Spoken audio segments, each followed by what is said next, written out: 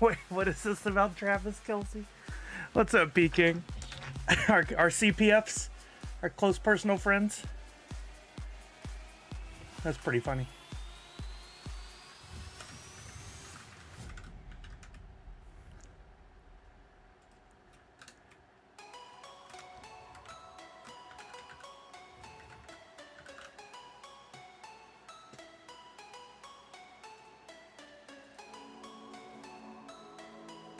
Stream.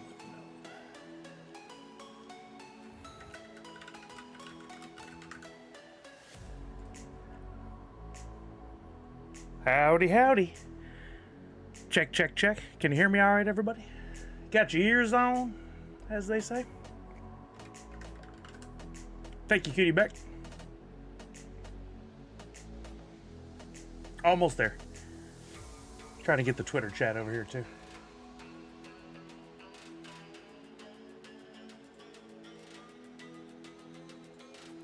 Pop out. Chat. Let's see if it thinks I'm live.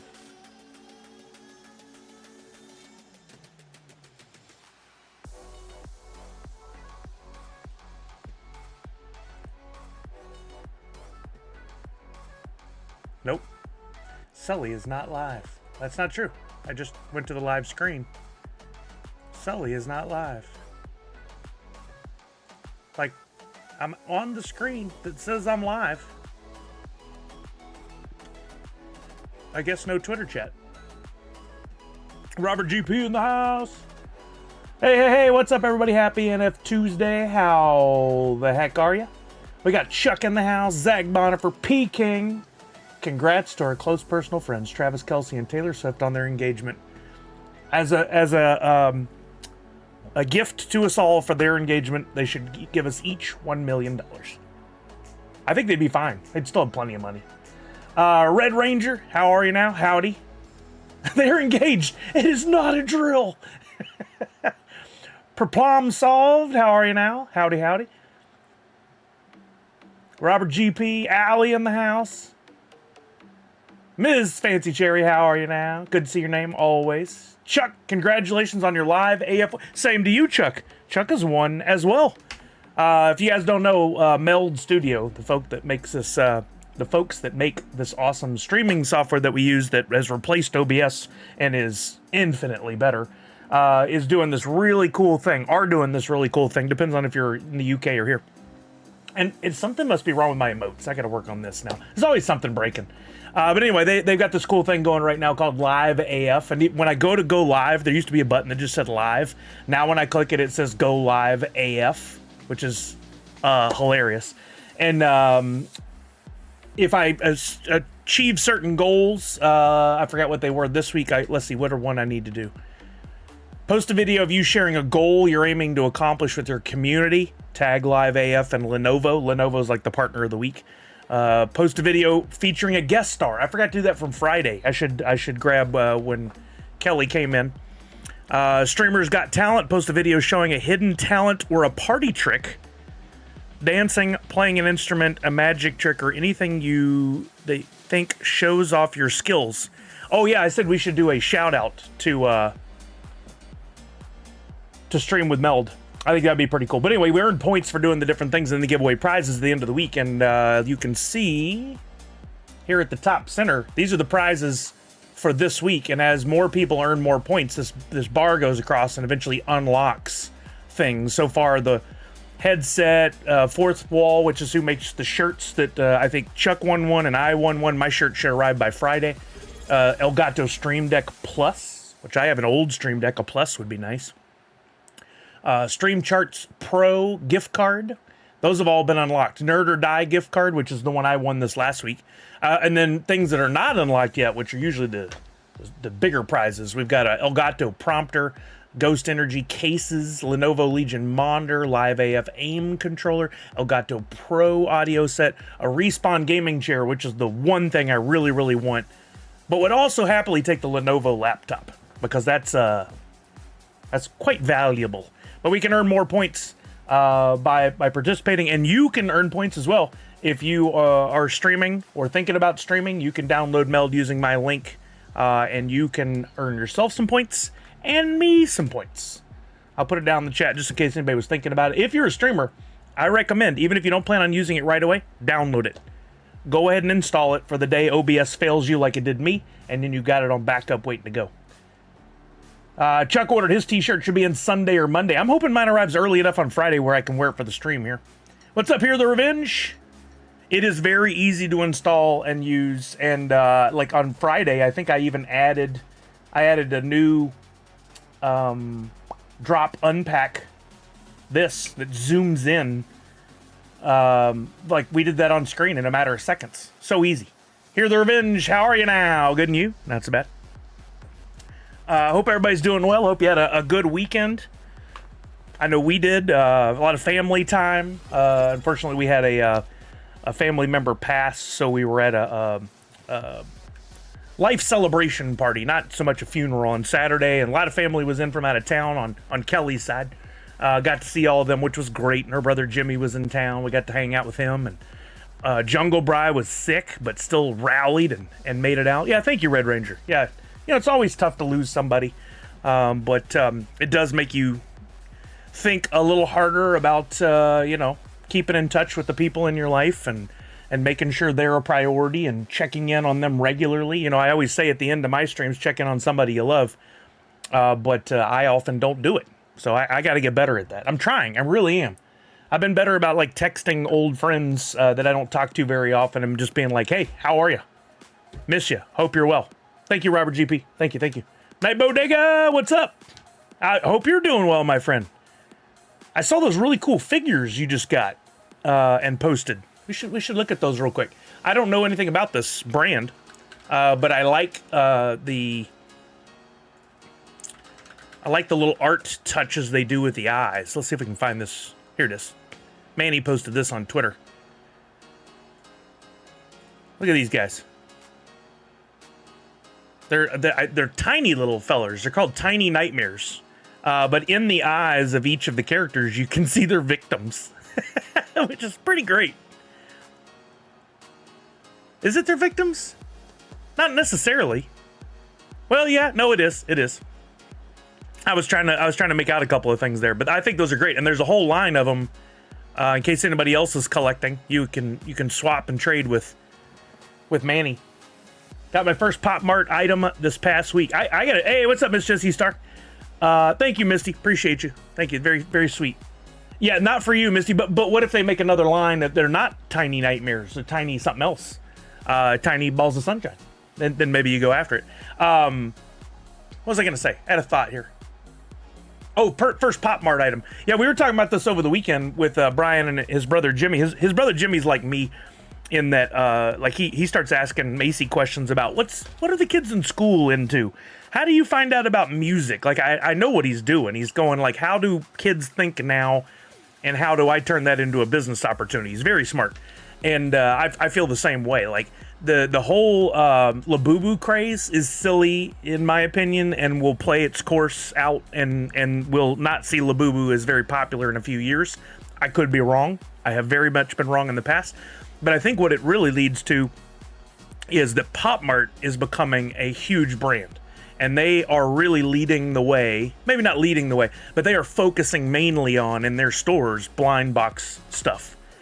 They saw the opportunity, they saw what other stores are doing with it, and they just honed in on it. And they got some really cool art, some really cool licenses, but they're smart enough, they're creating their own stuff as well. They all have Pop Mart on the box. You got one of the one-piece ships. Yeah, I have a feeling the Pop Mart is going to be in all of our lives a little more over the next few years. Pardon me. Miss Jessie Star said, let me know when they make tiny... Oh, dang it, jumped. Dreams with Bucky Barnes and Captain America. I mean, it could happen. Tiny kitten cuddles? Well, yes, I would buy those. I saw my Tiny Nightmares post, but cell service keeps freezing. No, Manny, I was just talking about how cool these are.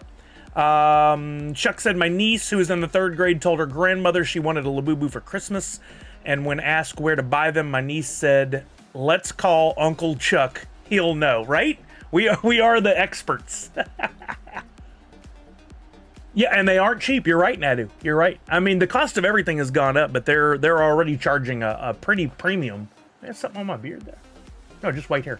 They're already charging a pretty premium for those things, but they're turning a profit, and they're expanding their stores.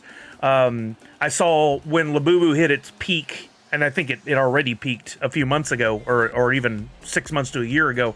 The CEO, owner, was he the owner and CEO? It might have been, but anyway, the guy who makes money when they make money, which is not always the CEO, but in this case it was. His net value, his personal overall value went up like $2 billion or something insane like that. Misty, you're right, Misty. It's just weird how it's a spot like right there. It looks like I have toothpaste or something on it, and I don't. I wasn't flipping y'all off. I trust my brother and sister-in-law with my niece. She'll ask for something nerdy. You trust that they're doing a good job? Is that what you're saying? Like, yeah, if they're doing a good job. An old age spot. Yeah, right there, Chuck. Right there. That time, that was getting you. Yeah, it's always fun hanging with the family. It's a shame it was, for sad circumstances, but good opportunity to catch up. And I love to hear Jimmy's mode of thinking. He's much younger. He's their youngest brother. So he's 17 years younger than me, something like that. But he's got a good business mind. Now we have to wait for the NU blind boxes to be. I mean, I would love to do that at some point. In my head, and I got to get better at this.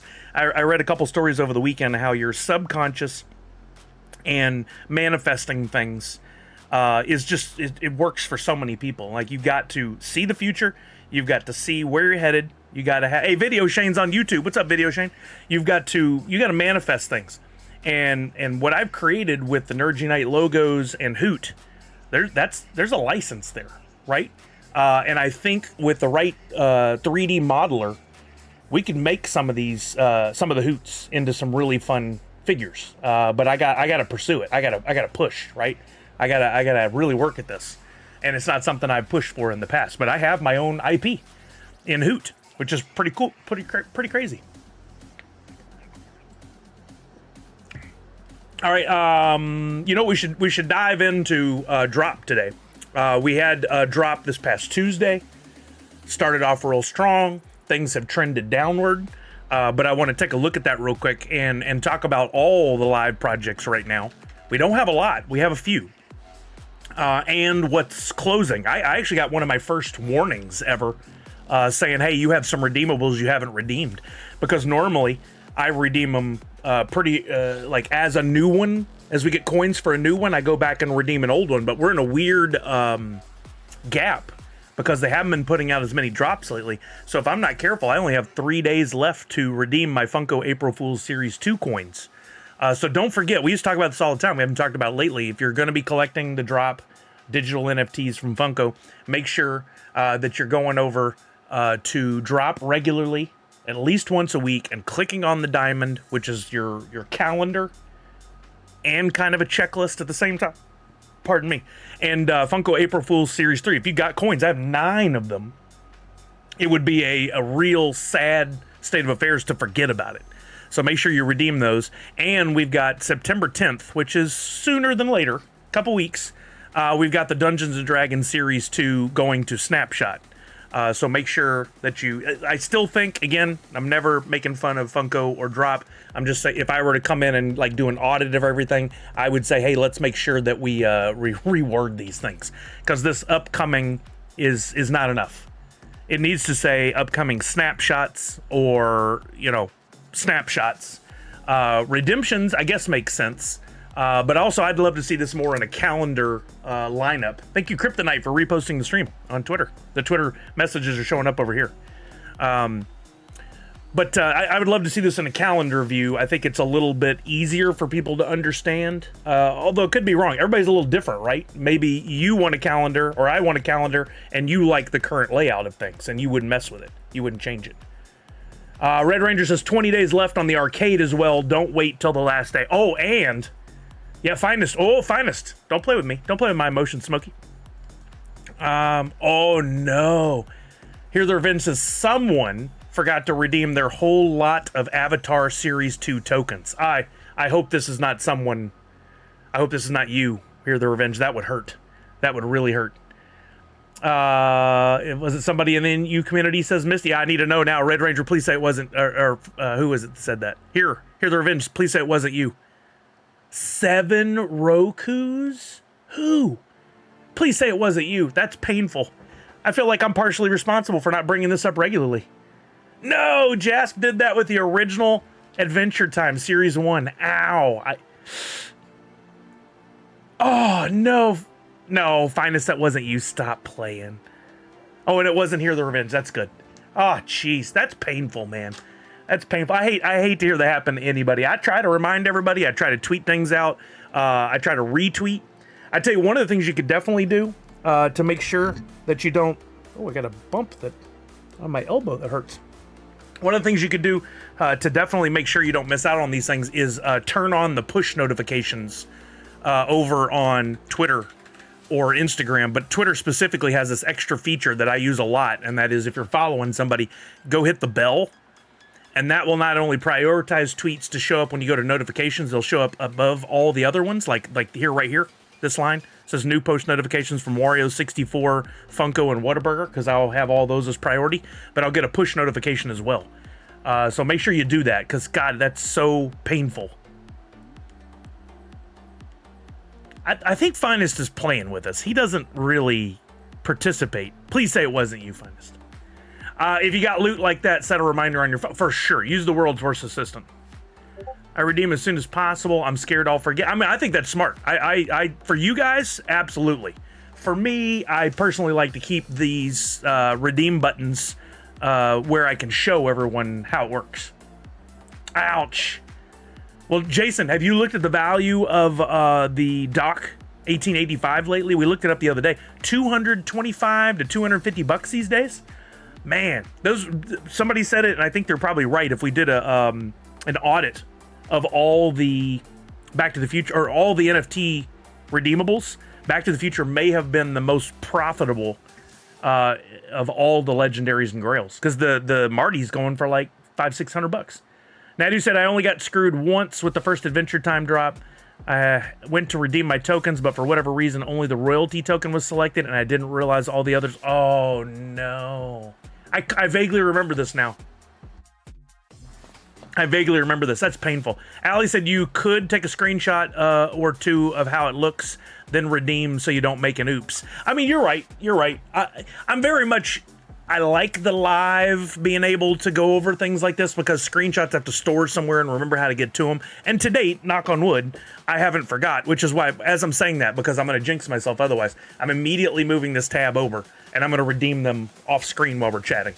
Because otherwise, I'm going to forget. I have 3 Handsome Freddy royalties, 4 legendary Fun Days sandwiches, 1 Pop Damage box, and 1 Pop Doodle Freddy Grail. So I think I did the mastery set on that one. I'm redeeming it right now. Good thing you'll be streaming Friday so we can do it together. How the heck did the first Adventure Time get 2 of us? Right, Jasp? It must have come at an awkward time. Like, I remember ones that were, you had to,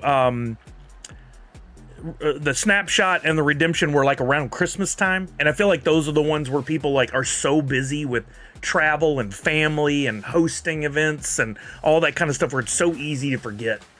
So very easy to forget.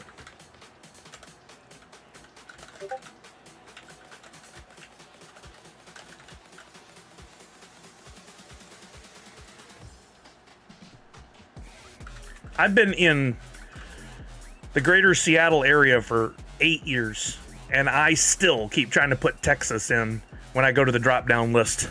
You can't take the Texas out of the Texan. You just can't do it.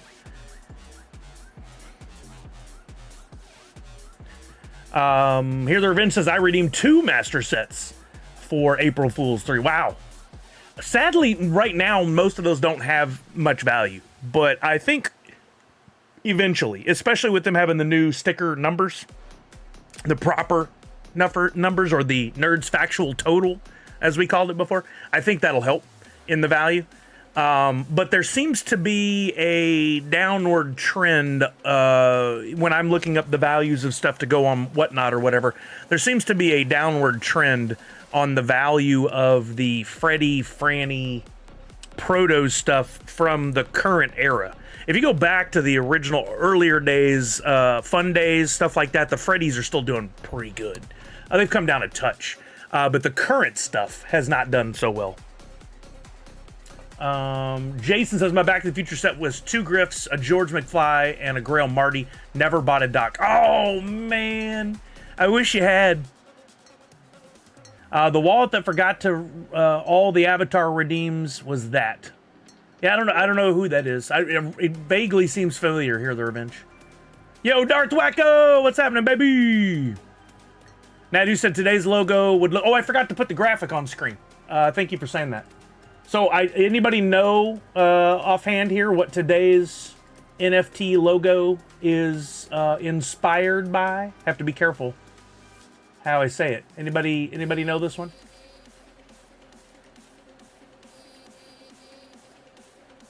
Your birthday, Gaming for Her? No, it wasn't centered around your birthday, but happy birthday. Oh, Gaming for Her, thank you for the reminder. Yes, I need to send those out. I wanted to give everybody multiple chances to, or not multiple chances, but plenty of warning to fill out that form. But I'll make a note here. I can send those out. They're ready to go.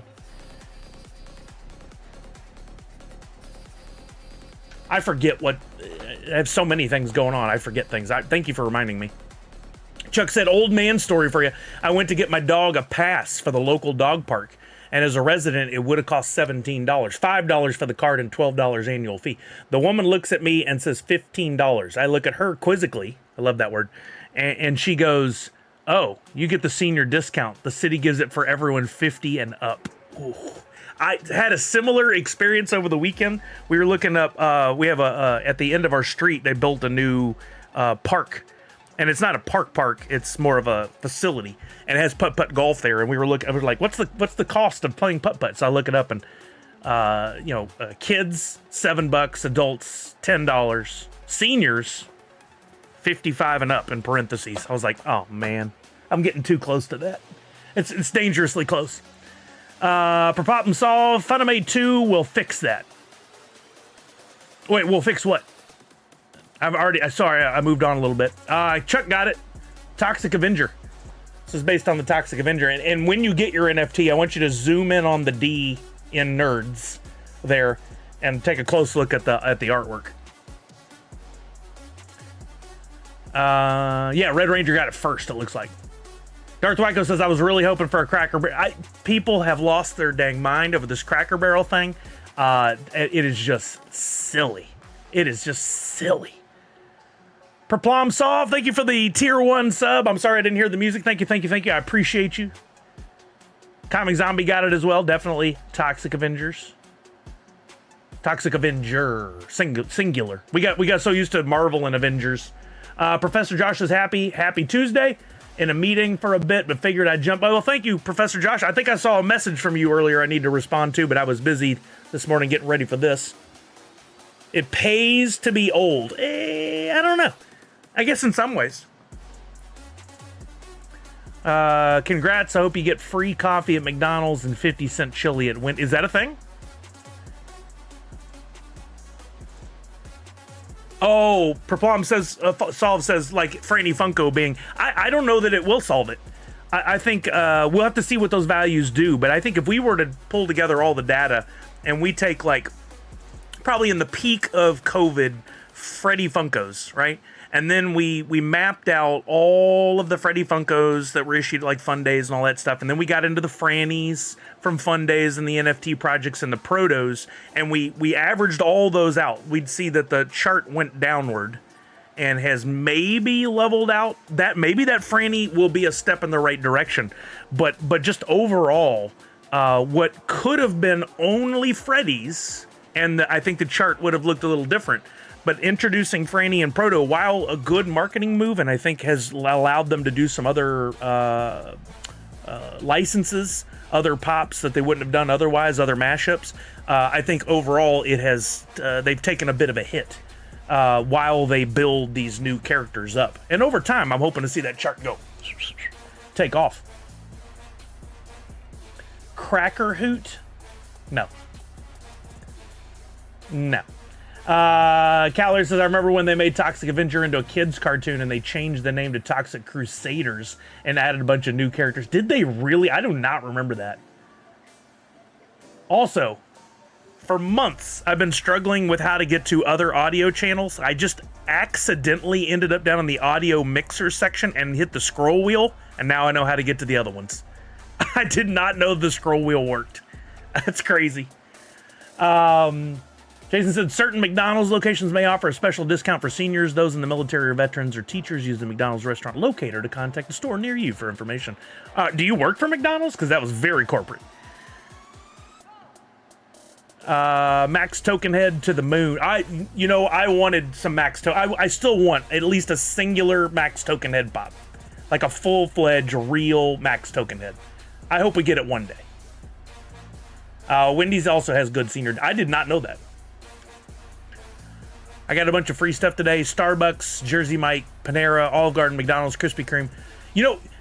Gaming for her, I love that. If I end up on my birthday just here with no plans, which I don't think is likely because Kelly is really working hard to do something fun for my big number. I would do a IRL stream and just go from place to place to place that offered freebies for birthdays. I think that could be a lot of fun. Would have Franny been more accepting if she was Freddy's girlfriend instead of twin? Nah, I don't think so. No, I don't think that would make a difference, but who knows?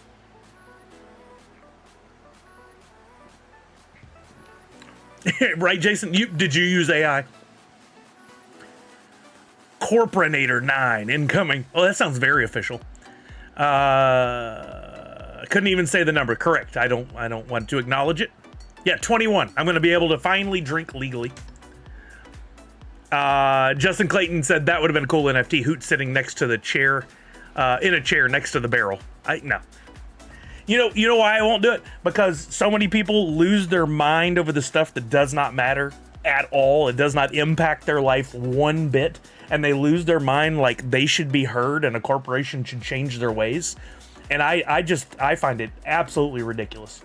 And so I don't want to lean into it. I don't want to further push it along. I'm not going to do it. I'm sure at some point I'll eat those words when I do that with something, but I'm not doing that with that right now. I want some more Eddie Pops. I think that so there's some coming, aren't there? I think I saw something for Halloween this year.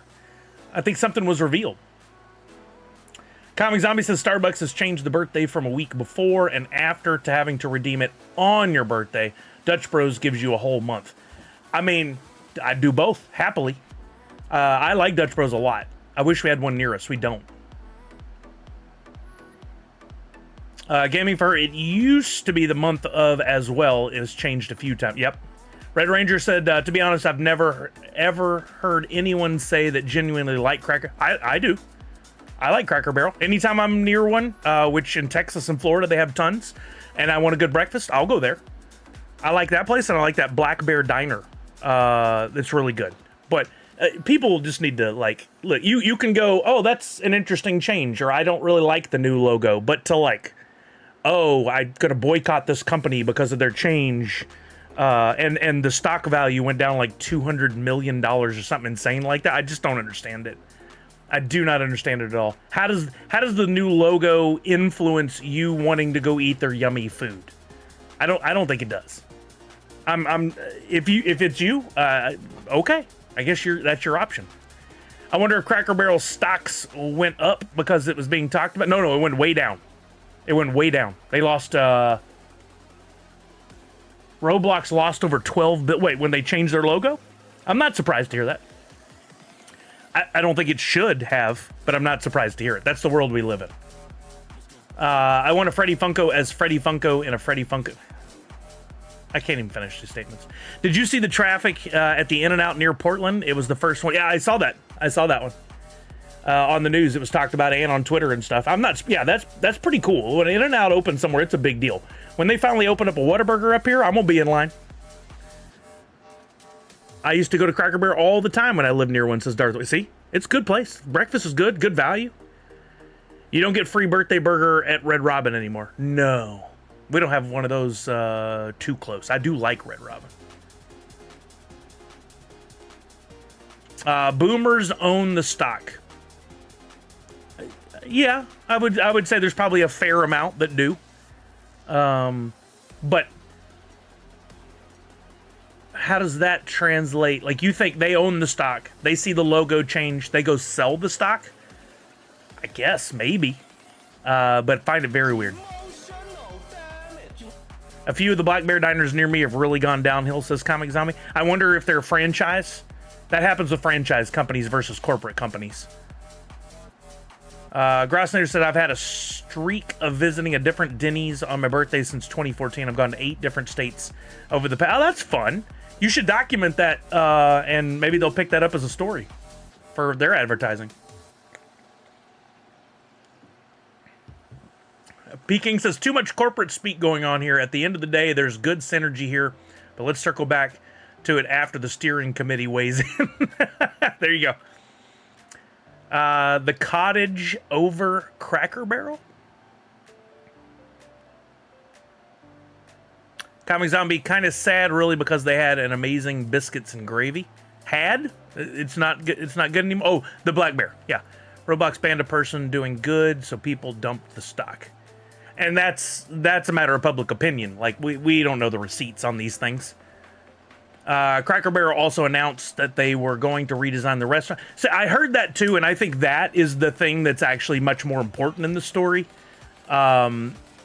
So I think that's what impacted the stock really. But the story in social, the way I'm seeing it, is that the logo redesign directly affected the stock price, and I don't believe that makes any sense. I do believe that the new look that they have inside the stores, when it's supposed to be like kind of centered around old stuff, and now it's very clean and I don't care for the new aesthetic. As long as the food's still good, I'd be happy. I'd still go there. But yeah, Red Robin has great burgers, but their fries. Actually, I always get their fries and the chicken tenders with the campfire sauce. That's my favorite thing. You miss Dairy Queen? Oh, y'all don't have a Dairy Queen, Nadu? I'm not surprised. That's very much a small town USA thing. I do like Dairy Queen.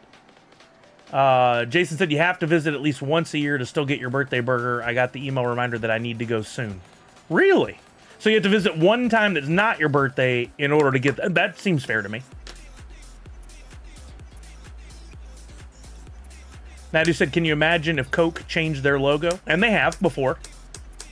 Yeah, if they in the 80s they changed their recipe, and that was big news then. Imagine doing it in an era with social media. Like Coke could literally go bankrupt if they did that now.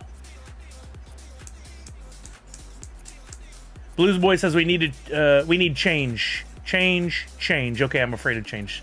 Just lost my business. Thank you. That is actually a really good descriptor of what's going on today. Have I said anything about the new Funko CEO? I talked about it on a previous stream, but we can talk about it again now. So for those of you who don't know, the previous Funko CEO was there, I think less than a year or right at a year, something like that. And she was, I believe, don't quote me on this, I believe she was forced out, told to resign, and did.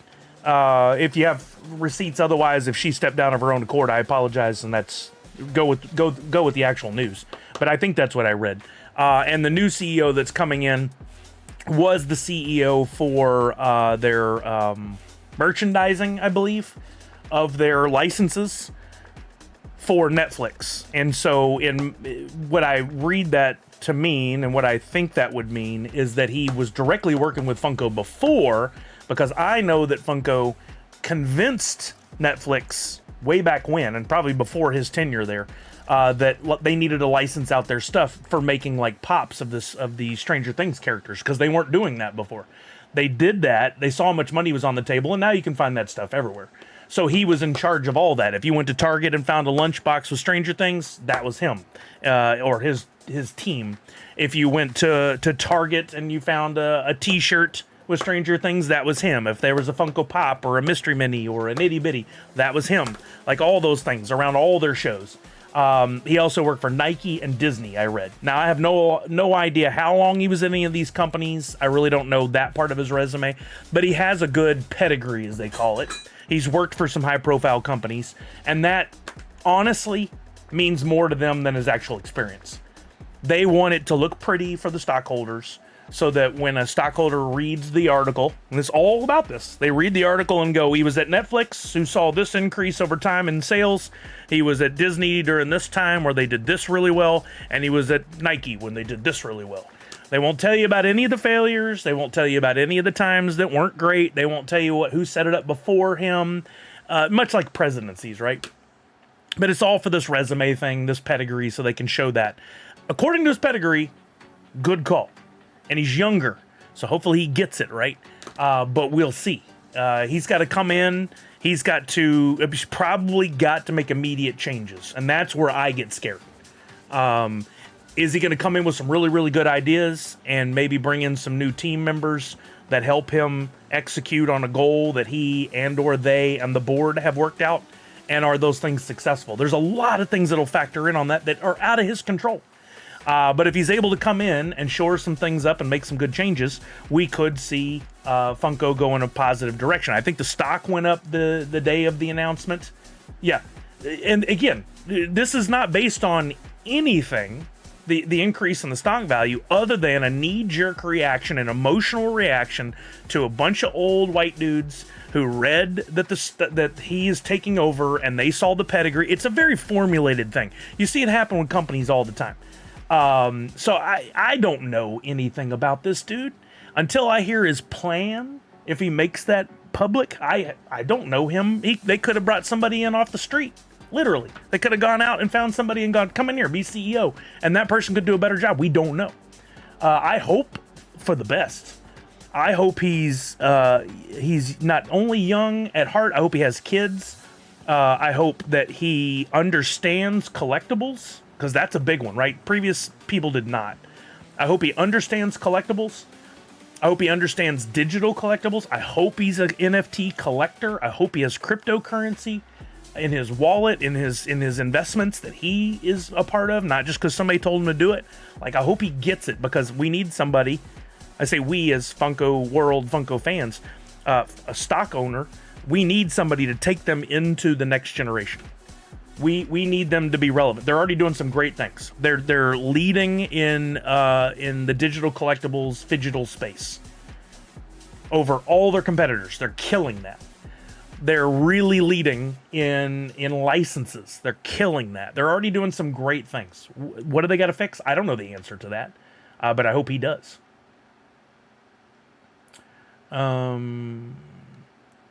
Allie says Dairy Queen's so expensive, those $7 for everywhere is.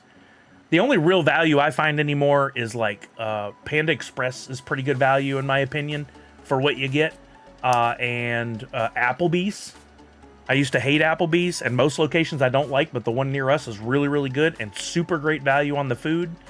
There's a couple other exceptions, but far and few between. Almost everybody's gotten way too expensive.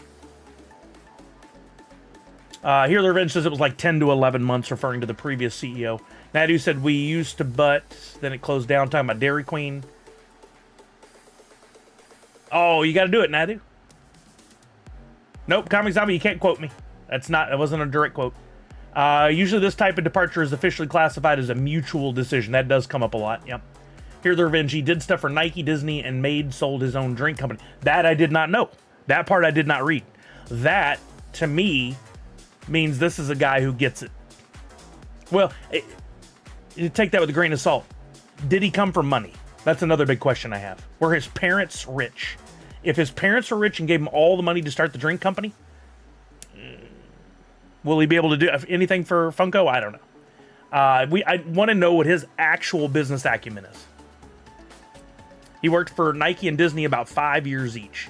So there's a precedent that's been set with his work history. So hopefully we get a good, strong 5 years out of him at Funko. I will say, if you look at the Netflix, Nike, Disney, pretty high profile companies, right? Some of the biggest in the world. And then now Funko, which is way down that list. That either means he's really, really good at what he does and they believe in him to come over and make the big changes, or maybe he wasn't doing so great before and he's gone down a notch on the totem pole. I'm way behind on chat. I'm catching up. Sorry. Miss Jessie Star says, I'm still waiting for our Netflix house to open. They said fall. Netflix house? What's that? Nadu said, I need him on speed dial and tell him, there's this guy who was in the Funko podcast and officially with the Funko Digital, unofficially with the Funko Digital line. Maybe you should bring him on board. I would love that call, but it's never going to happen. Applebee's has no vegetarian options. I'm shocked at that. I've never looked. I didn't know. Oh, Peking, Arizona iced tea. What a absolute godsend that CEO is. Like, I've heard him speak about keeping the 99-cent cans, and he gets it. That guy gets it. Where everybody else is gouging America, he gets it.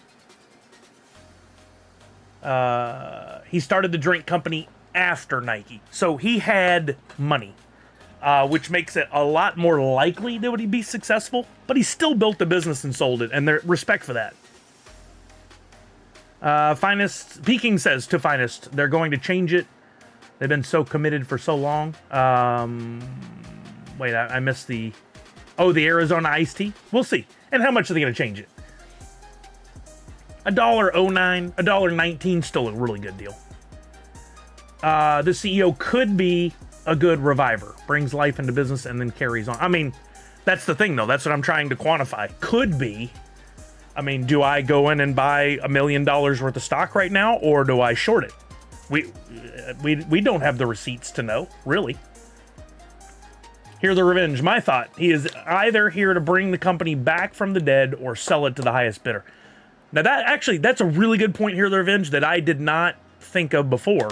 he could be coming in to help, because I've said for years, they're either going to sell at some point to Disney, or in the past year, 18 months, I've started to think that maybe Fanatics might purchase them. He could be coming in to help structure the company in a way that makes them more attractive for a sale. That's a really good point. He could be a pro at that. Now, he sold a company, so he gets it. Netflix hasn't sold a company. Disney may have sold some divisions there. I don't know. Nike may have sold some divisions there. I don't know, but I find it doubtful. They seem like a company that is acquiring all the time. But that's a really good point. Might have to go up to $1.29. He's still doing God's work. Gaming First says buying, selling large amounts of stock is public info. They need to sell the SEC or tell the SEC before doing something big. Well, yeah, but I don't understand where the buying and selling of large amounts of stock is coming in. I didn't mention anything about buying and selling large amounts of stock. Did I miss something? Yeah, I think it can go either way. We're 50-50 right now. What we need, I think, and who cares what I think, right? This is just me in a conversation with you guys because I'm nobody. I've never built a successful company and sold it off and made billions of dollars. I've never been a CEO at a big company. But as the little guy looking up who owns stock and believes in a company and knows more about it than most people, about that company, I think what I would like to see is him come in and go, we're going to have a town hall for everyone. I want to get on a call. I want to do this live. I want to talk to the people. We're going to do Twitch, YouTube, the whole thing. Here's my game plan for Funko. They're not going to do this, but this is what I'd love to see. So that we can get to know him a little bit, and we can get to see what he's all about, and we have a new face to go with the company. Because the company has been faceless for a while now, since Mike left. And the connection with Funko has always been about the people. We as a company, maybe not me individually, we learned to love Brian because we thought Brian was coming up with all this cool stuff and he was a man of the people, etc. He put on a good show. Mike was a man of the people. He did a great job of connecting with people. We loved him as a person and wanted to see him be successful, and that was a connection to the company. Now we got none of them. We got the social team as a good standout person that we see regularly now, but she's been one of several over the last few years, so we haven't had a lot of time to get to know her and connect with her. So I don't know that a lot of people would say they connect with her.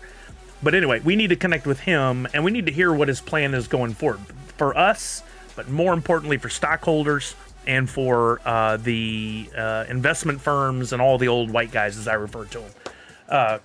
I think that would be really good for him to lay out a plan and say, here's where our company is going.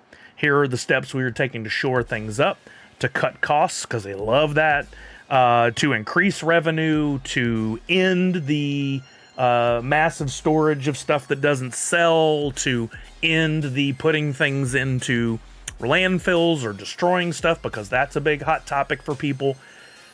What are you going to do for us in the future? That's the short of it. The Secretary of Illinois held digital town halls last week about car insurance based on zip codes instead of your driving record and credit. I think the Funko CEO can hold them too. Absolutely, anybody can do this. I mean, you look at, there's some successful examples of people that are not only the faces of their companies, but do a good job of communicating directly with people. I can think of a few. You can think of a few. Gaming First is, oh yeah, did you apply for the Lenovo Music? I did not. No, I don't think that was for me. I don't really do a lot of IRL streams, but thank you for tagging me in that. It looked really, really cool. If I won that IRL bag, backpack and camera thing that Meld was giving away, or is giving away, they've been doing one a week. I don't think it's in this week. It was in last week. But if I won that, I would absolutely go do some IRL streams because I would have that equipment. The problem with doing IRL streams, like I've tried to do it at SDCC and stuff like that before, is I'm going to these big events where there's a lot of people and your bandwidth, your connection gets very sketchy. It's not easy to do. You got to carry the right equipment with you. It's hard to read the chat. There's a lot of things, like if you're a really big profile person, like some of these streamers that have millions and millions of subs, they don't have to read chat. They just put on the camera and go, and they've got a team. But for an individual to do it, I don't know. Not for me, probably. As much as I'd love to do it, I don't think it's for me. But anyway, I want to see Funko successful. Nah, this is not considered IRL. I mean, I am in real life, but they're talking about people out in the world going to concerts or landmarks, vacation destinations, their local park, like out in the sun, not behind a camera at a desk. That's not IRL, even though it is. But that's the way that category works. I don't know. What do you guys think? Like, what would you, if let's say you're on the board? No.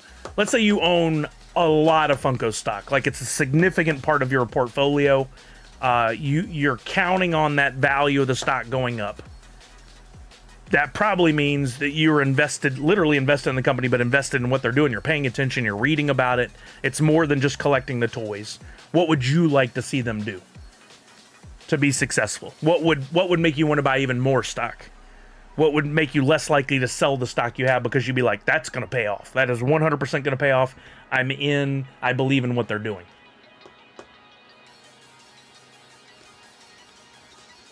Any thoughts? I love thinking about this stuff. I mean, there's never going to be that day where I get a call from Josh. Can't even remember his last name. But hey, boy, would I love that. I'd be like, dude, let's go have a beer and talk about this. Let's go have a coffee. If you don't drink beer, let's go have a coffee and talk about this. I have all kinds of ideas. I would love to consult. It'd make you so sad. Peeking. How funny. I've heard that one a lot, Hear the Revenge, and I think that would be good. I think a new store would be good. Personally, I always thought the way they went about the stores, Everett makes a lot of sense. It's at HQ.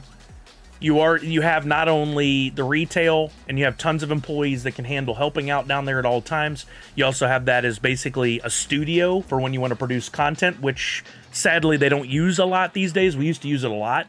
You have an event space. There's a lot of reasons that make sense. The Hollywood store, on the other hand, I'd never have been a giant fan of the location and the investment. It was way too much money. It's way too expensive. I thought what they needed to do was get a location. It'd still be expensive, but would have higher foot traffic right outside Disney. Right outside the parks in Disneyland. You got all those shops in there. Have a Funko store right there.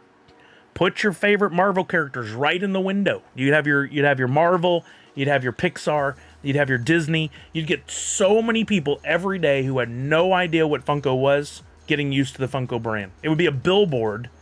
You wouldn't be making any profit off of it, but it'd be a billboard. And then East Coast, I totally agree. I think you need something. Times Square. I know it's terribly expensive, but you're basically a billboard at that point. And you make exclusives there, so you have lines around the block. I think it would be gigantic for them to have Disneyland, Disney World, and Times Square. And then you think about the way that spreads out around the country. And then hopefully you also take that idea and you find something in the central U.S. to give people a chance to drive to the store that's closest to them for events and stuff. I think that would be gigantic. But Allie says, I don't know. They barely acknowledge HQ for events now. They only focus on Hollywood for events. It's like Everett is forgotten. Well, and that's because of how much money they're spending on Hollywood. But it also has to do with the proximity of talent. It's really hard to get somebody to come to Everett. It's not really hard to get somebody who lives in LA to come to an event. And that's what they were counting on from the very beginning. So now when they're doing the interviews in Hollywood, that's a hidden room at the Hollywood store. I got to go into it a couple times, behind the TARDIS, by the way, if you're there. They're doing those interviews like the Nathan Fillions and the Kevin Smiths and all that were there in that room. And that makes sense because they're right there in LA. They can pop over for a few hours. They can go home or they can go on to their next thing. Going to Everett would be a 2-day travel, stay in a tiny little town where they can't do anything else. Like, pop yourself at sporting events. That's a good idea. Hear the Revenge. That's a good idea. I like that. Jason says, look at the quality over quantity of products instead of flooding the market with 3.5-inch figures. Let's look at the Disney store. Some stores can be huge, others can be smaller, but it gives people the opportunity to see our vast products. Yeah, I think those would be beneficial things, yeah. New York or Boston would be too expensive. Chicago would be a better choice. You got to think about foot traffic. Yeah, there's probably some locations in Chicago that would be pretty good. I don't think that would harm them. But you don't have to generate a profit from those stores. Your idea is to use those as a billboard, as an advertisement to get people in the door to collecting Funko. You just need them to buy their first pop. You need them to get their first itty bitty. You need them to go take a photo in one of the booths and share that on social media.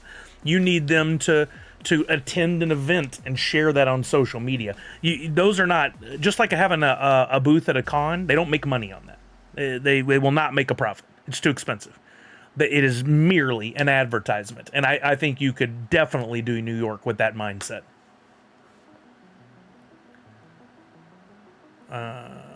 They need to come to Houston area. See, no, I disagree. As much as I love my Houston and think it would be great, they don't need a permanent residence there. What they do need is to attend Comic Palooza. They do need to attend Dallas Fan Expo. They do need to attend all these cons that attract at least 30, 40, 50,000 people because it will sell more tickets. It will connect people to the brand. It will give people an opportunity to start collecting. And it'll show, hey, we care about you, the people. We're coming to you. Well, there will never be another Funko HQ store. Headquarters means the main location. There will be Funko stores, but HQ, unless they move their offices, will always be Everett. But Disney, Dallas, no, I don't think they need a Dallas permanent location. But they do need to attend conventions there. Professor Josh says Disney Springs Pop Yourself and Pop Store would do amazing with visitors. Have Disney exclusive Pop Yourself ones there. Precisely. That is smart. You may pay $25,000 a month in rent, and you may do, but you're going to do $100,000 a month in sales, no problem. And even after labor and all your other overhead, you're going to break even. But you're going to bring in that many more Disney fans that are now Funko fans that weren't there before. Peking, they don't allow just anybody back there behind the TARDIS. That's just for their use. It's actually a small theater as well. There's enough seats, and it's 2 tiers tall, and it has a giant screen. They can show movies in there.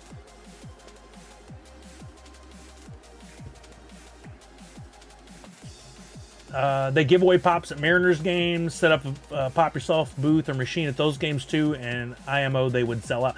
Again, a sellout is great, and they may make some money, but that's not why you do those things. You do those things for the advertising. That's a lot of people at a short amount of time, and a Mariners game is close to Funko. They can literally load up a van and go, so that makes sense to me. They could do it at Seahawks. They could do it at Sounders. They could do it at all the sporting events here. But doing the same thing in Houston doesn't make really much sense. I'd have to big truck across the country, send a bunch of labor. That doesn't make sense. Go to a con, yes. But a sporting event there, not so much. There's just too many Funko products, and the demand isn't there for that much. Think reduce, and then... See, if you reduce your lines, okay, yeah, you can make short-term decisions that increase your profit, but they're short term. You have to invest in bringing in new fans. You have to invest in your product lines for more than 6 months. You can't give up on, like the Blockbuster Rewind ones. You can't give up on them that quick. You got to continue to push and advertise and get them in the hands of influencers. If you put all that, like I always equivalent it to, or I would equivalent it to TV shows. Fox will spend $50 million making a TV show, $10 million a day in advertising, let it run 3 times and cancel it. They threw so much money down the drain. Whereas if they gave it a full year, there's a chance that show could take off. Like I always say, Seinfeld would have never made it past season 1 in the current climate. But you introduce a product like a Blockbuster Rewind. I think that was the quickest rise and fall of a product ever, because it took off and was doing really, really good at SDCC that year and then plummeted overnight. They just didn't give it enough runway. They killed it too soon. Maybe look into the Spirit Halloween model. Maybe. You could test. Yeah, there's some merit to that. You could test a pop-up shop in a major city for a while and see how it goes. Yeah, online 24/7 360. Well, of course. That they got to keep doing that for sure. Hey, what's up, Randy C? Mortal Wombats, how are you now? Welcome, welcome, welcome. We used to give away free popcorn outside the gates of the stadium in Davenport. Everyone loves free popcorn, but we did it so you would... It jumped. I hate that. Where'd it go? Where'd it go? We did it so you would buy a drink or more food.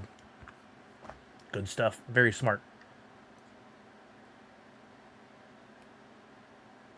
Funko Pop yourself souvenir sections at Disneyland, SeaWorld, Statue of Liberty. Some, yes. Disneyland for sure. Others, not. I don't know. Pickle Rick, thank you for the sub at tier 1, 8 months. I appreciate you. Thank you, Pickle. Project Gonzo, I think the Fun on the Run was an interesting test for Funko, and I think ultimately there were a few reasons why it didn't perform so well. I could run down a list of things, but in short, I think yes, they could make it work if they took the learnings from the first series, the first event, and they did a little better, right? They definitely need to get out to the people. The problem with that Fun on the Run is that's a lot of labor and carrying and shipping product all over. Whereas I think the conventions make more sense. You could make a Fun on the Run truck, and you could schedule it to go to Comicpalooza, Dallas Fan Expo, MegaCon. Make it go to the big cons around the country. They absolutely will work with you to bring that bus right onto the convention floor and be the majority of your setup. It would look so cool. Imagine walking up, and Loot Crate used to do this. They would have this giant school bus that they would bring in, and that would be their booth. They open up the sides. You could do that. Bring in the truck, have it there. It's all very much Funko branded and big deal. You open up the side windows. They have product that's shipped there directly on pallets, so they load up the truck, and you can meet the people. You can buy the products. You have exclusives just for that con. But again, I've got the formula for that, I think, too. And it doesn't have to be a new mold for every con. It doesn't have to be a license thing. It's just Freddy, Franny, Proto, but mainly Freddy, with the logo from the convention. It becomes a souvenir for the convention. Like shirts and hats and stickers and all that stuff are great. I've been going to SDCC for years. I don't own one piece of SDCC merch. One, it's too much of a pain in the butt to go get. And two, they put a date on it for the year. But I would love a Freddy Funko San Diego Comic-Con, which exists. I have that. I have a Stan Lee San Diego Comic-Con. I love those because it becomes like a little trophy, a little receipt, a little bragging right. Imagine if I had behind me all the SDCC Freddys, all the NYCC Freddys, all the, like, that becomes a really cool collection that you wanna have forever as a flex because of what all you do, what all you attend, what you're willing to go do. Peking says sports fans are generally more focused on the game rather than buying the pops. The place they need to start selling pops is in my driveway. Stupid. Pickle Rick, thank you so much. I appreciate your support. Darth Wacko says, sorry, didn't mean HQ as in headquarters. I only point that out, Darth Wacko, not to make fun of you, but people say that all the time, and they'd be like, the HQ in Hollywood, and I'd be like, you missed the point. It's just a thing that's become part of the vernacular that people use wrong, like saying Funkos.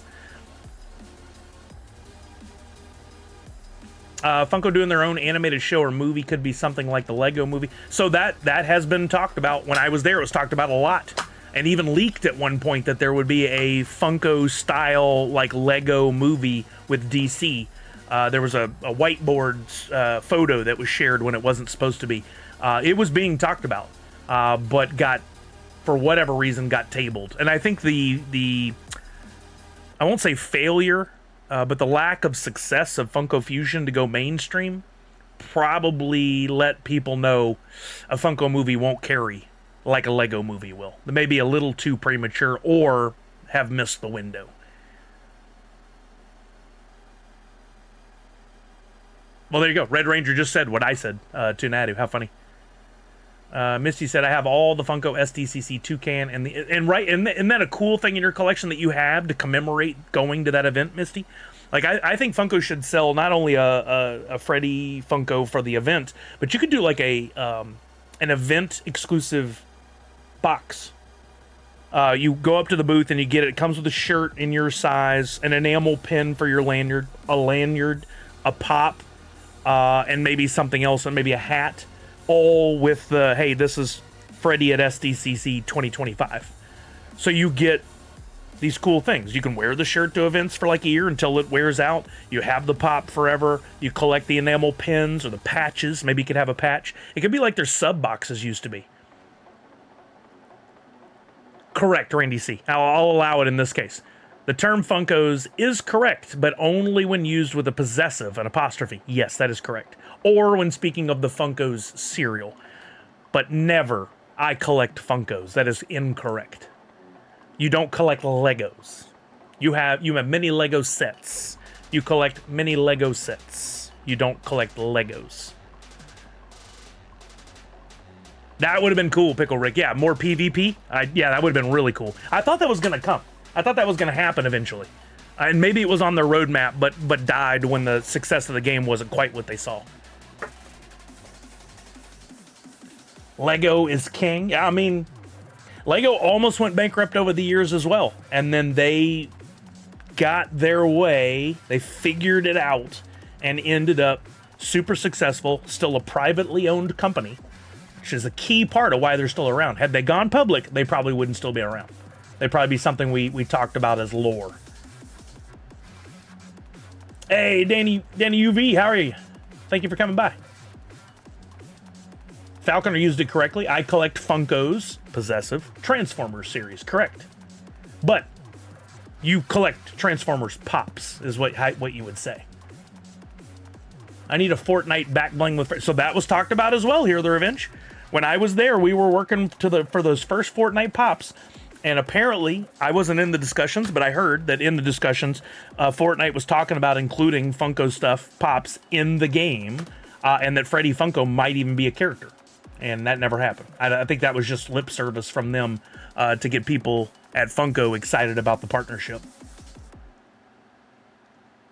Oh, finest, 100%. And the fact they went public wasn't the sole reason for how things have gone. I think a lot of it had to do with going public and then COVID. Because going public gave them the influx of cash they needed to make moves, right? And then they like bought Mondo, they bought Loungefly, etc., things like that. Well, I think the Loungefly had already happened as an acquisition, but it gave them more money to push forward with those brands. And then COVID happened, and they didn't know what to do, and that's totally fair. That's why they let us all go, because they were like, we're about to hit this downturn, and we have to cut back as much as we can. But once they started to see success during that time, they should have used that as an indicator to go, okay, now we got to push out. We got to build Mondo up and make it big. We got to Loungefly, put more money into Loungefly. We got to get in front of the people. They couldn't have seen it. There's no way they could have seen it. But at the time when they had us with the podcast and the lives, there was no better time than COVID to utilize that team to connect with fans. We could still continue to do things. We did that Emerald City Comic Con live, but not at the con, down in the basement of Funko, and it went great. We had some really, really great streams. We connected with fans. We gave away some amazing prizes. Like, we were doing exactly what was needed in that time. And unfortunately, the big brains in the room decided that instead of leaning into that, they needed to just cut labor as quickly as possible. And that's the reaction of any public company. You won't find many exceptions to that rule ever. It's like saying I collect a lot of Hasbros. No, you don't. Thank you, Randy C. Not just Pops, Itty Bitties, and Wacky Wobblers. Yeah, but you would specifically say those things. Very few people would ever say, and you're right in saying it, I collect Funko's Transformers line, would be right, but no one ever says I collect Funkos meaning that. I don't think. I could be wrong. Gaming for Her says, since they have Crocs and Fortnite, it would be cool to have special events to collect charms. Oh, I don't like Crocs, but I like that idea. No one knew what to do during COVID. What a weird time in human history. Gonna be weird to look back at it in another 15 or 20 years. Absolutely. I mean, it's already weird, but it's just gonna be even weirder.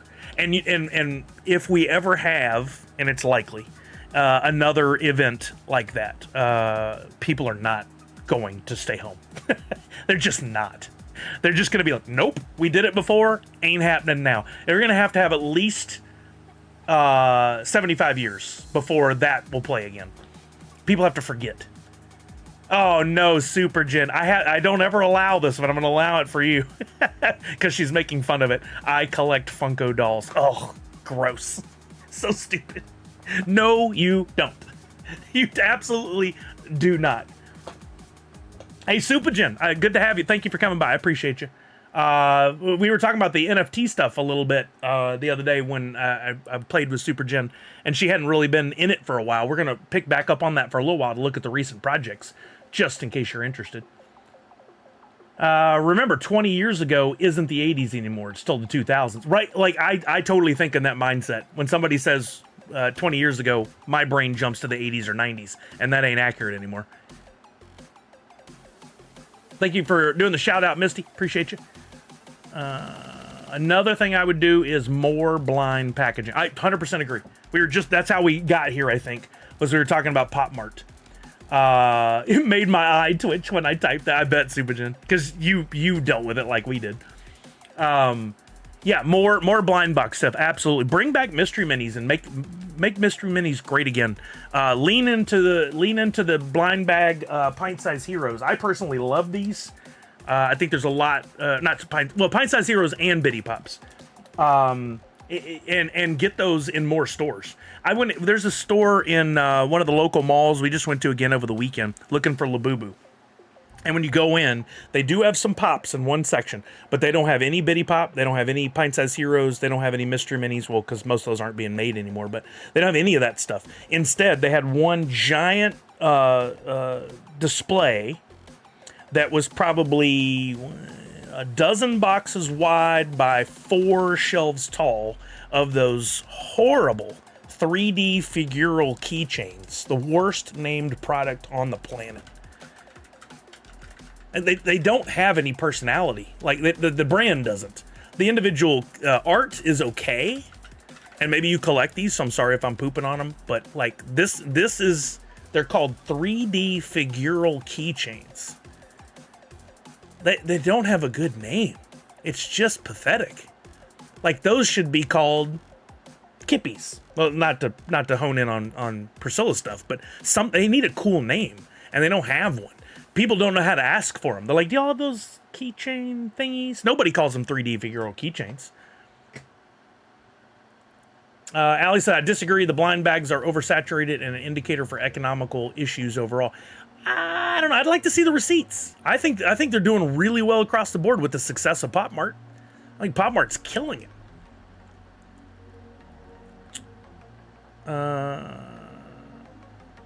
Now, per your video you shared the other day, Allie, you have a point, and that is what does consumption look like for us as Americans? Well, not even Americans, worldwide. Is it healthy? Is it good? No. Is it profitable? Yeah. And as a stockholder of a company that I want to see perform well, I need them to perform well. I don't personally think it's the responsibility of the company to worry about our overconsumption. I'm trying to word this as I'm having the thought out loud, so forgive me if I fumble. It's like gambling or nicotine addiction. Those companies are required to do some things to support people and have programs in place for your addiction, which is good. I like that. Do we need that in place for overconsumption of blind bags? I feel like it's a little bit of an overreach, but they should jump into the plush blind bags since they do make plush. Yes, 100%. 100% Super Jen. It's like we did marketing for a company once upon a time or something. I remember when PSH was being discontinued and GameStop was selling them for like 50 cents each, and I stocked up on them. I missed them. Yeah, they were so good. I love the pint-sized heroes. Funko should do a collab with Build-A-Bear and do your own Freddy at a build. I kind of like that. I kind of like that idea. Collabs are a really good way to expand your fan base these days. Just going to be a generation of folks fighting gambling addiction. I mean, are we not already there?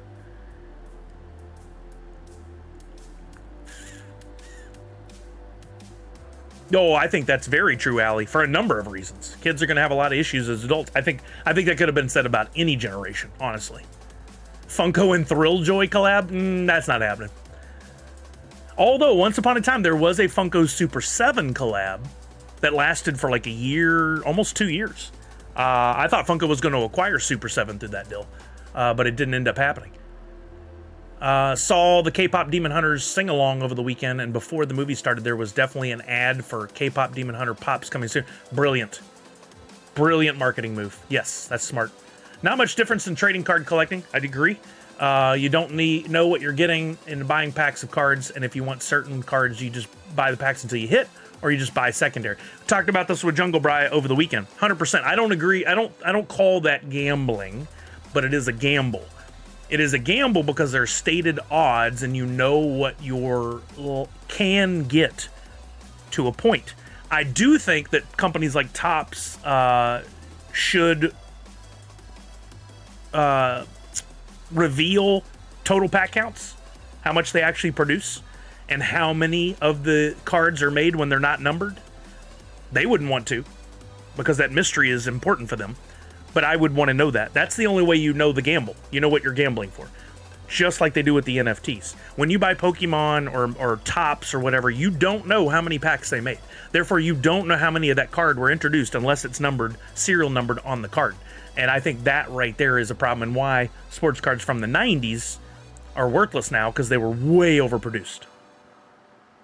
Funko would gain nothing from a collab with Thrilljoy, but a Freddy and a Hot Wheels car would be better. 100%. 100% pop in stock. Working with established brands that aren't a direct competitor in your sector would make a lot of sense. A Funko Thrill Rocky crossover comic to see if they can agree to do a collab collection. If it happened to Marvel and DC, it can happen to all three. It could. I think there's too much history and emotion involved right now for that to happen, and to who made it, Pop and Stock made this point. They don't really benefit because they already share customers. I don't think they need to. Could they for fun? Yeah. Will they do it just for fun? No. Here the Revenge says Magic the Gathering does not reveal the pack count for collector boxes, but you can math most of it due to their serialized card odds. That's even a little better. I like that. Yeah, it's not. Or what was the word? Brian called it a scam. He wasn't being general about it. He was specifically speaking about one thing. He said that's a scam. I said, well, opening a pack of cards or a pack of NFTs or a blind box figure is not a scam. No. You can say you feel like it's a scam, but it's not a scam. They're dictated odds. You know what the chances of getting something, unless somebody proves it otherwise. That is just a gamble, not a scam.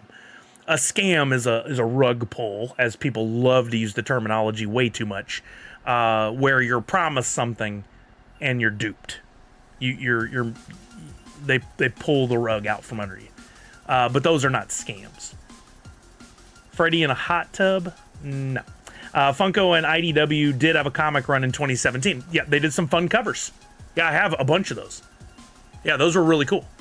Those Magic collabs are going crazy. My husband had to have the Final Fantasy. Yeah, that's just good business. That's good marketing.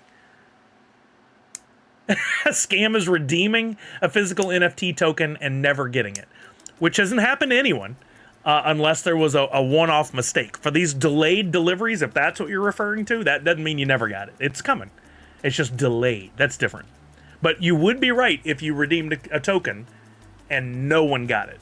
That would be a scam. If you redeem a token and 1,800 were supposed to be shipped and 1,798 were shipped, and well, I know you were joking here, Revenge. You didn't even put the /s, but I know you were joking. I'm saying this for the benefit of the other people that saw it, because there are people who would believe that was a scam. No. There are one-off or small percentage mistakes that are not a scam. They are a mistake. There's a big difference. It's just like this whole error thing. People, oh, that's an error card. It's going to be worth more. No. They never made a fixed card. They're all errors. People getting upset about the boxes, Funko not replacing the box. I personally still hold the fact I have no problem with it. It was a smart business decision on their part. Is it right? Questionable. Did everyone receive the same thing? Yes. So is it fair? Yes. Is it what you wanted? No. If you look at it from the details, from the business side, from the, it's hard to put into words, but what they did is fair across the board. People can get bent out of shape. They can decide not to buy anything from them anymore. That's their choice. But Darth Wacko said, I almost thought my Upper Deck Funko MCU Captain America redeemable was a scam since it took so long to get. That was a very long redemption period. But from what I understand in the sports card world, that's pretty normal, which is shocking to me. But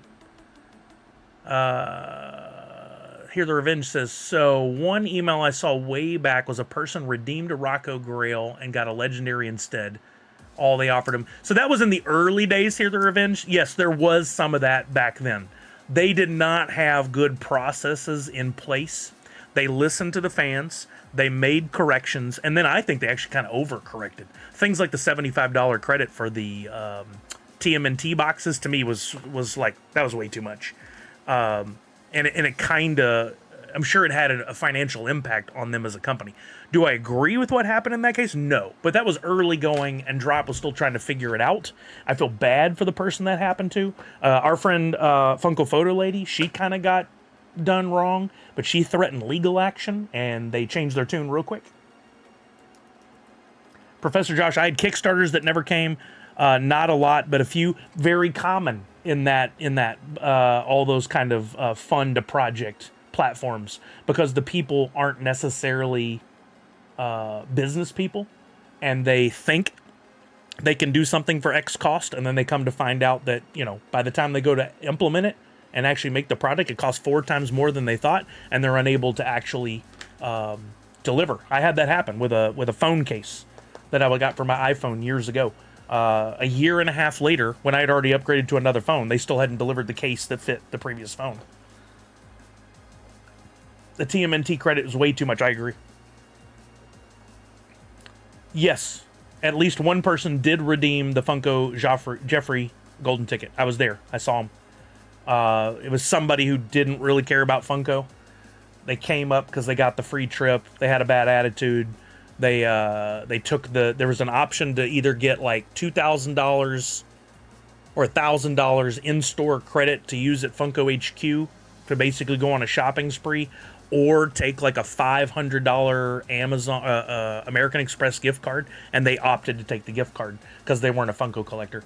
Unfortunate, right? You wish it would be somebody who would make like a big social event out of it and go nuts and have so much fun, and then Funko could film it and turn that into something, but wasn't how it went down. I've waited 721 days for a Trish Stratus autograph card from Panini. Still waiting. Yep, I understand that to be more common than not. I find that interesting. I don't know why it takes so long. I assume it's because they've got to get the products made, but they've actually got to get the artist, the star, to sign stuff. But I would think that when they made the commitment in the beginning to say we're going to do, it's going to be included in packs, they'd already be working on getting those signatures so that they'd have them, and then when people redeemed, they could just send them out immediately. There's got to be a good reason, or maybe it's not a good reason, a valid reason why that takes so long. I don't know. Would you even? Oh, Funko was going to ship it. Funko was going to ship it for him. I redeemed a DK Metcalf card from Panini, and they basically told me I'm never getting it. What?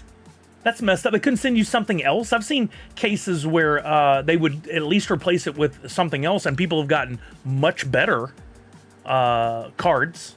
I saw somebody didn't get the one they wanted, but they got a Fernando Tatis Jr., and that was like 10 times better. Professor Josh says, I've been waiting for 9 months now for a new EV battery for my Volt under warranty. That's always fun. I think they spent almost $12,000 in rental fees and gas fees. What? That's crazy. I love waiting for a package. No need to rush my good. So you're like the 1% finest Funko. I'm with you. Unless it's something I need for a specific date for a birthday or something. I'm like, it'll get to me when it gets to me. I've been told... somebody on Twitter told me, because I said, if you guys are so worried about the shipping, like, don't ask me about it. I'm not with you. I'm patient. I'm going to sit back and wait. And this guy told me, well, you're a fool. You need to stand up for yourself more. You need to be angry. I'm like, you don't tell me how to feel. Like, this is not okay. You don't tell me how to feel. I feel how I want to feel. And I disagree with you. Oh, did you, Finest? You scored on did you get that Marvel pack at SDCC? Those are incredible cards. Those are amazing. Darth Wyko said, I saw that post on X. That's crazy. I hated selling EVs when I was at Chevy. We didn't sell many in Texas. Oh, yeah, oil state. KT, my dude, what's up? I mean, with your luck, you would definitely want me to do another Funko pack opening, wouldn't you? No, I don't have any plans to do any today. I have some packs. Actually, let's jump in and let's go back and look at the projects. This is where we started, and then we got off on our at least bi-weekly discussion on what should Funko do. And again, I never mean this to tell them they're doing a bad job or that I know better, because I don't. I'm just passionate about seeing them succeed, and I love collecting, and I love the what-if side of things. If they wanted my opinion, they'd ask for it. They don't want my opinion, and that's fine. They don't. I'm just little old me. I don't mean anything, but I do think I bring to the table a good understanding of the business and a passion for collecting that we all share for specifically this product. So, I would love to share with them. But let's take a look at the projects that we got going right now that are active and stuff. Of course, we could look here, but I love Pop and Stock's website for this because I think that's a good overview, real simple, or real quickly. In my head, I can wrap my head around where we're at. And one is we have 5 active projects right now that have not had a snapshot yet. So they're still in what I call the collecting period. We got Dungeons and Dragons, which I think September 10th. We could go back over here. We could go to this. We could look. Yeah, September 10th is the snapshot on that one. Then we got Funime, which the snapshot for that one is October 1st. Then we got Marvel, West Coast Avengers. The snapshot on that is October 22nd. So we do have a decent little run. And then we're going to be down to like 3 active projects. Then we got Thundercats. Thundercats snapshot is November 12th. And we got another full month before Disney Villains, which is December 17th. So just yesterday, I spent some time looking at these. Of course, we had Disney Villains. We'll start there and work our way back. Disney Villains sold out. Many people didn't think it would. It did. And we had a nice spike on day one, which can be represented here by the royalty set. I think this chart is so valuable in getting us an idea of where the project is currently. Well, after a week, we dropped from a royalty set at a cost of $51.70 to just $39.06. That's cheap. This was Disney Villains. 1, 2, 3, 4, 5, 6, 7 epics that I paid between $5 and $6 for almost all of them. They have all dropped to an average of about $5.15 now. So it's a very good time to get in if you didn't before and you're interested in getting the Franny as Maleficent. Now, again, we talked about this. Franny as certain characters has not performed as well traditionally as Freddy as certain characters. Will that change over time? I feel like it really could. I really feel like it could. Misty, yeah, we can look at that on Pop and Stock's website, too. I believe he's got the tracker on there this time. But if you want to get in, right now, $40 to pick up all the NFTs you need to complete the Franny as Maleficent set. I think it's really cool. Or the Franny as Maleficent Pop. Remember, that's with delivery, and you'll get the NFT. So you get to keep that, which will have point value and Droppp Arcade in addition of all those other NFTs you acquire. So for $40, and that is LE, could be 2,200 right now. Not even 1,000 are completed. How much would you pay under Funko's new tier pricing for an LE, let's call it 1,200 pieces? I think we may get to between 1,200 and 1,500. You'd pay about $40. The only difference is you have to wait for this to get delivered. Otherwise, you're paying for it. You're going to get it delivered. The delivery's in the cost of the thing. You didn't have to give up any points on the Funko website that you got for buying previous products, and you get the benefit of the value of all the NFTs for future seasons of Droppp Arcade. We're in the last 20 days of season 2. Then we have a season 3, and then question mark. What happens after that? My guess is they'll look back at the financials on this, see how successful the project was, and then go, it did pretty well. And here's things we learned. We can launch a new Droppp Arcade, different parameters, different redemptions. It'll probably be better redemptions even, to be honest with you. I think they'll do even better. They'll do like a 500-piece something that doesn't have multiple variants. And then, boom, all the values of all the NFTs are going to go up again as people, shuffle to get the NFTs they need to burn to get the points. Red Ranger said, people were like, oh, it's sold out, going to be hot, to remembering it's Franny and dropping it like it's hot. Yeah, I think that's pretty fair. Professor Josh says, I have some great NFT redeemables and NFT Funko Pops up on the online auction that ends on Wednesday for veterans. Yeah, you guys don't forget about that. I've shared it on Twitter. We could look at that in a little bit as well.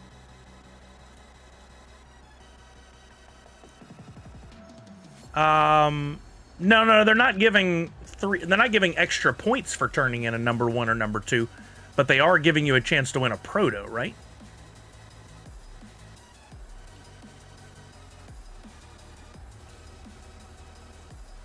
Some people own 300 to 400 mint number 1s and 2s. I'm not surprised. Some people focused on that. So if you only have 8, keep them and don't go for the mini contest as pop in stock. I agree.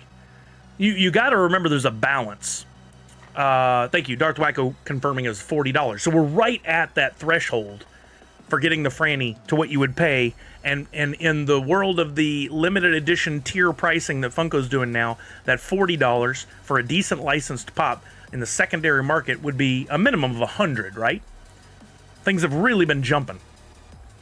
Would Franny as Maleficent go for as much? I don't know. Maybe $75, maybe 60. I don't know. Right now, what will it be in the future? KT Maudib says, so is it better to buy the redeemables before or after the redemption date? It varies from project to project, KT Maudib.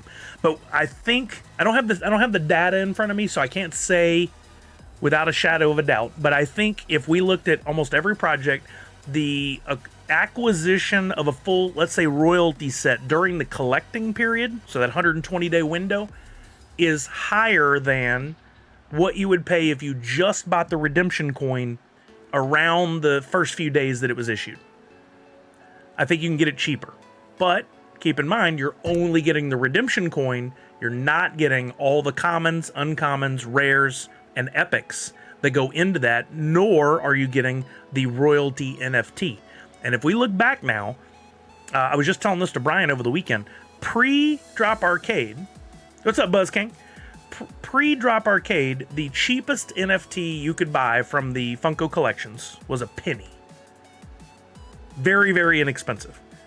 We have now gotten to the point, I looked it up the other day, the very cheapest thing you can buy on Droppp is 5 cents, and the very cheapest thing you can buy on Wax is 0.065, so 6.5 cents. That's call it 500% return if you were buying in that period, but a 500% increase in the value of some. If you look at the rares, the epics, legendaries, grails, those have all gone up too, but I don't have numbers on that. But overall, holding has really paid off. And now you've got, with these games and these mini contests, with all of Droppp Arcade and the mini contests, the supply, as NFTs are getting burned, the supply is coming down on all of the NFTs. And now specifically to this number 1, number 2 thing, a number 1 and number 2 were already highly sought after. Now there are less of them in the world because of the contest. And let's see, I think Pop and Stock has, if you go on his website, upper right-hand corner, what is it? Mini contest, arcade mini contest. This one, he updates it, started yesterday, going to September 22nd, or September 2nd, sorry. So far, only 35 total NFTs have been burned.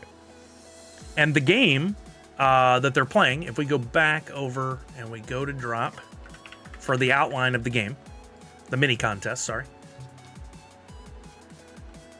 Top player to convert the most items with mint number 1 and number 2 will receive a digital pop.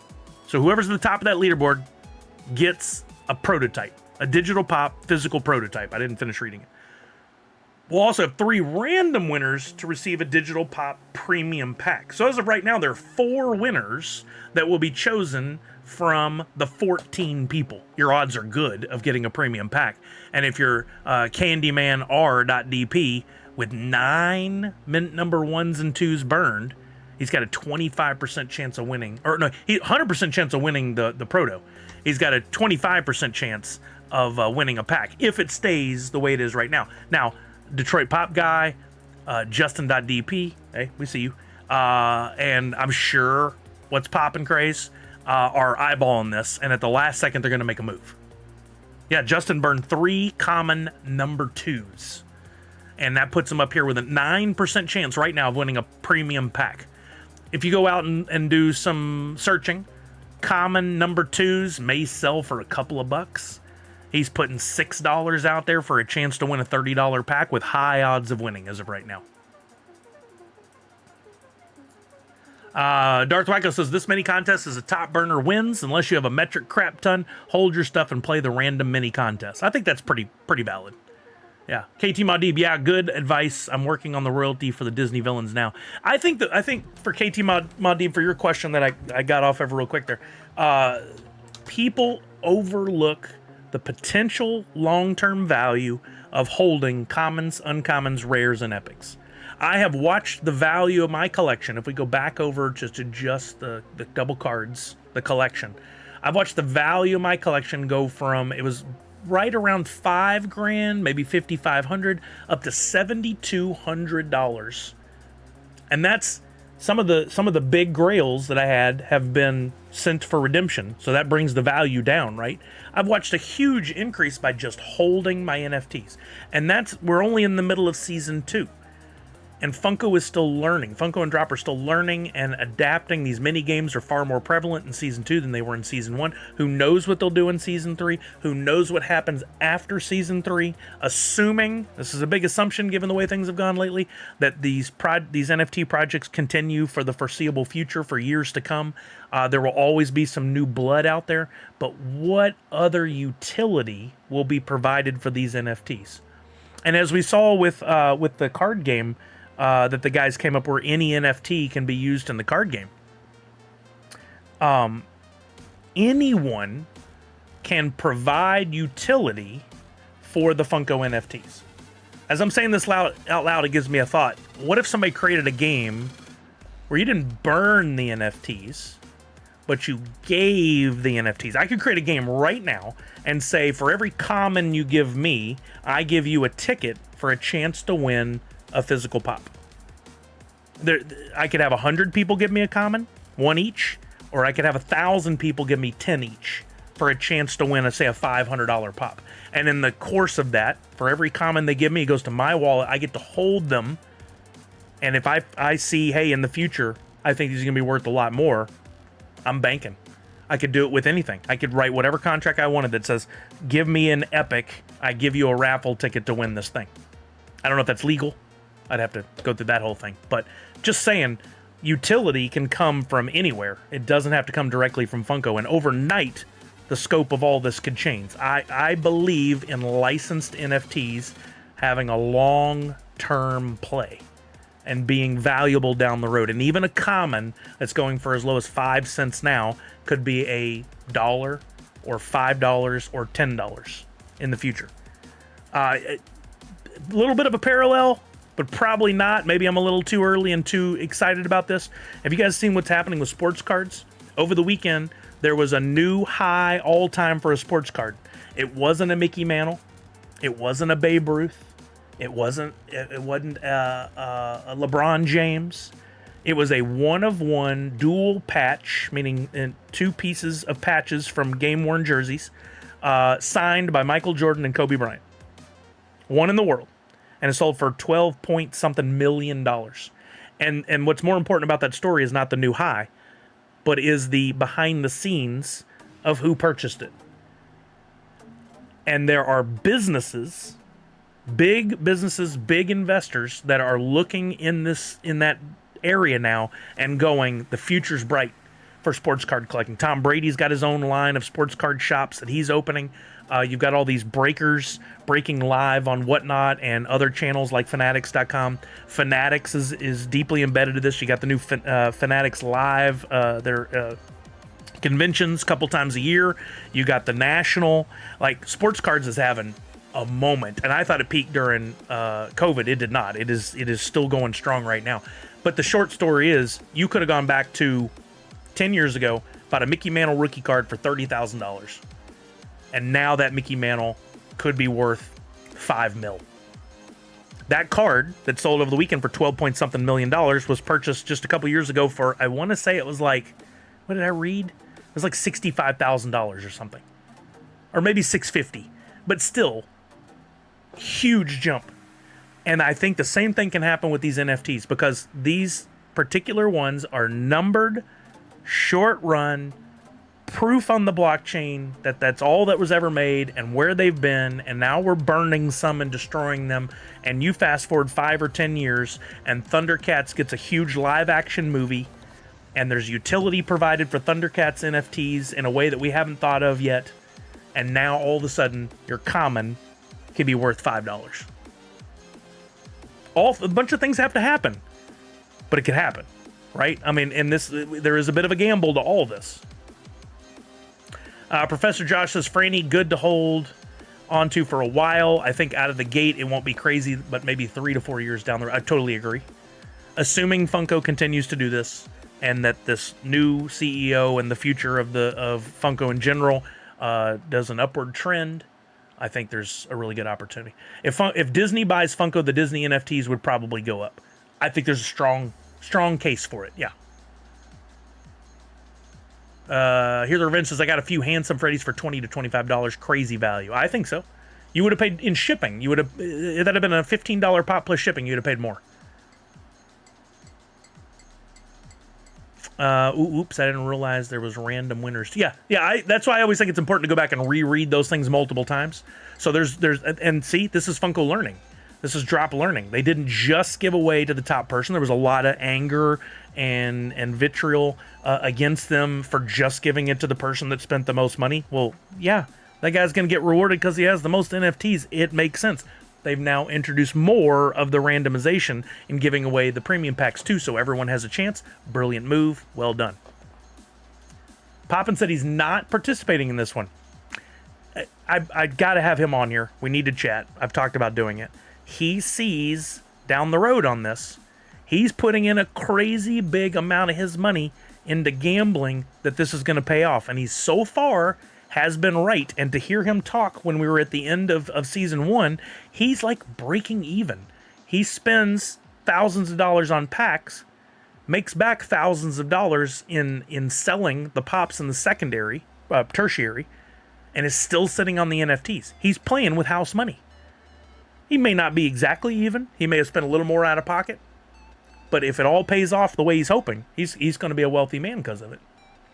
Like the guy who bought all the Venomized Freddies and then started a limousine company or expanded his limousine company. Professor Josh says 333 is only 12,651. So right now, you only need 12,651 points to be in the top 333. What will be the point value on the last day? Under 100,000? I think so. I think so for this season. I don't think as many people are playing as did in season 1. I think the mini contests are certainly helping, but I think a lot of people were like, well, I made my push in season 1. I'm not doing it this time. I got burned. Hopefully they're smart enough to come around and be paying attention. I would love to see, and I should pitch this to the Droppp team, a live video going in the final hours. I'll do it, but will they do it from Droppp? I think they should. Do a live broadcast talking about how the seasons are going, talking with some artists, doing some stuff behind the scenes to draw more attention to those final hours. And there are going to be people that would come in and go, I didn't even know about this Droppp Arcade. What is this? Explain it to me. They could really help boost the end of season 2 and all of season 3 with an event around those final few hours.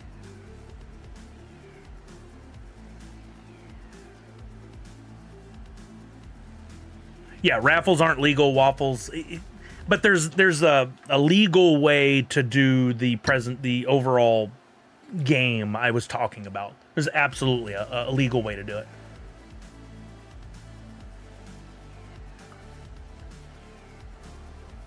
The poor burns of one-of-ones. Those people are going to regret that down the road.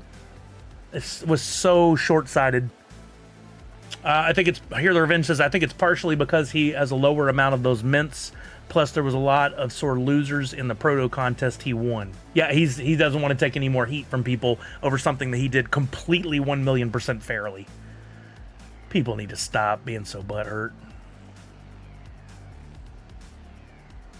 They should also do mini contest winners live. Would make it a lot of people feel better.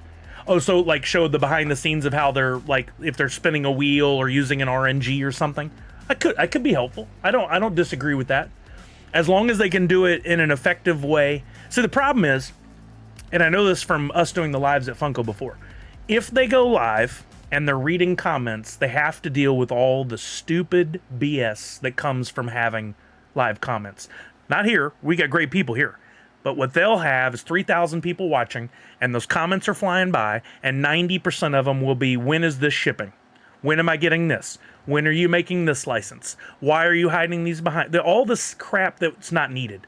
They would have to have like an engineer, or like I would do it. I'd sit there and I would just pull out good comments to show them. This is what we used to do once we learned what we were doing at Funko.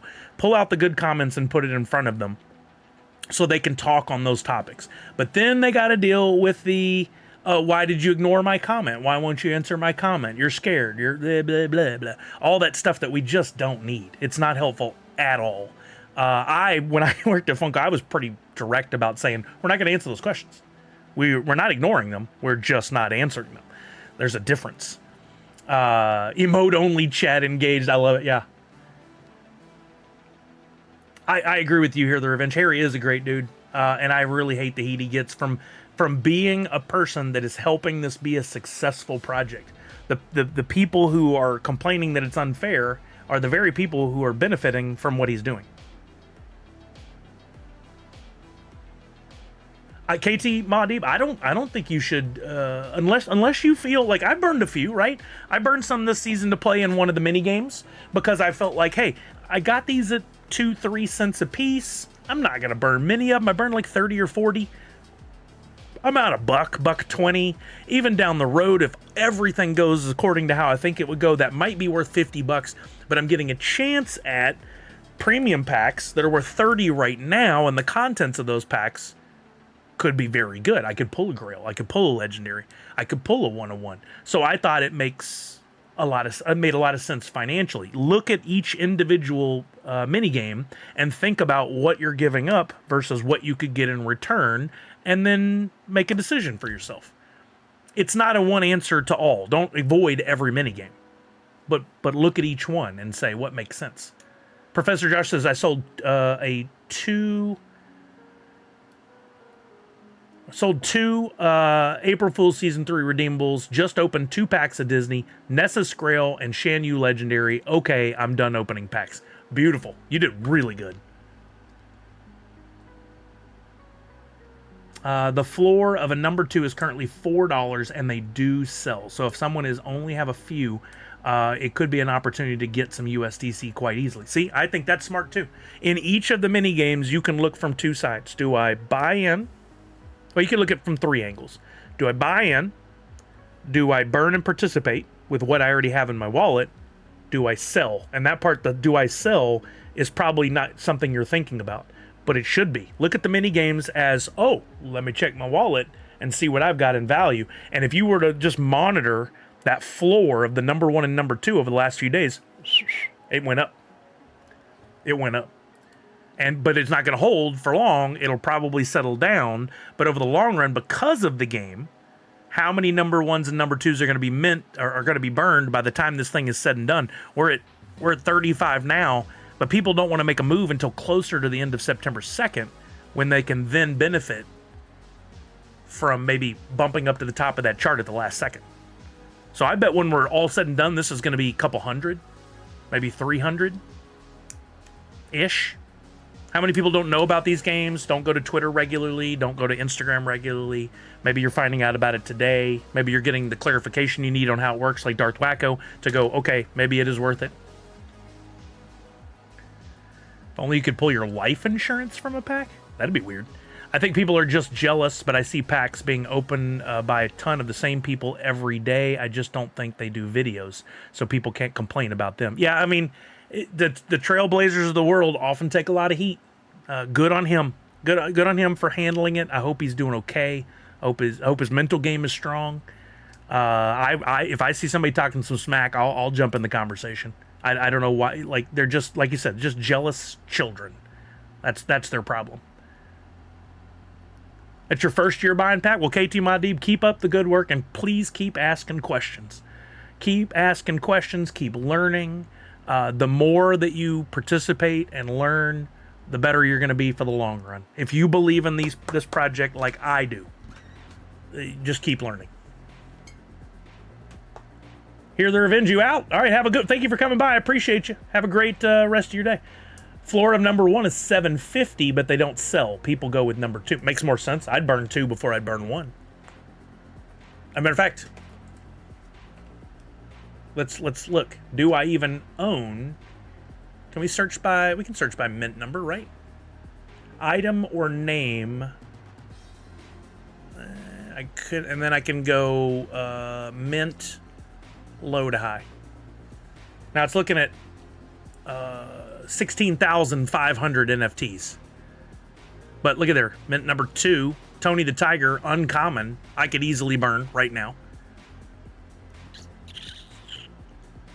I did pick up this G.I. Joe and this Klingon. I don't think redemption coins are eligible, but I wouldn't give them up anyway. But I only have the one mint number 2 there that I could even burn. If I had more, had they said mint number 5s, I really would have gone at them and been like, you guys stop messing with me. Because look at all the mint 5s I have. I had a lot of choices there, and it might happen one day. It could happen. They may watch this and go, let's mess with Sully. We'll wait until season 3, but we're going to do a mint number 5 burn day. I think I know the answer, but do the drop monsters count for the minigame? I don't believe so. No, I don't believe so. They have the list, of course, you can look at. If you go up to the Droppp Arcade and then go to, where is it, Overview, and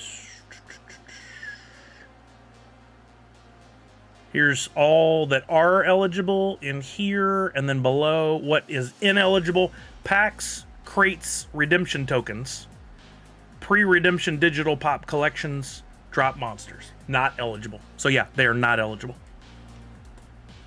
Professor Josh, I call the hate comments keyboard warrior. I love that. Now I think of the chimps in Superman. If you want to complain or put someone down, put your face in front of a camera and believe in what you were saying. Yeah, fine. Yeah, do that. They're not gonna. Poppin' Sock says they play with names, rarities, and mint numbers. Eventually, maybe burn mint number 100, etc. We don't know. A lot of people try to speculate on that kind of thing and buy in advance. Oh, absolutely.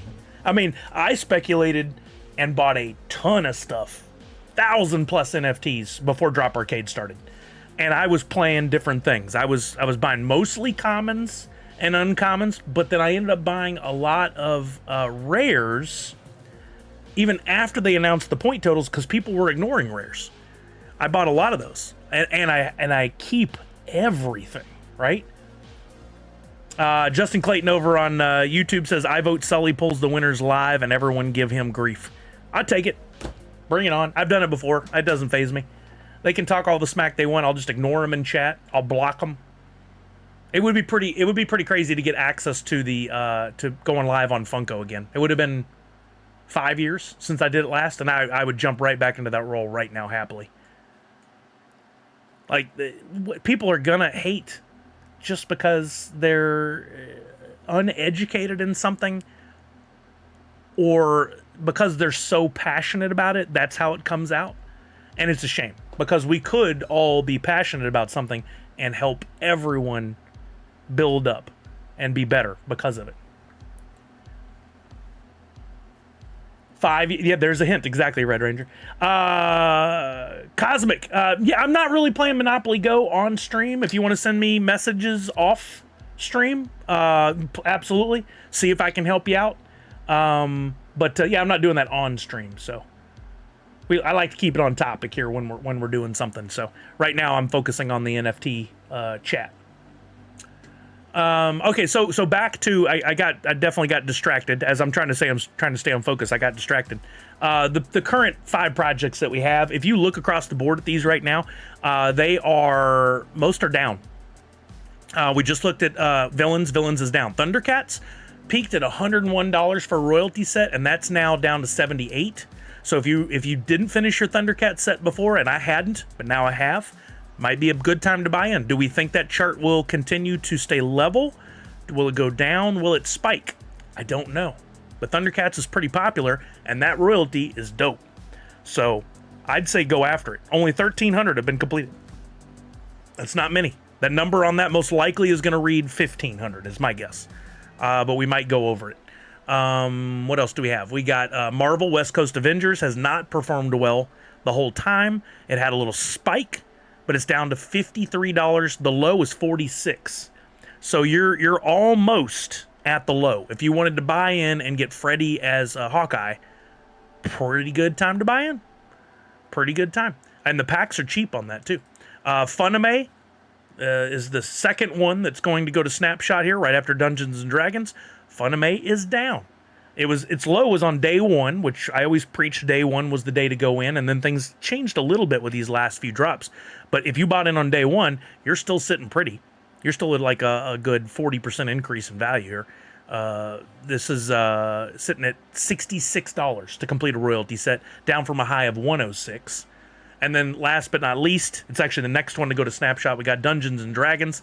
It is also down a significant percentage from when it was a high of $62. You can now complete that royalty at about $42.61. This was Freddy as Strongheart, which I think is a good looking pop myself. Professor Josh says that's a fire Freddy from Thundercats. 100% agree. 100% agree. Pop and Stock earlier said also there is money with dupes now more often, like Villains. There are Unco selling for 20 cents and rares selling for 50 cents. We have to look at our dupes more. Yes, I agree. As this game goes on and as people are playing out the long term versus the short term, there are definitely some changes to not just the epics, but the other rarities as well. Professor Josh says, I hated when Pop and Duo won the big prize on your charity stream when my name was slow rolled over. LOL, nothing but love for Vince. Oh, I forgot about that.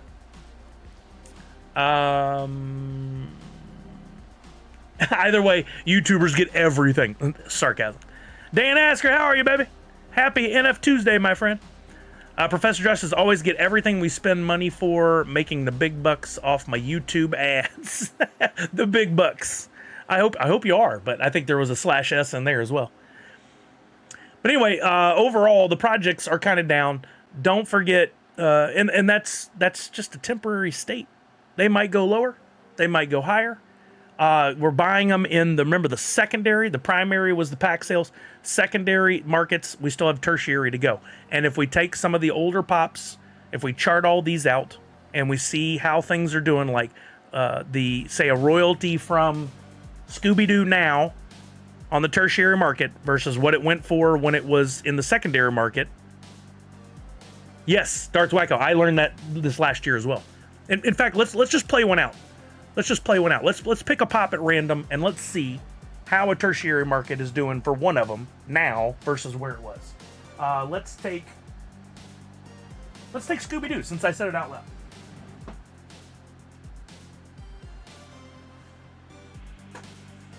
Personally, I love this pop.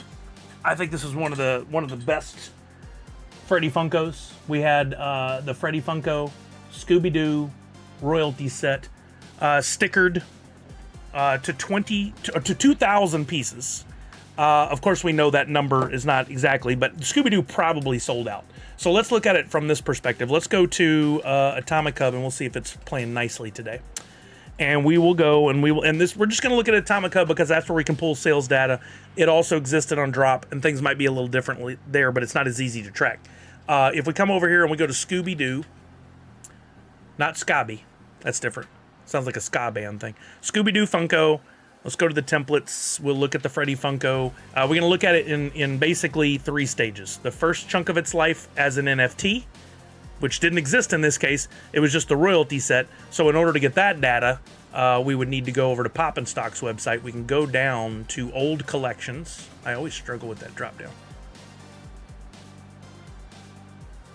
Why does it do that to me? I'm not moving the mouse. Why does it do that to me? It does not like me. There we go. Oh, as soon as I move.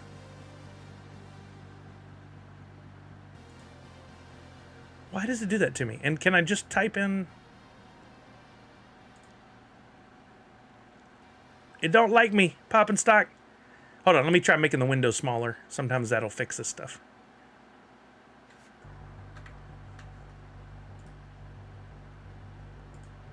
It doesn't like me. That's what I was thinking, Dan Asker, but I still need to know what the URL would be. I can't even pick another one right now. I guess I could pick this and then try just Scooby-Doo. Oh, thank you. That was it too, Pop and Stock. Thank you. It's not your website's not janky. It's because of my freaking browser. I'm using Firefox because Chrome was giving me crap. But anyway, okay, if we go back and we look at this, let me go back and zoom in now. What we're looking at is what it costs to complete this royalty set. So buying all the commons, uncommons, rares, and epics. Started at, wow. I don't even remember these numbers being this crazy. Is this just because, this was because of the change in wax value, right? Because I don't remember these numbers being this nuts. Wow. Crazy. But the lowest ever was, on that day, the lowest ever was 250. The max was 576. That was not the actual number then, right? Is that adjusted for the wax value? Is it that high? Really? I don't remember that. But if we average that all out and we had a line that went down the middle of the average, I would guess we'd be somewhere around the 450 mark. That seems about fair to me. 450. Okay, so think about it that way. Then it went to redemption, and we got the coin. So that would be where is it? This is Freddy. Oh, there was 2 series on this one. I need series 1 redemption coin. Scroll down just a little bit more.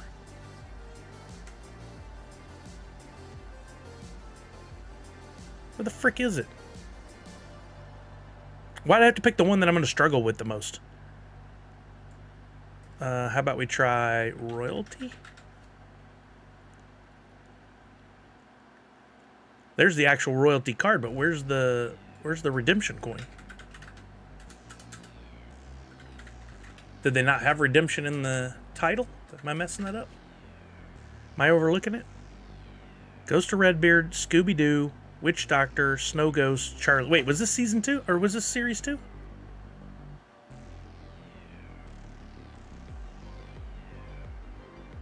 Somebody help me here. Why is my brain not working? Why is it not showing?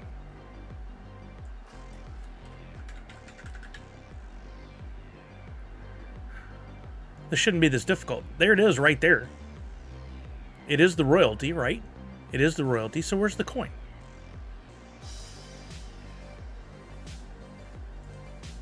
I had to pick a difficult one.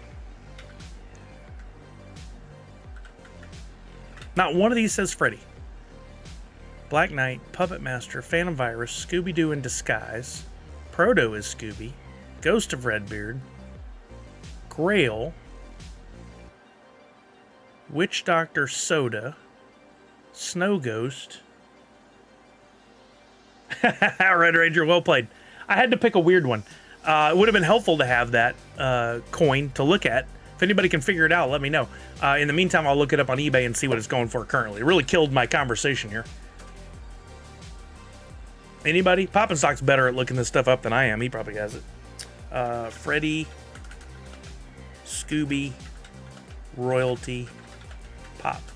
Remember, when you're looking up stuff, try to go with less words, not more. And we'll look at sold. Wow. Not performing near as well as it did when it was in the secondary market. And I don't know what to attribute that to, but look at this, 99 and 125. Really kind of a shame that it's down that much. But once it went to a pop, it just didn't perform as well as it did early days as an NFT. Now this was series 1, right? Scooby? Pretty sure it was. Royalty. And this is the early days. Maybe we could pick another one to look at. Maybe I just picked a really bad example. Oh, I do too, Professor Josh. I really love the Witch Doctor soda. Freddy oversaturation? Could be. Let's try a different one.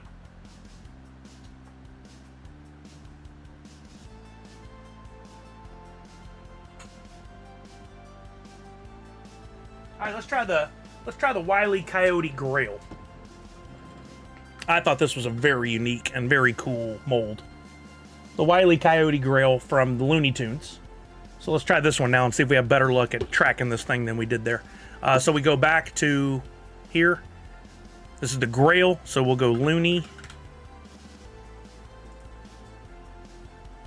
Template. Wile E. Coyote, there's the coin. We're going to need to look at that in just a minute. But first we want to look at the NFT itself.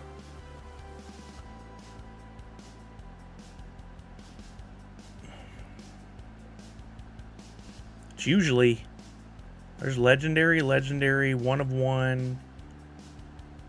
It's usually right in here with these guys. Let's just put in his name, Wile E. There we go. There it is. Open that right here. Okay, so as an NFT pulled from packs, if we look at the history, go to all. Whoa, we go way back. 3,600 wax, and it's not giving us a value of what that was. There it goes. Over $300 in the early days, all the way up to 320, down to 187. But if we average out in the middle, let's call that 250, about 250 bucks. Hey, what's up, Boba James?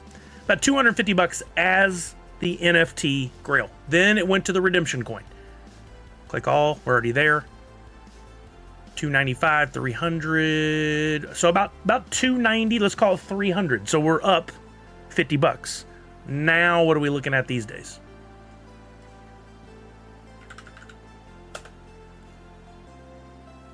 I never really looked at the name. Wile with an E at the end, then an E, Coyote. Wile E. Coyote.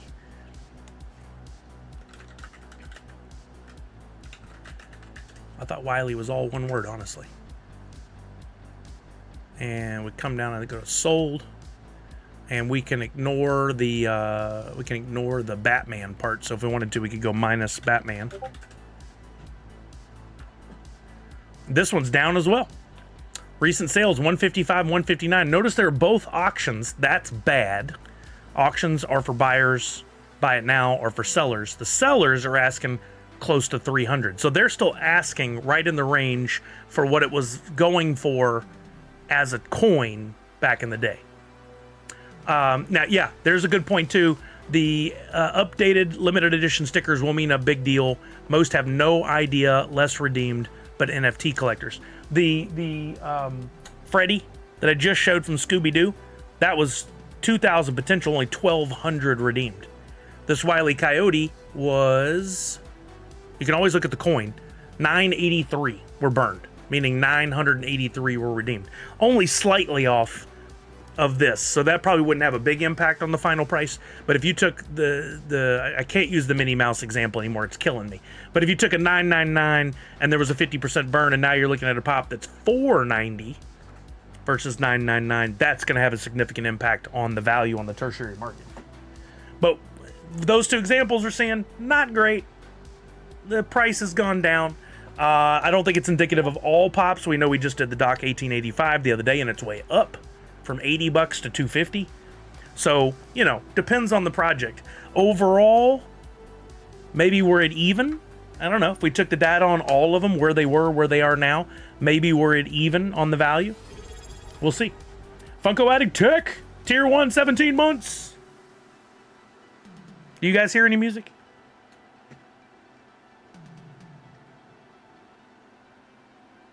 Sound alerts are turned on, but I don't see anything bouncing there.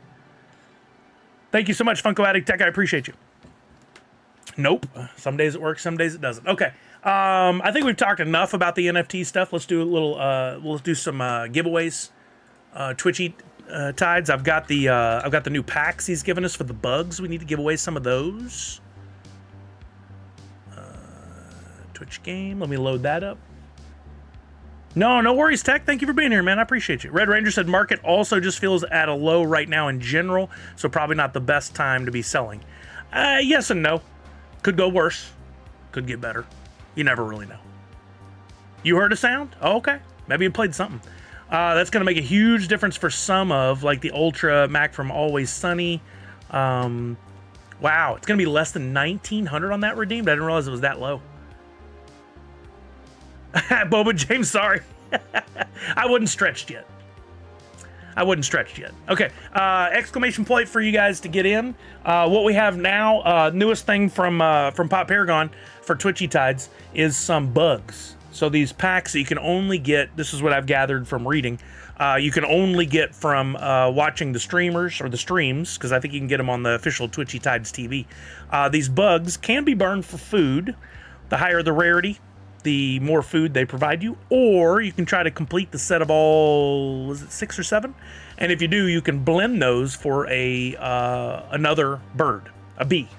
So it's another bug technically, but a playable character in the game, nonetheless. Make sure when you're entering, if you see the math question come up, you answer it, so watch the chat. Be sure you use your codename Kitty if you got it. If you win with codename Kitty, I'll give a 10 million wolf bonus if you get first place and you're using it. But what we'll do here is we're going to give away, 5 packs. So places 1 through 5 will all win a bug. We'll open them on stream and give them away. So I want to see what they are before we send them over to you. If you have any questions on the bugs, check the website. I think it's pretty self-explanatory. You can check, of course, the description of the NFT. Professor Josh says, look at the selling price for the new LE Chaos pre-selling on eBay. Never. I hate pre-sales on eBay. I wish that was banned. I wish they wouldn't do it. But it is the world we live in, right? People, they'll put in there, if I don't get it, I'll just cancel your sale. What? I'll cancel the, no. Don't sell something you don't have. This was called Chaos.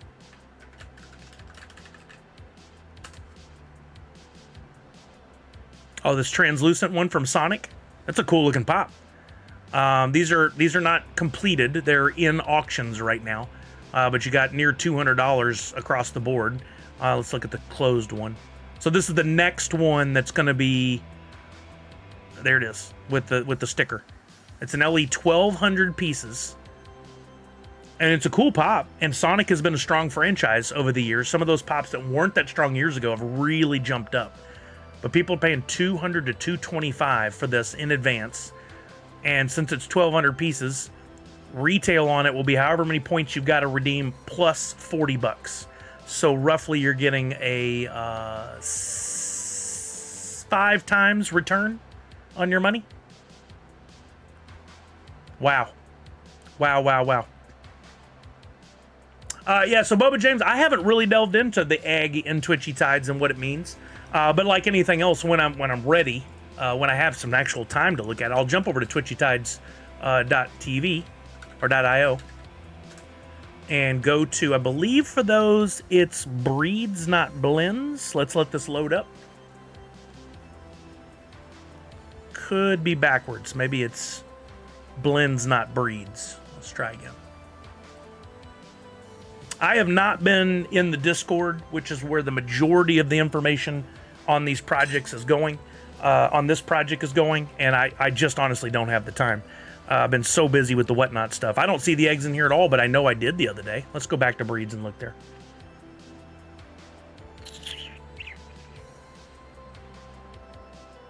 Aha, here goes. 1 airdrop egg equals a random outcome. You can see a random egg up here. Hi. Hey, what's up, baby? How's it going? Good. Are you staying cool in here? Cool enough. Is this not moving? Oh, it's moving air, but... No, but like twisting? No, I don't want it to. It's blowing right on me. Yeah, but thank you. Okay, I'm gonna grab these and then we're gonna go do our donation stuff. Okay, cool. You got a bunch of things ready? My car's pulled to the top. Holy jeez. Okay, have fun. Be careful. Love you, baby. Yeah, so you can do a breed with the eggs. Now there's different types of eggs. There's random egg, and then there's cyber egg. Like I got one from opening a pack, and then the others I got one from watching the stream the other day. So if we just go to random egg, and we look up, Professor Josh, that's a great question. When's the last time we had a $200 legendary? I mean, it might be that Doc 1885. Yeah, you can take this egg and you can do a breed, lasts 14 days, and it costs you 100 tide on top of the egg, but then you randomly get one of these out of it. And there's some good stuff in that pool. There's some really good older fish in there and some of the newer birds. It's a gamble again, but it looks like there's more good stuff than common stuff in there. Doesn't tell you the quantity, doesn't tell you the percentage chance. But there's the use for eggs. I would look at all of them before making a move with one, because there definitely are different eggs. So be careful on that. Well, Bubba, we were talking about, you're right when you say that the terminology is confusing. The legendary, I think Professor Josh was saying legendary from a NFT project versus a legendary in the new, we need a better name, but I'm calling it the tiered limited edition pricing. I call it something slightly different every time, but I keep using the word tiered. That new tiered pricing. And Professor Josh did a really interesting video on YouTube you should watch. When you compare a NFT project to the new tiered pricing projects, Funko makes more money in the sales of the NFT projects, but it comes with a lot more overhead and steps and potential problems than the same project if you were to make it as the new limited edition tiered pricing. That new limited edition tiered pricing seems to be working very well for Funko and the secondary market. Yeah, Doc was about $80 in the secondary. Now in the tertiary, it's sitting at $200 to $250. Yeah, it's a very interesting dynamic on that one specifically. But the whole comparison of those two, I think Funko should just continue doing both. Because I think the NFTs over time will change. And I also think the limited edition tiered pricing will change over time, because people are blasting through those points they have. And it's new still. You have to give it time for it to settle down. Star Killer was fantastic. This new one's fantastic. How many fantastic ones in a row are people going to be dropping $250 or more for before they're like, I'm out. That's too much. I can't do any more. Yeah, it's so confusing because you say limited edition drops. Well, already using the word drop makes it sound like it might be digital. Plus, those are limited edition. And then you have the overlap of the terms like legendary and grail and stuff. It's very, to me, very tough to follow. All right, gang. Again, we're giving out places 1 through 5. We're going to get a new bug pack. I'll open and send you the contents from Twitchy Tides. First place, if you have codename Kitty, we'll get 10 million Woofy airdrop to your account. Here we go in 5, 4, 3, 2, and 1. Best of luck, everybody. I unmuted it. Oh, you know what? It might be where my audio is routing. Sorry, it's going to be in the way for a quick second. There we go. I'll fix this. Default, huh? Yeah, no, I never asked you to do that. There we go.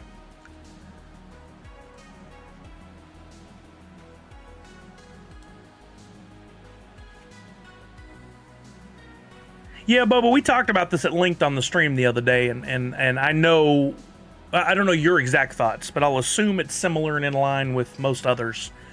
And we're still dealing with this and will be dealing with this for a long time, and that is lots and lots of people, tens of thousands, in a funnel to get something there are only between 1,000 and 2,000 of. There is no system in the world that is beefy enough to handle that. So you're always going to have the bottleneck. And it's going to be pure luck to get in.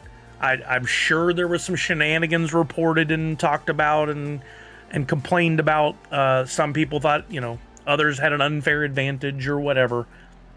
And maybe they did, but my gut tells me they didn't really. It was just pure luck of the draw who got through that bottleneck and got the pops.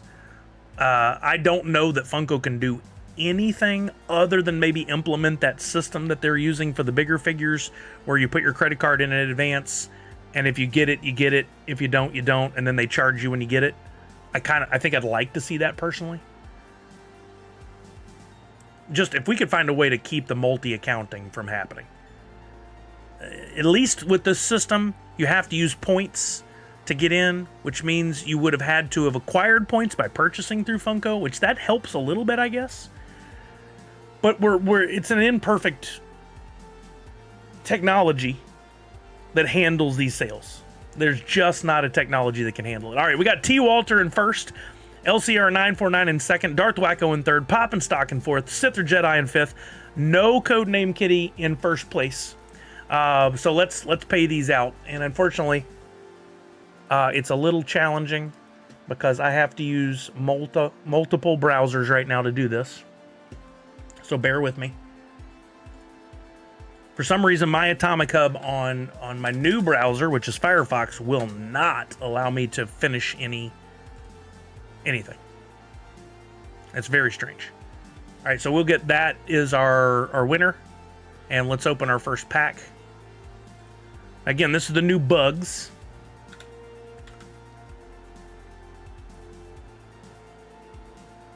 Yeah, that EQL system I think would be their best bet. But what I was telling everybody the other day with this is that those systems, EQL is very expensive to operate. The licensing on those in the past, at least, and I assume EQL is the same. I could be wrong, but I'm making an assumption, is that they have to pay on a per drop basis to use that, meaning they've got to shell out thousands of dollars every time they drop one of those new pops. And that's not exactly cost effective. They've talked about that, Misty. I personally don't think you should be banned from having multiple accounts on Droppp. I'm on the fence, to be honest. For or against it. Regardless, those people have acquired all those NFTs. Ooh, Lady Be Buggin'. Have acquired all those NFTs, and they're just spreading it out for the chance of making it on the top 333 more than once. No, that EQL system is different. So the EQL system is used for the, I can't remember the name of the bigger figures that they've done. I've never gotten one, but they're really cool. The more anime style, not chibi, but I forget what you call them. But you go in, you express interest in the project by putting in your credit card number and saying, yes, if I'm chosen, the Chan ones, saying, yes, I want it. Then they allow several days for people to get into that queue system. Then they close it, and then they go and they pick the winners. And anyone who's chosen, it processes their credit card and sends them the item, right? They just finishes it and goes through. The benefits of that are a person's less likely to put in for it 100 times, knowing they could be charged 100 times, because that might financially cripple them. So they're probably less likely to create 100 accounts and go into it and try it. But there's a bigger ramp up, a longer period, more eyeballs have to be on it, more people have to be watching it to make sure nothing goes haywire. But more than anything, it's a technology, a very expensive technology, a program that's put in place that does, it's not a buy it out of a box and use it as many times as you want. Funko would have to license it for each and every individual drop. So that gets very tricky.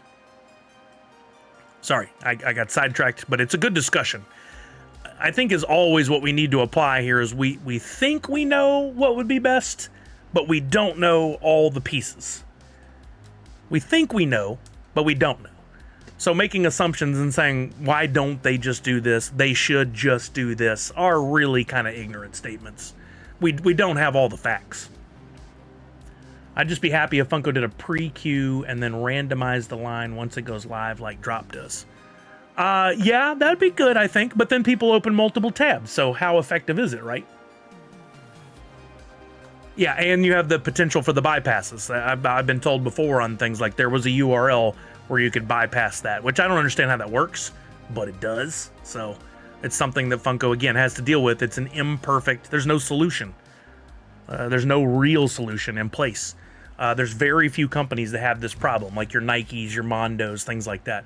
And so there's not an out-of-the-box system, because any company that would make that out-of-the-box system would only be able to sell it to 4 or 5 companies. So that's why there's the model of you're going to license it every time you want to use it. Yeah, me too, Professor Josh. I thought that would be the low. All right, this next one we're unpacking for LCR 949. This is for you, LCR 949.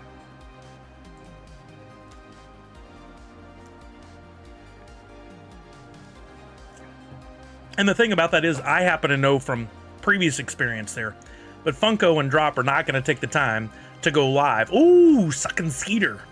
I don't know. Did we get one of these the other day? I don't think we did. They're not going to take the time to go live or put out a tweet and go, hey guys, you're all complaining. Let's explain behind the scenes how it works, because all they're going to be met with is a bunch of, oh, that can't be true. That's BS. You could find a way. There's got to be a better way. You should do it this way. Like, they don't need that. So they shouldn't do it. We don't get to know all the answers.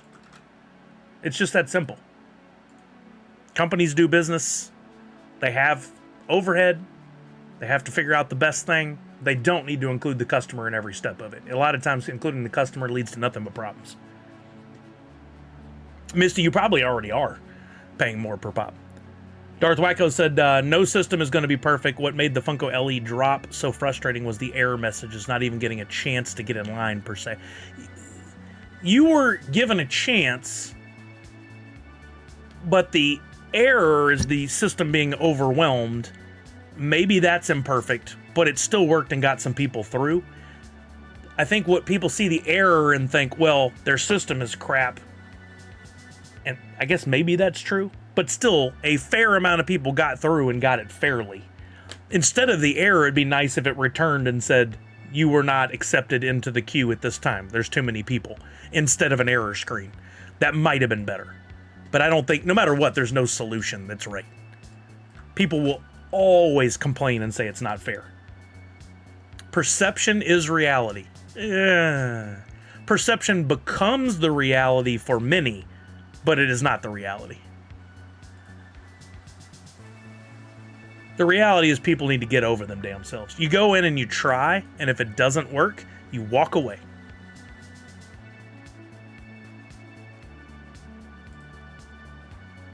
That's me. That's how I see it.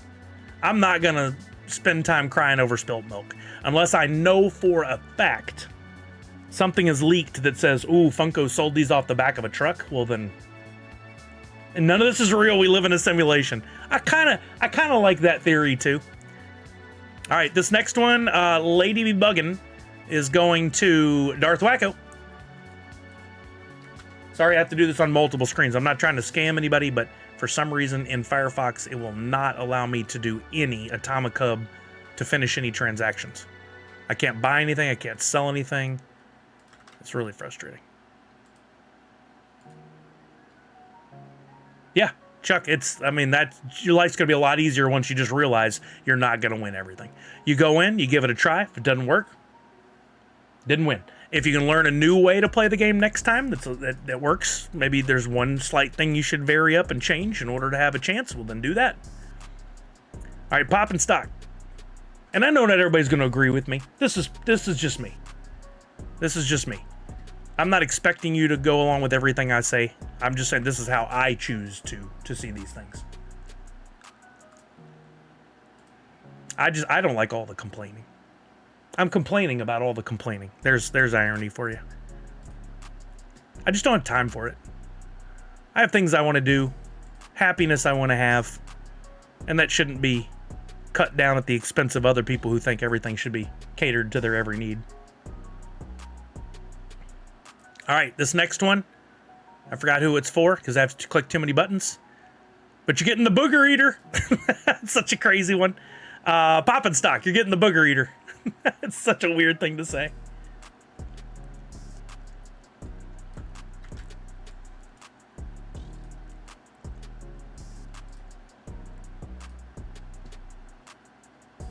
It's just me. No confusion, just me. Oh, by the way, while I'm doing this, I see in my wallet there the bonus awards for the Battle Bowls, Twitchy Tides Battle Bowls, held in the month of July. My software my code that I created to pick the winners broke. And so I had to spend a couple hours yesterday with ChatGPT. I've got it working again, but then when I went to transfer the NFTs, I was getting some weird message that said that my memo was wrong for everything. I assumed it was a wax glitch. So I should be able to send these to the winners. But for anybody that doesn't know, if you play in the Twitchy Tides Bowls that I have, the Nerds Unite Twitchy Tides Bowls, you can win the Hoot with trophy first, second, and third place over the course of the month, the calendar month. So this was July for those winners. If you had the most gold, you'd get a bonus NFT, a 1 of 1 in this case. If there are 2 people, it would be a mythic that there would be 2 of. There's one person who got each of the categories: most gold, most podiums, so first, second, and third, and most overall trophies. One person got most gold and most trophies this month. A separate person got most podiums. I know that. All right, Sith or Jedi, you're my last winner as I'm rambling on here.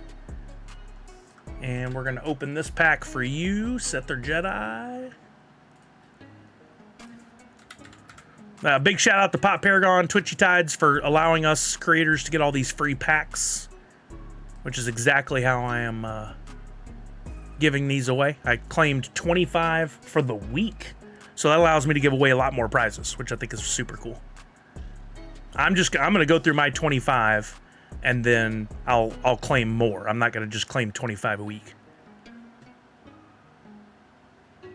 I agree with you, but I also like to talk it out. Reality is I'm over it and will know what to expect on the next one I try for. Love that statement. Love that statement. Yeah. I mean, it hurts a little, right? It's kind of an emotional thing. Lady be bugging. You were really hoping to get it. It didn't work out. It's now out of, you can't obtain it because you don't want to spend that much money. I get it. I've many times I've not made it into a line or not made it up to the front while in a line at a thing. And I just learned how to go, oh, well, some people did. I didn't. They got here earlier or whatever, and they had a chance. The random number generator liked them more than me. Okay, that's the thing.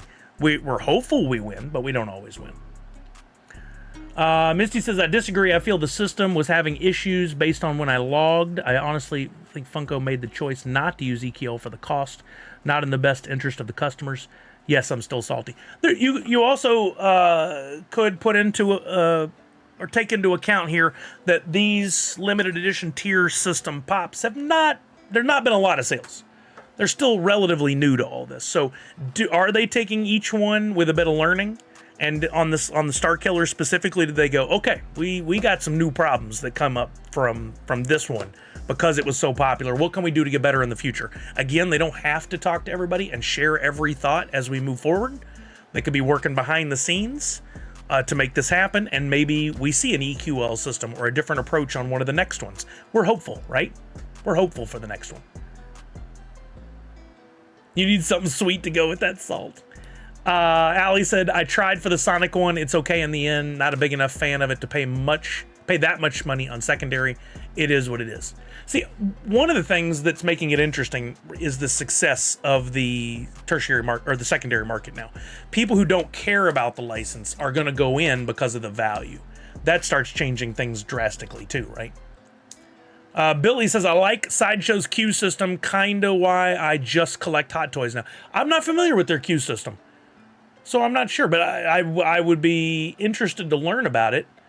I don't know what they do. Chuck with sarcasm. Complain to their social media team. They can do something about it. End sarcasm. Oh, good. Before I even got there. Randy C, I waited 3 hours at the mall instead of that Sonic for the GameStop in-store. Only solo leveling Tusk worth it. So you got it, Randy C? That's dope. Yeah, I think the next, if that comes up, please cue me in, guys. I asked this last time. If you see one that's going to GameStop, because I'm not seeing this news out there, and I'd like to check my local GameStop. And if it's something I'm not that interested in, I'm not a big fan of flipping, but it would be really cool for me to go and try to get it for the purpose of making the social media content, and then maybe we can give it away here on stream. Or maybe better yet, maybe we can use that for Extra Life. I'd be definitely willing to go stand in line for a few hours at my local GameStop if they were going to get one for a chance to raise, $200-300 for the kiddos. Squeaky wheel gets the grease. It is true and unfortunate. True and unfortunate. Yeah, Randy, we talked about that. I'm interested. I'm wondering how they go about picking the stores that get them, and more importantly, will they be randomizing that in some way? If the store didn't get it this time, might they get one the next time? That would be really cool if they did that. Z Seraphin, I'm sorry that it didn't pop up for you over there, but let me get that free NFT link for you. It only comes up with that command on Twitch, because for some reason I can't have universal commands. I don't know why that is, but there you go. You can claim your free NFT. Thank you for doing that, so I can pin the message now for everybody. There we go.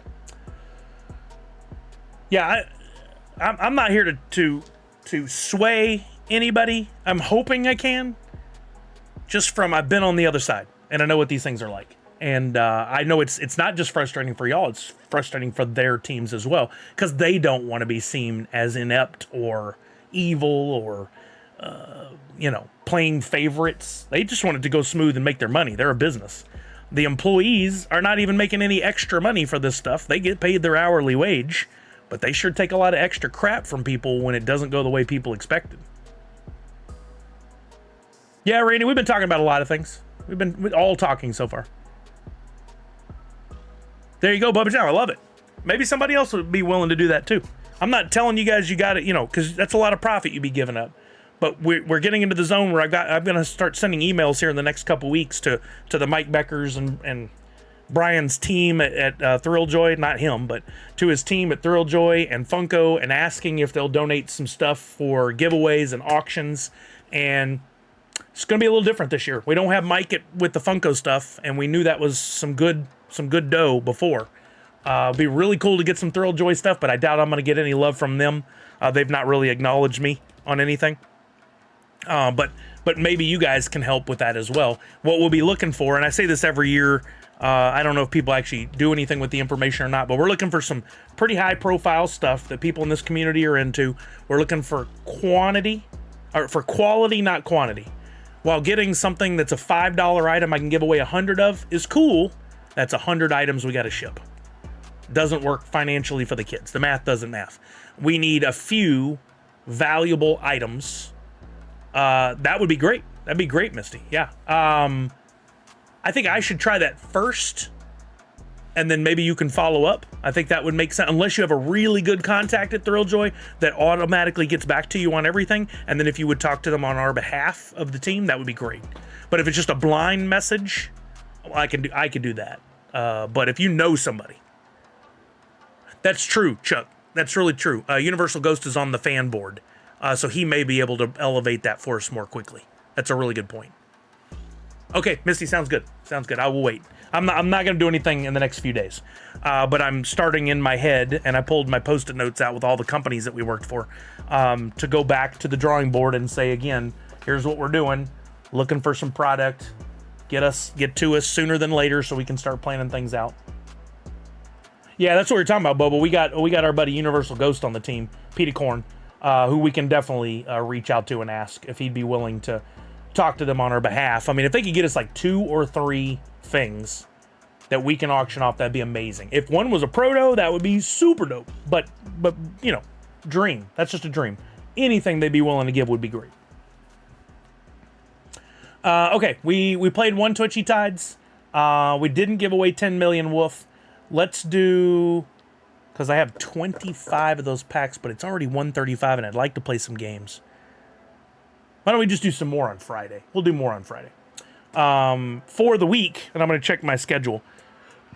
For the week, I need to send out the Monopoly Go NFTs. If you played Monopoly Go, friended with me during the time where I was making money off the Monopoly Go thing, be sure to fill out the form, !Monopoly, in the Twitch chat for the link. Oh yeah, Boba James, I'm not wait, I know who your boy Tone is. But Funko Poppy I'm not familiar with. I mean, it wouldn't hurt to ask for multiple directions, but I think we should coordinate that effort.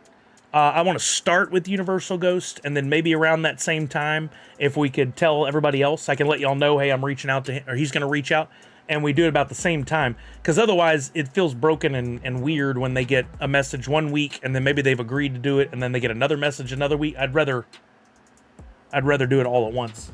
You're welcome, Punked. I know, I've been playing quite a bit myself.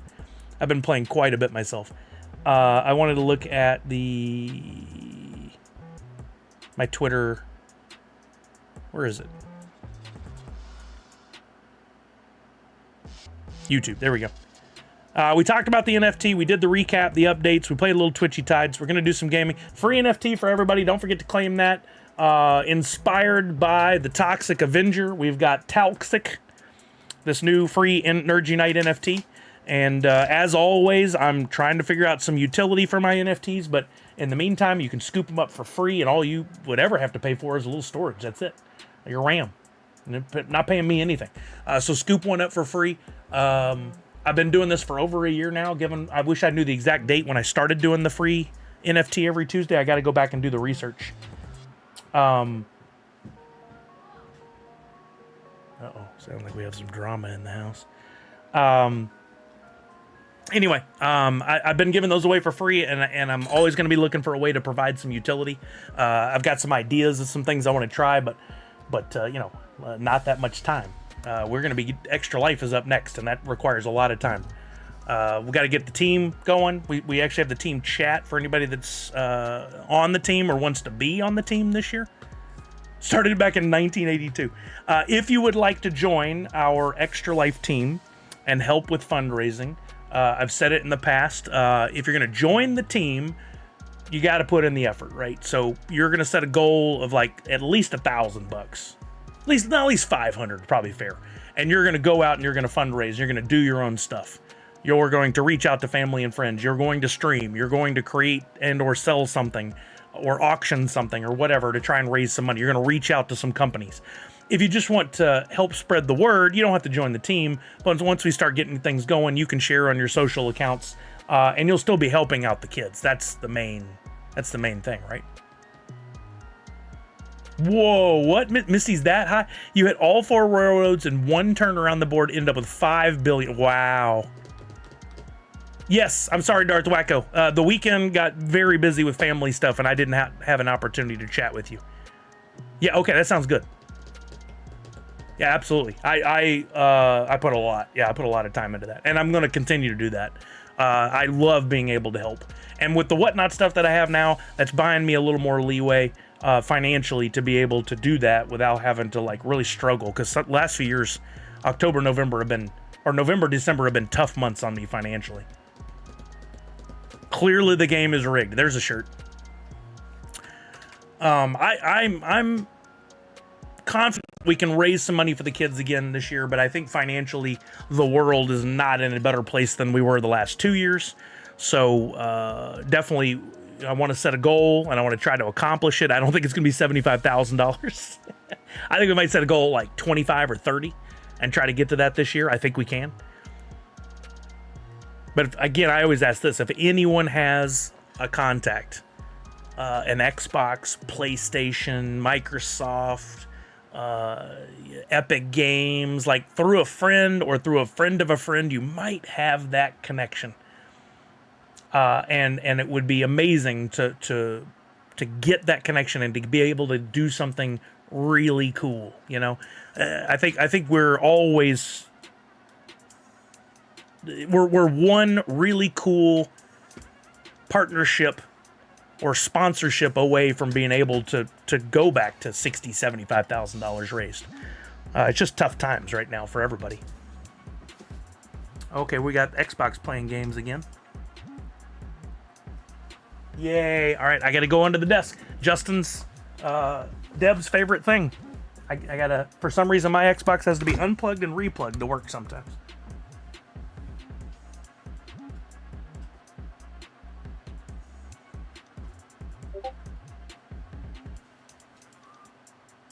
So frustrating.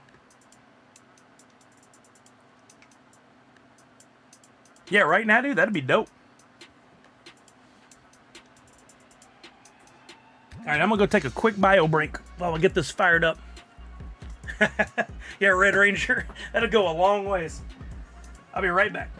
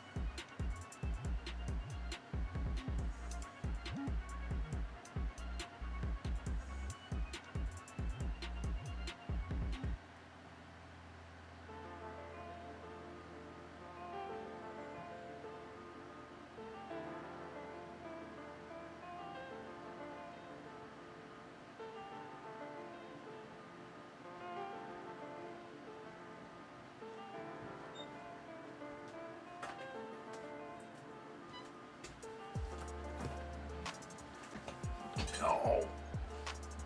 Ow. That didn't feel good.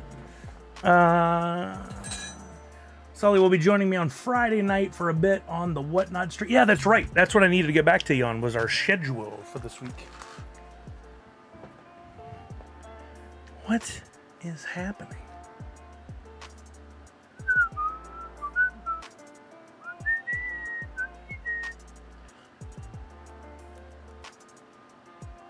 Man, I had that dream when we worked at Funko. We came so close. Like, not everybody on the team wanted us to have figures. We probably couldn't have got a pop, but we came close to getting Dropps. And not everybody on the team wanted it. Some people were like, "Nah, that's too weird. I don't want a Dropps of me." And I was like, "I really want a Dropps. That would be so cool." But it didn't pan out. All right, now the Xbox is on, and the controller won't light up and be on. Let's try this. Unplug, replug.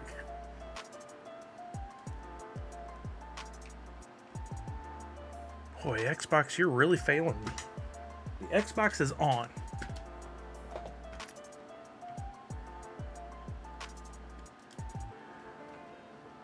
Kind, I guess, Red Ranger, huh? Because everybody wanted to pop it themselves. Oh, Joyce, the controller just will simply not come on now. More unplugging and replugging. Right, Chuck? Totally. I would have loved that. A 5-pack of the original social media team would have been... I would have loved it. It would have been like 8 people who would have really cared, and I would have been one of them.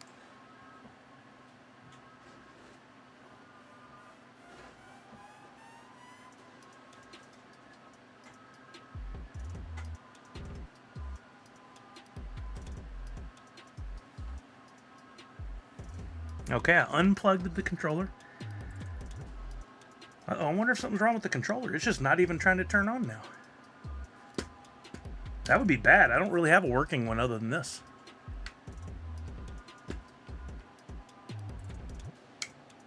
Uh-oh. Nothing. Let me try a hard reset again.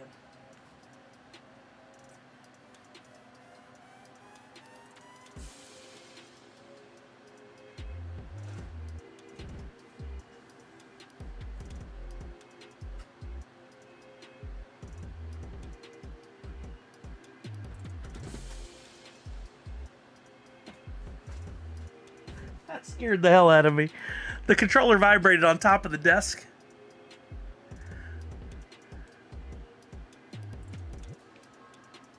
Oh. It's actually more of a controller problem now, which is a third party. I'm about to give up on it. Oh, now we have a light. It's trying something now. I heard sound. Question in chat, would you be interested in purchasing a signed CSLE Pop Yourself Pop for Extra Life?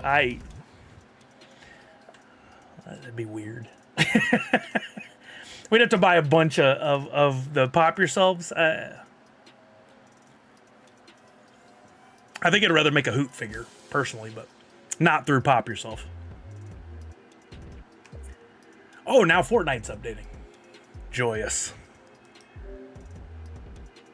Where's the view in queue? Okay, it's not a massive update.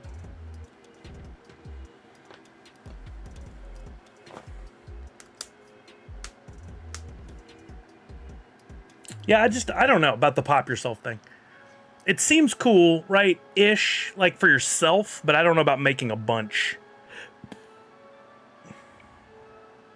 Oh, I forgot to mention this. Anybody else go to the panel at SDCC, the Thunderdome? They gave away a card during Thunderdome when you walked in that was for a Pop Yourself off with free shipping. Pop Yourself, free shipping. And I was like, oh, I'm going to do this. I haven't done one. I'm not going to get to HQ anytime soon. So I set the card down, come back a couple weeks later. I look at it. It was only valid for like a 72-hour window from that panel on for a few days and then no longer valid. I was like, what? Are you kidding? And no mention of that. No one told anybody. And it was in the fine print at the bottom. I'm like, okay, seriously? So threw it away.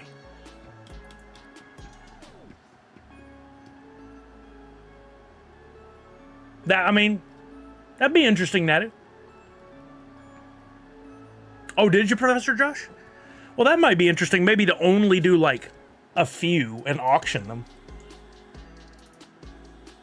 It totally done on purpose. Yeah, interesting. Like I would have never. If I'd been internal, I'd have been like, that's shady. Don't do that. Like when we were starting the fan rewards program, and one of the initial. Or all the initial conversations we had were around sign up for it and then you'll get a birthday gift. And never was it said what the birthday gift would be. But I was in a meeting one time and they're like, Sully, we know you're going to have an opinion on this. But we've decided that the birthday gift is going to be a coupon. And I immediately was like, this is low budget. The birthday gift should be a figure. Or an enamel pin, or even a button. But a coupon? You're telling them, we want to give you something, but only if you give us money. We're going to give you $5, but only if you give us 10. I was like, I disagree with it wholeheartedly, and this is not what you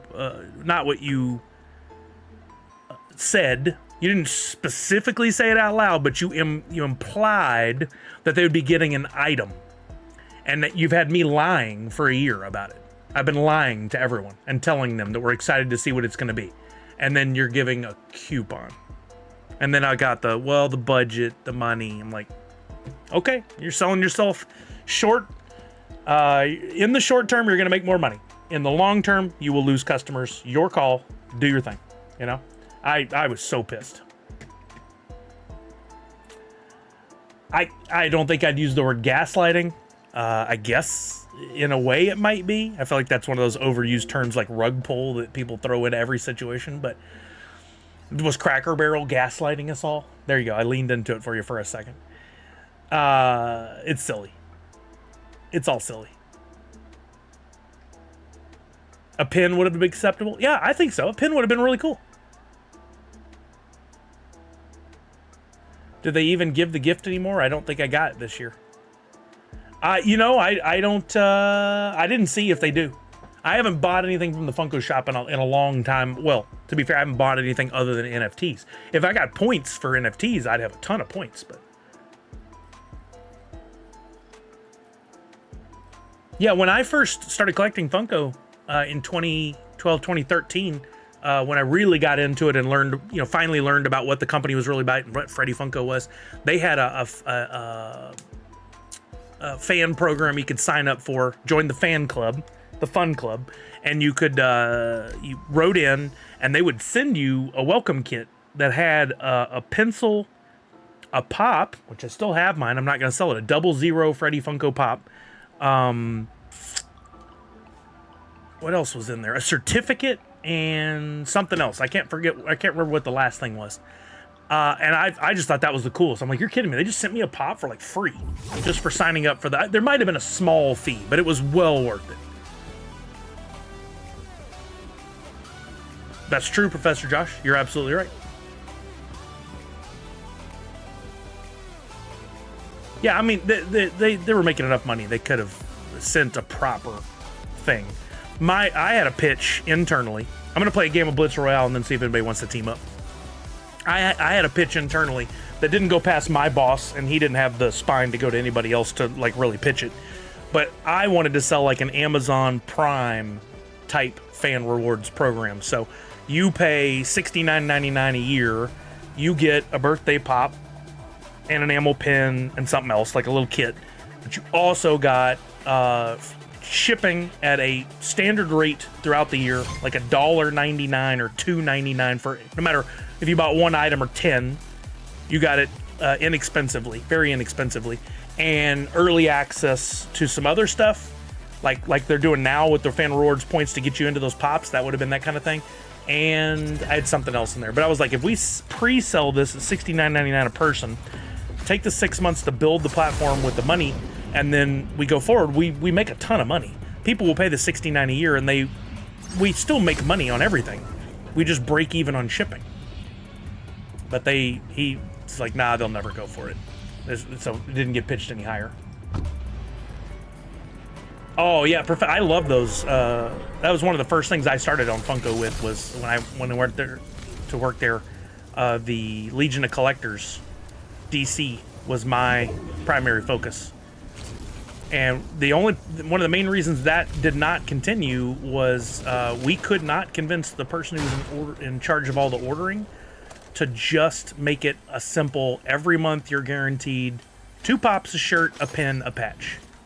That's it. That's all you have to do. She wanted to vary it up and put in like taco holders and all kinds of random stuff that nobody really wanted. It was unique and different, but it wasn't wanted. Yeah, I mean, I didn't get to pick what went in there. I wish I could have, but I did help advertise it. Yeah, we got it. We went in there and fought with her regularly on what should be in those boxes, and she always just basically told us we were stupid, and that our opinion didn't matter. Sometimes she flat out said it.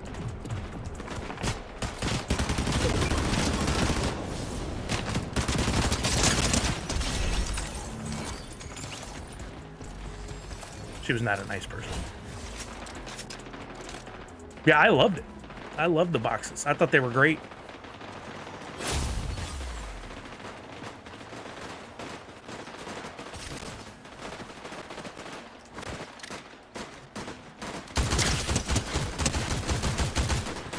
The dude stole my kill.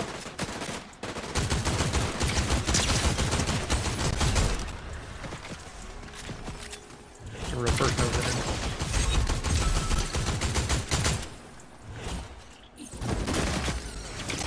Whoa, that thing sunk into the ground.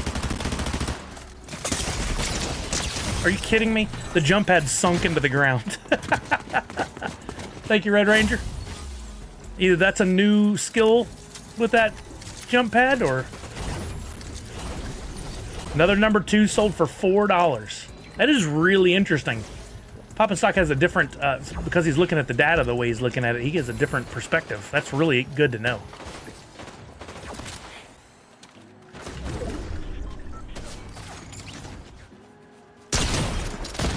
I'm trying another one here.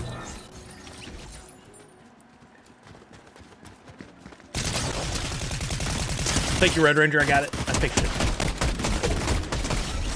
Oh, did he shoot it? Is that what it was? Oh, okay. I thought it when I deployed it, it just went into the ground. I didn't know that that was a thing. So that's totally the way it's supposed to work.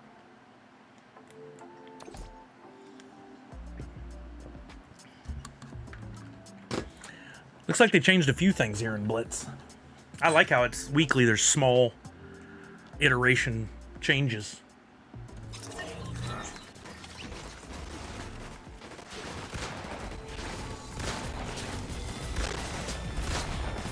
Do we hear any information on the Horde thing yet? I felt like that came out way before.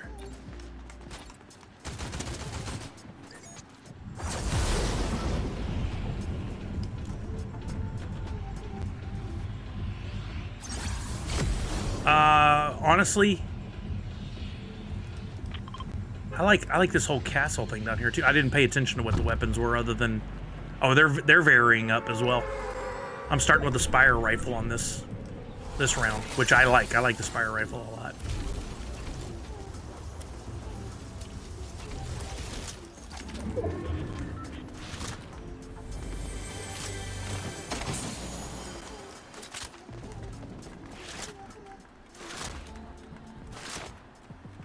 Oh, there we go.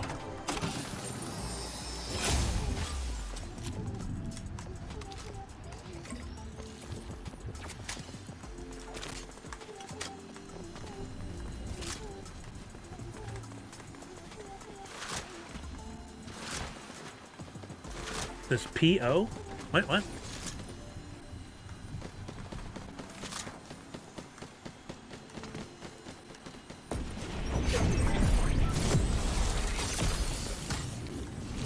Person right below me.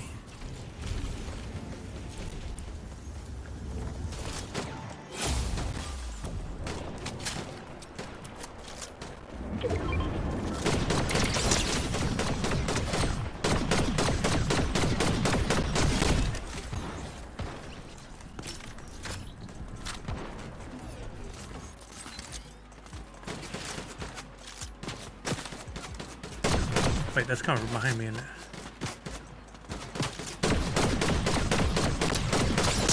So many shots that just should not have missed just.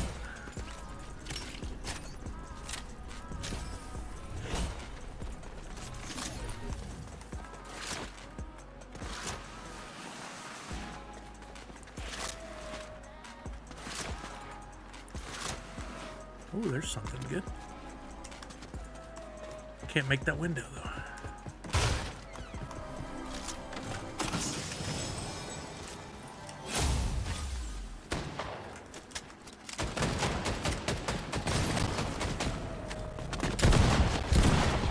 How did I miss all those shots?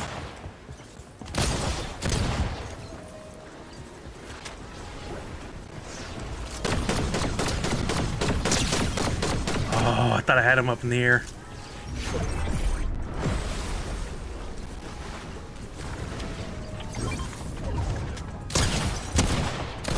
Oh, and he had a crown.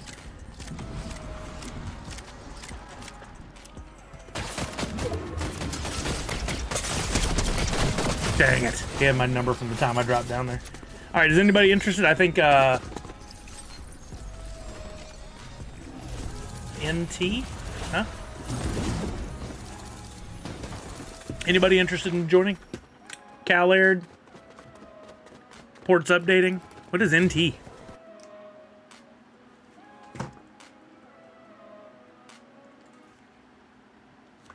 Ooga 10 minutes. All right, we get Chuck in here first, and we'll see if we can pull together a team. I think I could go for an hour.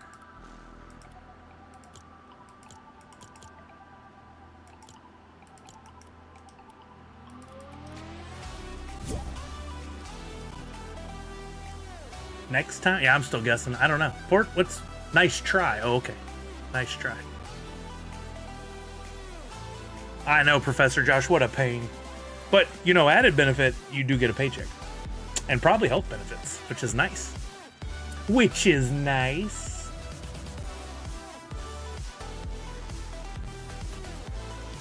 Ooh, gorillas. I bet, oh my Gatos is stoked if he doesn't already have that stuff. No, I disagree, Comic Zombie. Live without one for 5 years and see if you still enjoy that same tune.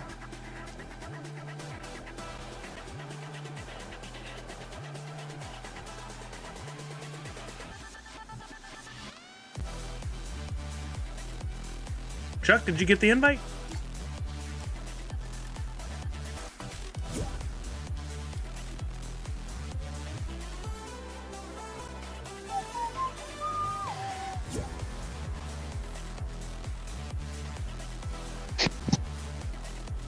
Oh, really, Professor Josh? All right, we'll go to a duo on Blitz on this one, and I'll open up the Discord.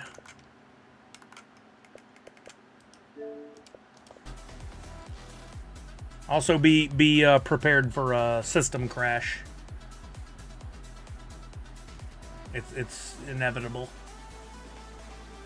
I did more research yesterday on this VRAM leak, and I cannot get it figured out. What's up, Chuck? Hello. Hello. Oh. You don't say. I just walked in the door, changed clothes, and found a dog had an accident. Oh, I hate when that happens. So now I'm cleaning it up. Hopefully you didn't find out by stepping in it. That's the worst. Oh, no. Used to have cats. Well, it was And right in front of my television. I'd wake up in the morning or wake up in the middle of the night to go to the bathroom and step in it. Ugh, the worst feeling. That's why, when you're so tired and you just want to go back to bed. They're evil? Yeah. I did play some Rocket League the other night. So I play every once in a while. Just don't normally play on stream. I don't know why I marked out there. I don't know if there's anything worth a dang. But at least it's somewhere we can go together. Yeah, Ugat's the worst. It's so disgusting. And it's like they would know. Let me put it right where they walk, because I don't want them to miss it. Little presents. Yeah, exactly. My buddy used to say, one of the funniest sayings, if you want a box of poop in your house, get a cat. Yeah, there's nothing out here. Why did I pick this? This is horrible. Or you can get a dog and wake up to vomit. We're lucky. Ours doesn't really do that very often. Oh, I'll hear him start to vomit, and I'm like panicking. Like, where is it? Get here before you flip. Ours likes the, we have a carpet in our front room. Otherwise, it's hard floors throughout. She goes to the carpet. I guess because it's the most like grass. Like anywhere else would literally be better, except for on the furniture. Just do it on the hard tile and we can paper towel it up. But that's where she thinks to go when she's getting sick, so it is what it is.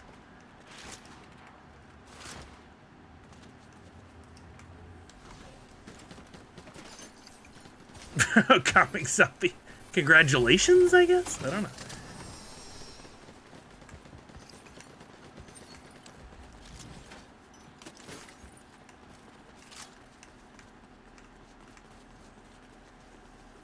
Oh, there's a capture area? Thing. Really? Can you mantle, please? What just happened? How did that happen? The medallion, probably. What? Oh, when I mantle, it throws one of those? That's interesting. Ooh.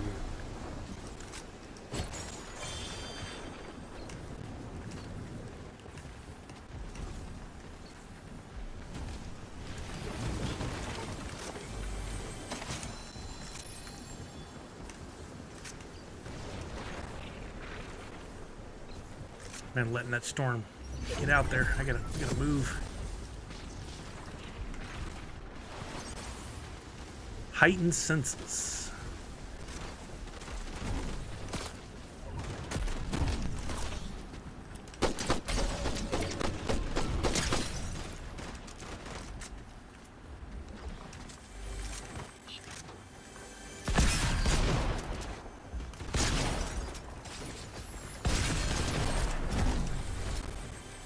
I'm at guilt. I'm dead.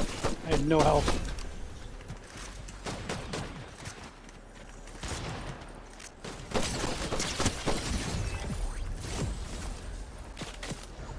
Storm just.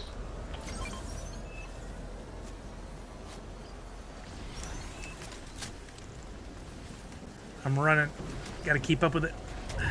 Yeah, I got health. One second. Oh, here's a crown and some other stuff over here.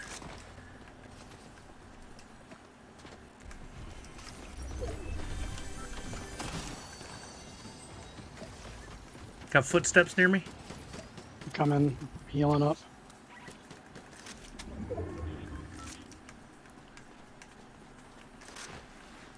Oh. Get out of the storm. Oh. No.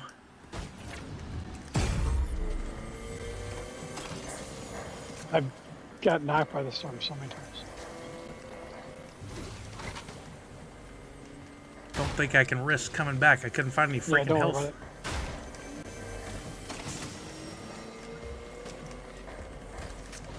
you can, you get a chance, you can always rebuild. Oh, that guy got you good.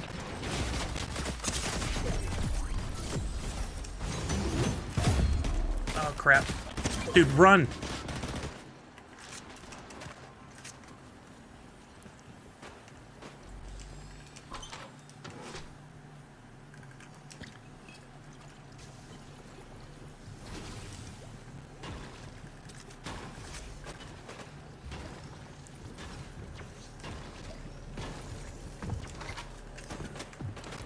Nope, get out the window.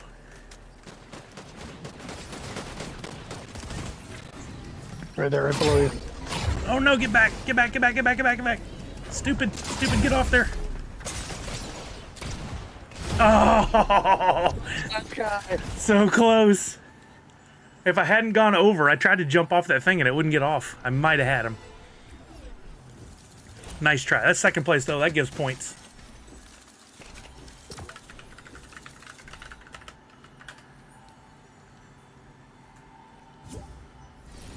Oh, port. Wait, he's ready then. Let's back out. Sorry, port. I thought it was going to be longer, so. That was a quick 10. It was a tight 10. Uga says he's loading. All right, we'll give a second there, Uga. See how it goes.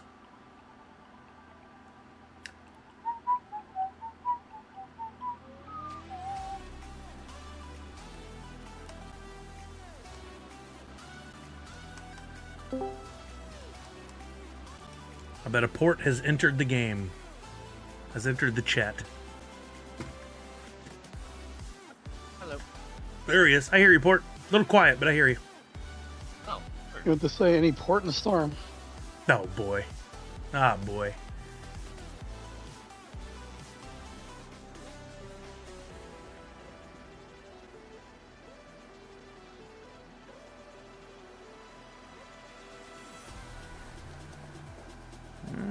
Let's see, Uga, do I need to send you? I don't know why I was assuming you'd just join. Maybe I need to send you an invite. There he is.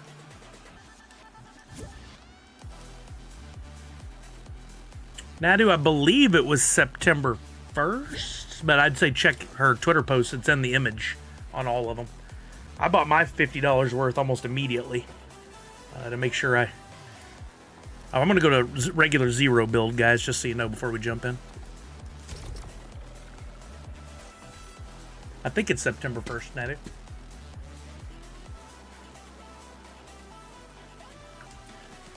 I wouldn't wait. If you can afford to do it now, I'd say do it now. Let's see.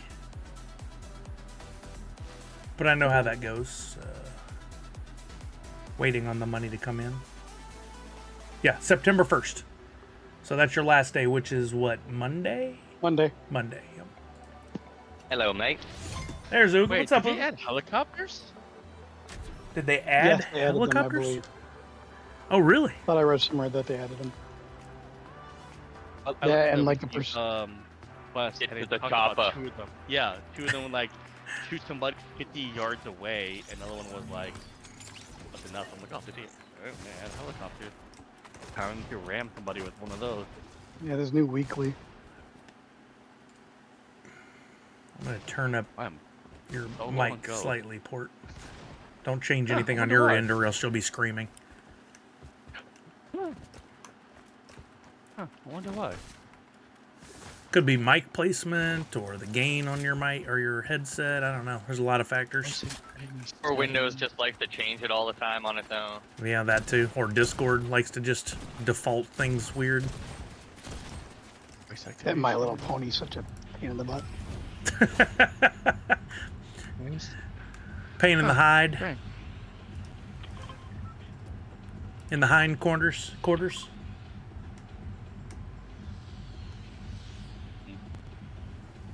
Oh, the toppers are probably in here. Yeah, don't change anything else now or else we'll be playing the game and you'll be absolutely screaming in everybody's ears. So I got you. I can adjust on this end. That's happened before. Like I had Jace's. I had to bump his up for a while and then all of a sudden he changed and he came in here and it was just absolutely blasting loud. I usually Speaking don't of that, I transfer gotta any turn settings. Sully down. There Wait. we go. What was that, Uga? I had to turn you down. Oh, not surprised. I'm loud. On And my I end, Oog, it sounds like you have some kind of filter in your voice, like And a I- robotic. keep the mic right here. A lot of people Even don't do now? that. You got Yeah. one person running near us. I'll fix Can anyone that. else hear that, or is it just me? It's just you. Okay. Weird. It's a you thing. All right. Make sure you turn off the Yeah. in-game chat if you have Discord Oh. going. I often hear an echo if I don't. Yeah. Make sure we grab that helicopter. And that's probably why I port, because you Oh, and what I the have heck? voice Was a connection. person in there? So if you meet me in game port, then it won't be a problem. Oh, maybe that's. Yeah, you were the only one that has a speaker, the other guys don't.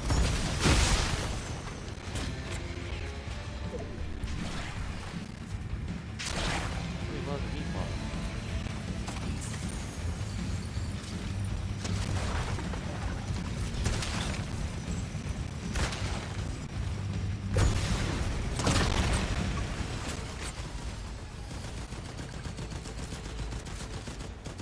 Oh, that's cool.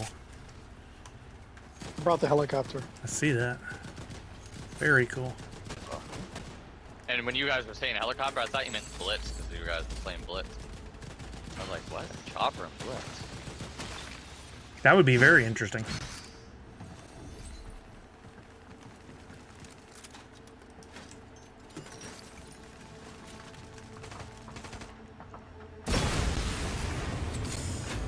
Oh, that was a lot of kills at once. Got footsteps. I hear them. Or I see them too. Got one. Got one. Flare for you.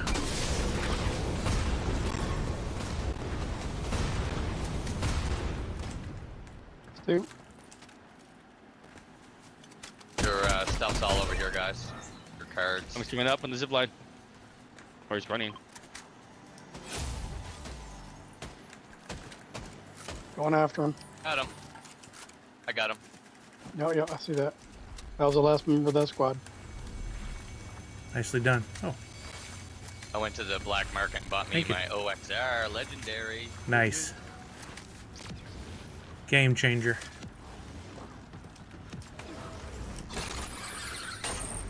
Whoa, I've got ups. Major bounce right now. Oh, but I still take fall damage from that height, Alright. huh? That didn't line up. That doesn't make any sense. You can jump extra high just to die. Yeah. You guys taking the plane? I'm coming. Get to the chopper. Buddy from 50 yards. Plane, Boston plane. So let's go. There. Pull this Where's popsicle your- stand. Shoot the drone for stuff too. Oh, I didn't even see a drone.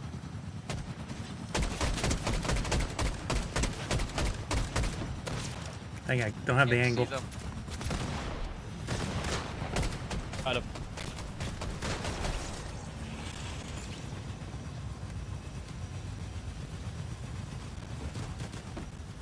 Firing to the... Is that right below us? I think right below us, yeah. I can't get the angle from where we're at. Where? On the hillside. Down on the road, I think.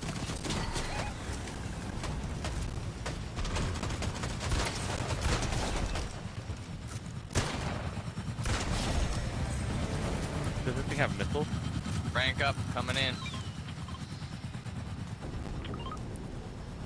Oh, hop in, we'll get the, okay. We'll fly to that A-point. Oh. Nice. How are you supposed to get that? Yeah, it's oh, gonna be one tricky. just landed on top of another. Yeah. There's an epic OXR down here if anybody wants it. Or DMR, sorry.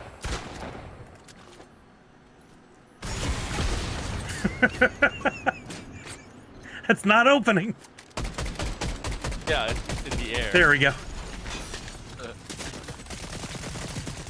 Getting fired on. at? Real people. Got him. He followed you over the rock like a fool.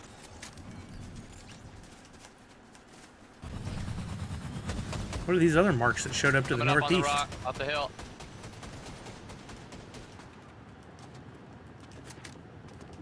the helicopter.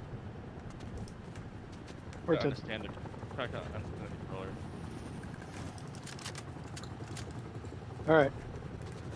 Getting all kinds of red skulls. Is this from the medallion? Showing up on the map. Yeah, that's where people died. Down. Oh, that's folks. Yeah, go to here. That's open still. That A we can get to. That's huge.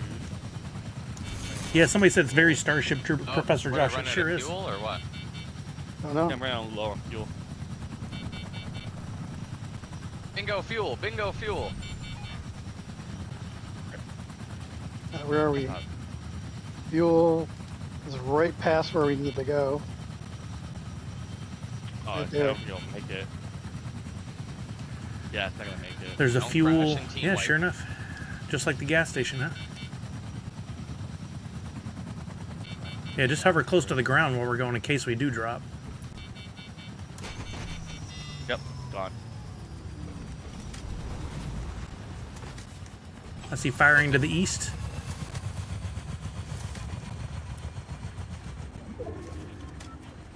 I'm gonna go open that vault. I say fuck, fighting the bugs. I'm going Wait. to the vault A. Oh, Chuck's going to a vault. We're separated. I want that. I'm going to Chuck. He said it, but I didn't realize it was back over there. Two of them down. Stay with who?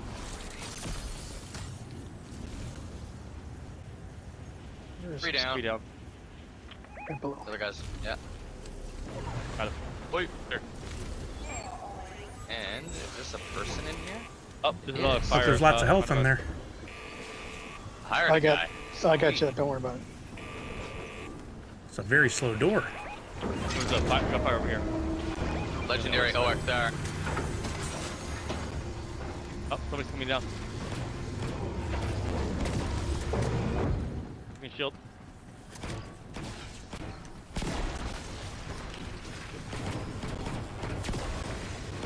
Hey, Dad. The med mist right here, Sully. Oh, I didn't hire him. I thought I did when I opened it.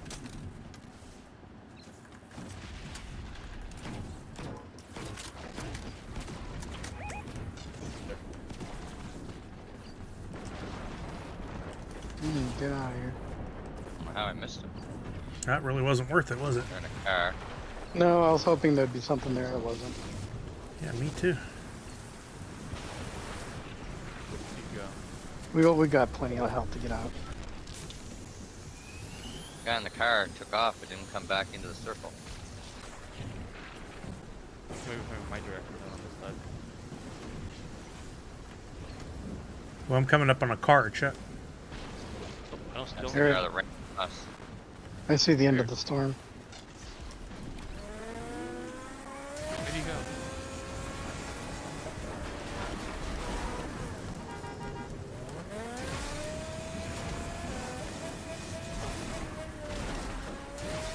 Drive it like you stole it. For show.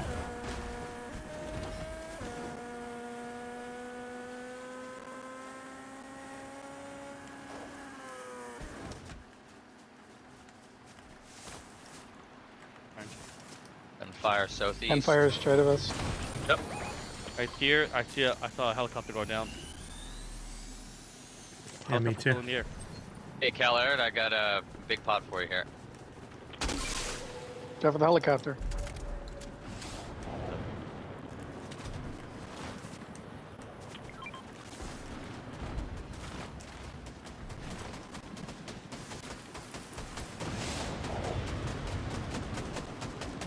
It's going down.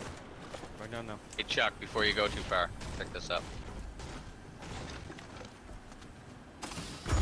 Thank you. Yep.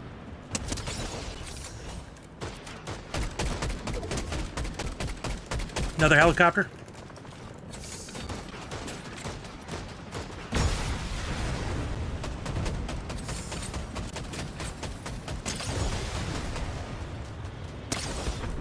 There's somebody inside of it.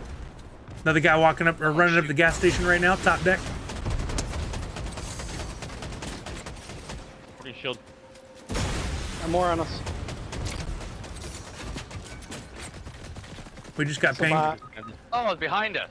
What the hell? It's up on this hill. I just marked it purple. Watch pad. Watch pad.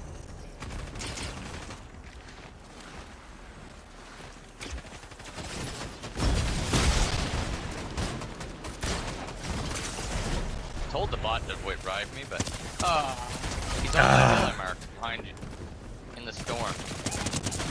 Bug hive. Hey, what's up, Tanner? Oh, we just played. This is our first no build game. We played a couple of blitzes, or I played a couple Still of up blitzes there, warm too. up. Just getting into it. Callard's at the reboot van, Port, right next to you. Oh, sorry. Oh, I didn't even realize you were down. I ain't gonna lie. Oh no, Chuck's down. Get out of there, Port. Get out. Run! That guy's still picking us off that mountain. Yeah, he's accurate. Yeah, as, apparently. he's accurate I don't know AF. if I can I don't know if I can get you, Callard. I don't have enough. Oh no, Tanner, I didn't see the numbers. Are they good? I assume that's in Discord. I haven't looked.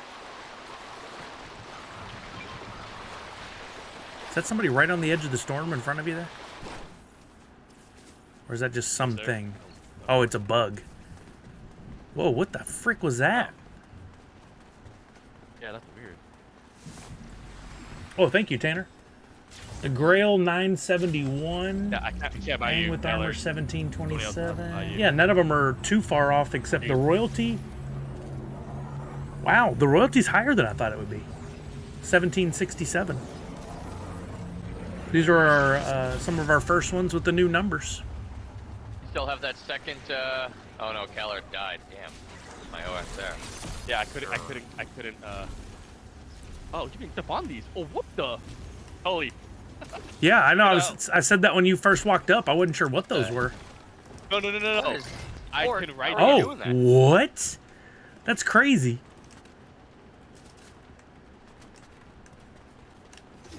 How was Port in a bug outfit? Rolling Yeah, around right? like that? The bugs were just sitting there on the edge of the storm. He got in. No, Port's in like a bug shell. No, that's what I'm talking about. Yeah, they were sitting there right at the edge of Oh. the storm, and then he got in it like it was a ride, like a car. Wow. Alright. Yeah, for real, Red Ranger. You was right. All right, Tanner. Okay, you're gonna That's have them cool. soon, huh? Sweet. I haven't seen any emails, but I'll have some coming too. Still not losing my mind over, you know, when things ship. There's some action down here.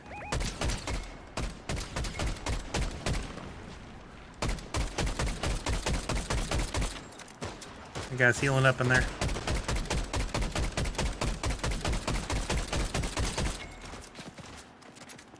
Wow, I hit him for 100 and some with my handgun. They just pinged us with the flare.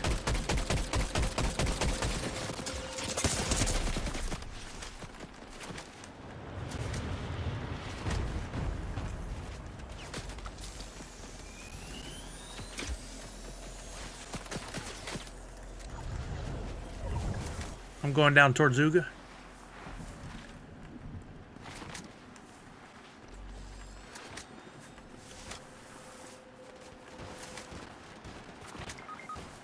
I'm down. Uh-oh, Uga's down. All I had was a handgun. That ain't gonna do it. What do you mean?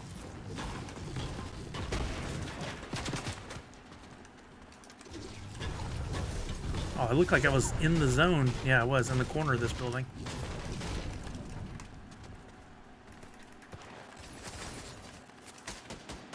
Green Ranger's sneaking up on you guys. To your right, Sully. Got a rocket launcher, it looks like. Oh, yeah, he found me. The other guy's on me.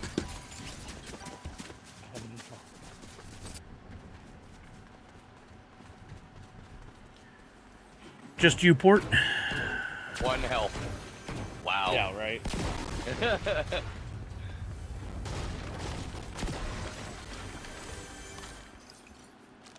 you go.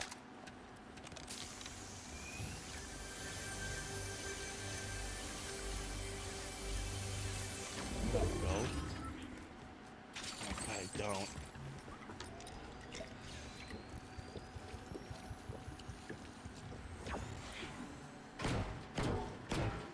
Hey, what am I doing? I thought you were gonna do that so they couldn't get him, but When's the last time you watched Bug's Life? Falconer? I can't remember that much detail about the movie. I don't think I've seen it since it first came out. Yeah. long time. I was just, if he just remembered that from seeing it back then, I'm really impressed. But if he's recently rewatched it, that's still impressive. Oh wait, I can get Keller at least. Yeah, I got one of those too, Comic Zombie. You better go. That's the first time I've received one in forever because I usually redeem so early. But we haven't gotten any new coins in so long that it kind of feels like I don't ever normally turn in coins till I got new coins. Yeah, okay, that makes sense, Falcon. Speaking of watching stuff, who's watching Alien Earth? I haven't yet. Oh. Wait until I can binge it. It is so freaking good. I am loving it. It got me excited about the whole Alien franchise, and I've been watching in pieces. Yeah, oh, it's spot on the vibe. Very, very much like they did with Alien Romulus, how well it captured the vibe of the Alien universe.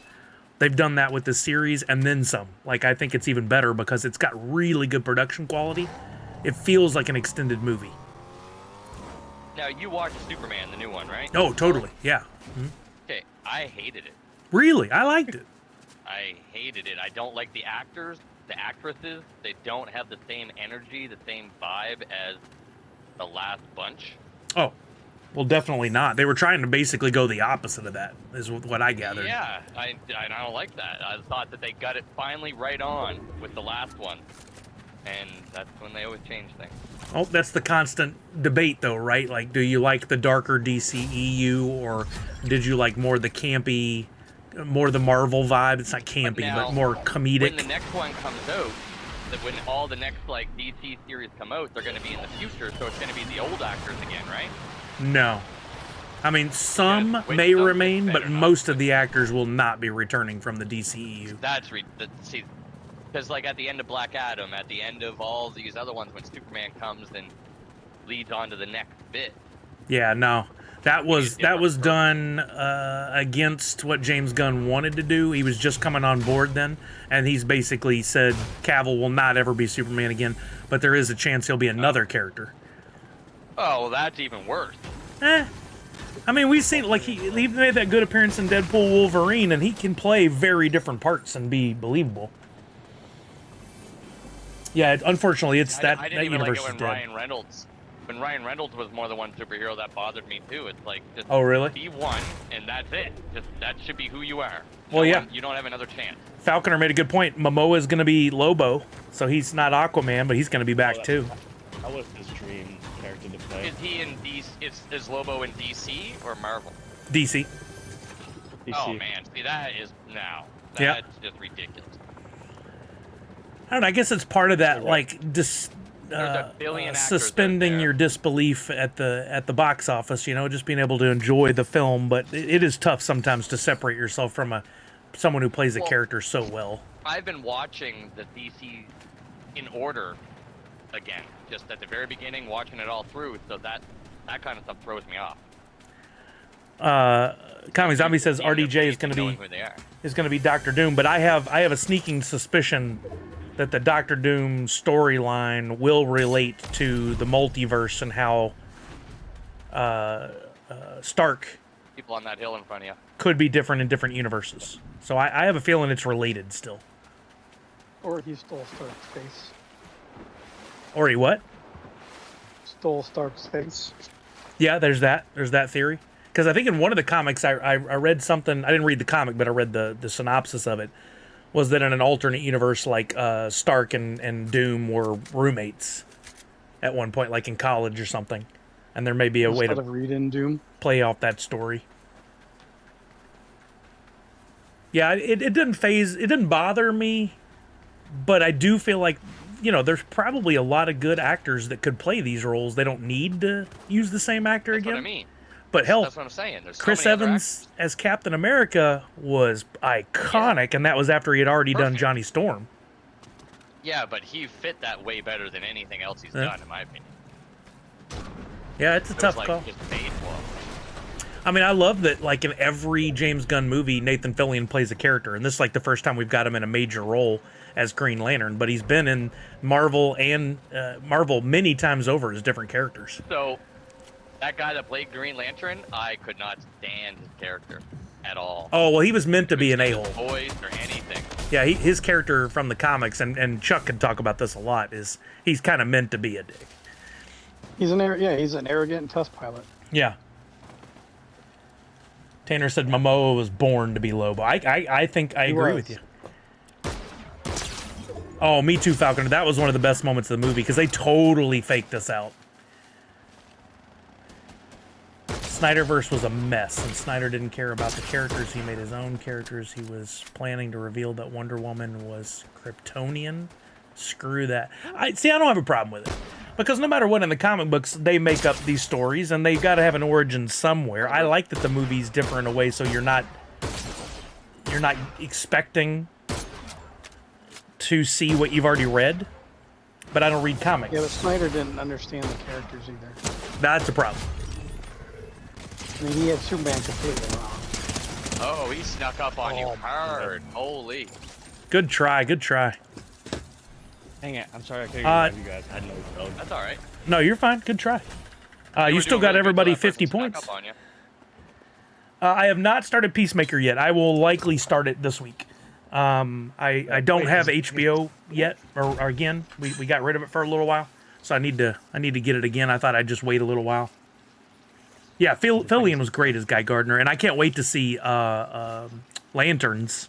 I've already seen a quote that said Fillion said he cursed more in like the 5 minutes of playing in Lanterns. He said the F word more in there than he said in his entire career. So I'm anxious to see. Like I don't think he needs the curse like that, but it's part of the character, right? So I'm anxious to see how it plays out. One of Guy Gardner's most famous scenes in the comic books is he gets into a confrontation with Batman. Oh, And fun! he's talking about how he has all these powers, and Batman's just a guy with a suit. Blah blah blah blah. Batman just pulls back and punches him right square in the nose and knocks him out. Oh, awesome! And so everyone just starts calling Guy Gardner One Punch. Oh, that's funny. I like that. Now, see, I like the Snyderverse. I thought there were some really good movies. I thought there were a couple okay movies, like Aquaman 2, But like Aquaman, Wonder Woman, I loved Man of Steel. I thought those were all fun. I like that too. Justice League was good when we got the Snyder cut. The first cut was not good. Oh, agree. But that's another one of those instances where I think fans need to stay out of it. We should have never had the Snyder cut. I think No, you're Aquaman right. was That's good, different. and Shazam was Wonder good. Woman. Everything else was completely overrated. The sequel was That's interesting you pinpoint Shazam. I thought Shazam was okay. Sam was alright. The first one was Alright. great, but it's what a comic book movie should be. It's what a Shazam movie should be. Now, Snyder had no idea how to do Superman. Completely did Superman wrong. Oh, That's but not Superman who he cast. But I liked it. I still liked it. Yeah, I mean, I think I never read Cavill any was comics, great. So Cavill all was I great, have is Yeah. movies. but Superman is what everyone should strive to be. Someone who looks out for everyone else, does their best for everyone else. Every other superhero should try to be like that, you mean? Everyone should be what Superman in the comic books. Superman doesn't kill. Batman kills. Yeah. Yep, big time. Big time. And they Superman also does I don't kill, but not directly. well Think about all the buildings and all the destruction, and in the movie Batman's parents die because of what Superman's battle did. But he didn't directly yeah, but kill Superman him. tries to be cognizant of that. And tries not to do things that would do harm. He Yeah, can't not on- control not what on happens purpose. around it. Exactly. Where Batman's character would be like, well, I gotta take this building down, so I'm just gonna kill everyone inside.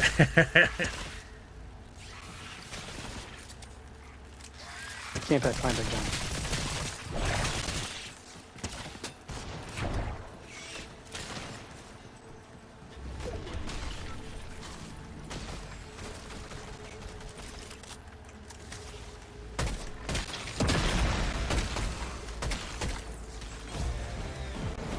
Now there's some guns out here.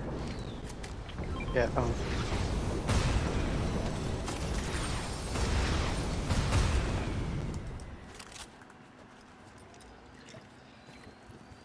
There's someone Yeah. here with us. It's interesting, even just in this chat, the difference of opinions on the different DCEU versus DCU. Oh, I'm not even happy. I mean, James Gunn's doing a better job, but I have issues with a lot of his choices. Well, it's a source material you're so close to. You're such a huge fan I'm of. not a It's going to be DC really fan, tough though. really tough to make you happy, I think. Not really. I'm not much of a DC fan, so.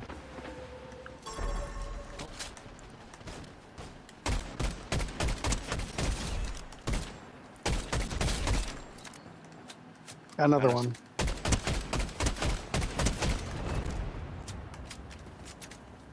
I don't have a flare gun, so I can't really help much with figuring out where they're at. I accidentally fired it I like think- anybody's face. Snyder understood Superman or Batman, but he did not understand Superman. He did decent with Wonder Woman. I really like the Wonder first Woman's a Wonder good Woman movie. Yeah, See, I yeah. did not like the Wonder Woman movies. I liked the character, but not the movies. I like her character. I like the energy she gives. It gives me like that tingly feeling when I watch it. Yeah, I bet it did. That was too easy. That was too easy. Yeah, that was. What did Tanner? Tanner said sadly, I'm not Superman even is the most attracted to her. recognizable superhero in the world. Well, yeah. Yeah, I think that's why the new movie did so well. I mean, I Well, again, I it like did it. okay. If I didn't have an expectation, it would have been different. But because I had the expectation after watching all those other DC movies, I just didn't feel the same anymore. I almost See, I wish I didn't have didn't any watch all the other ones. expectations. I know what James Gunn's going to give us.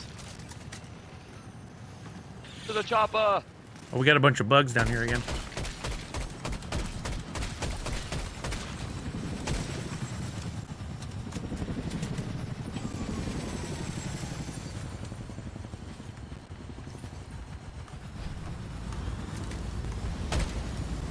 Right below you guys. Firing at it. That's me. I'm right below you. Oh, I saw you. I just can't land. Come on get that. us. I'm in. I went into Superman Mark us fully out. prepared to have a list of things I didn't like, says Darth Wacko. I walked out thinking it was an amazing Thank God movie, us. and even the couple things that bothered me were no longer that big of an issue. I mean, I think that's probably just because, like me, you just like the format of James Gunn movies. I It's just I love his fun movie stuff. making. I think his one camera stuff is nauseating. Really? Yeah, he did it in Suicide Squad at the beginning, made me sick to my stomach. He did it again in Yeah, I don't Superman, get- made I me don't sick get to my motion stomach. sickness. Not here either. And some of his choice in the cinematography, like Superman, like I don't need to see his face flying at me. That was an Yeah, interesting oh, choice. I know what you mean. I know what you mean. Now. That takes me out of the movie. It takes me away from what's going on. That was an interesting choice. I'll give you that.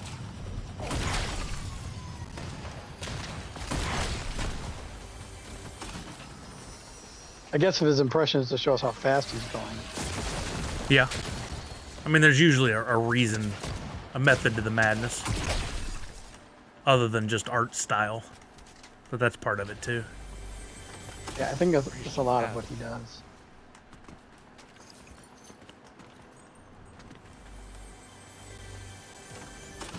Yeah, Comic Zombie. I think that got mimicked and made fun of quite a bit in the social posts I saw. Oh wait. But I think in order for anybody to criticize anything, they need to create first.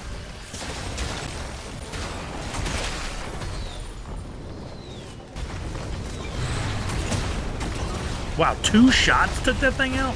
That's crazy. I barely touched that bug.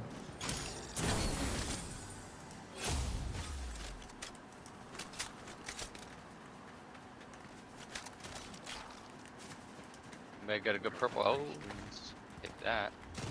Upgrade my green. Oh, yeah. I'm upgrading into a purple bug hand. What grinds my gears is Lex didn't wear the Gene Hackman wig. Oh, God, Nadu. I thought that what's the name did great as Lex. Oh, he was that was great. the only one in the movie I liked. Honestly, out of all the actors, that was the only character that I enjoyed. He's a really good I didn't actor. mind David Cornsweet. I don't think he really Superman-ish enough for me, but he did fine. That's I'd- how I felt. Like he wasn't Superman to me. He was like a young, immature, uneducated, properly made for the first of the series and all that, but I didn't like the cast, or I didn't love the casting when I saw him just in the clips and stuff. But then in the movie, I got into it and didn't think about it anymore. So I was like, I think that's a good Superman. I didn't question it in the film. But I don't got much fuel. Let's see if I can hit there before we go. that's the thing. I didn't even like his voice. No. That's true, Falconer. Maybe they were trying to mimic that. The way he talked and his charisma, it wasn't. There's some of those roly bugs.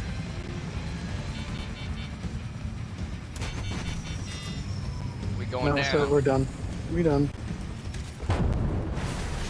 That hurt. That took a little off my shields. I think we should hit this shield here. Slurp here. I was gonna say I got busy. Y'all here? These things are weird. They become a hard ball. Like, look at that. What the heck?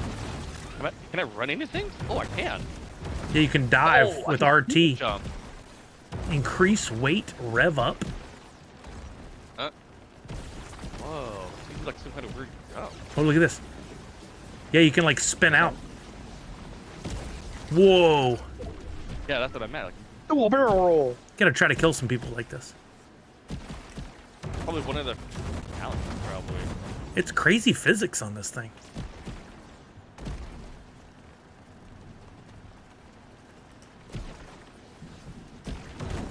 You guys going? Going all the way back where we just came from? I don't know. We gotta go. I'm headed towards the zone. Oh, okay. I was just following you guys. Blindly following. The Or how- one thing about James Gunn's, I think he gets too obsessed with minor characters. That guy swimming. Oh, he definitely likes the minor characters. Thanks, guys. Oh no! What? How'd that happen?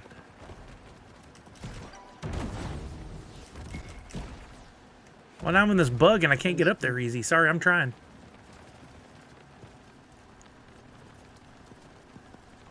Luca's in a fight to your right.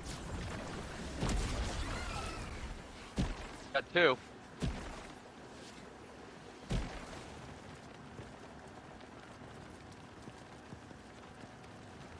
Dang, I cannot. This bug just does not roll fast.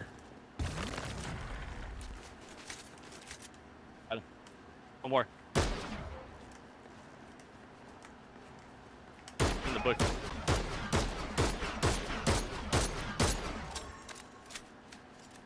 Oh, barely missed them.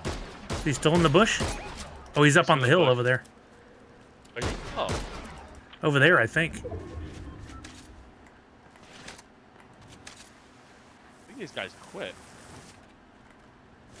Oh yeah, sure. Alright, look at Somebody across the way over there. Make sure I just seen someone. Not 100%.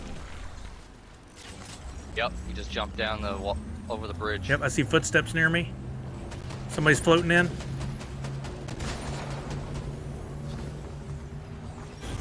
Lord. Where are these footsteps? Is that the bug? Underneath. No, Oh, he's right here. underneath us. He's on the glide right there.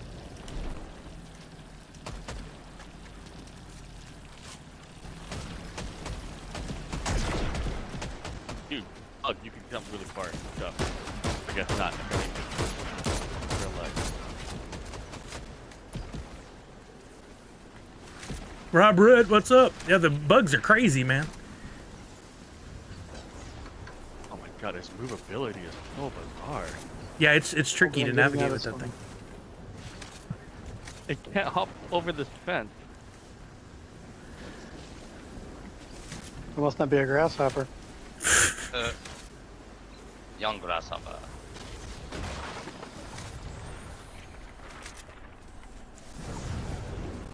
Oh no.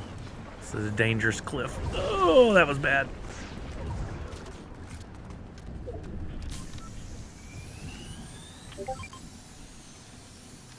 have some slurp cans. Slurp juice for you guys. Tell me after. It felt like the new Superman was actually trying to limit property damage and prioritize saving lives. Yeah, I did feel like that. Yep. Yeah. Because he was The young. end credits.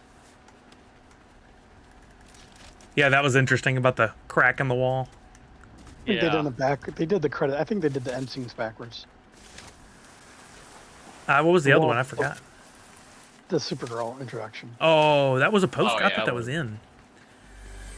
They should have done that one last, but they did that one first. Someone at the gas station. We are I too just spread took out. off. I'm coming to you. I just had to get a car. Where is this person at the gas station? There.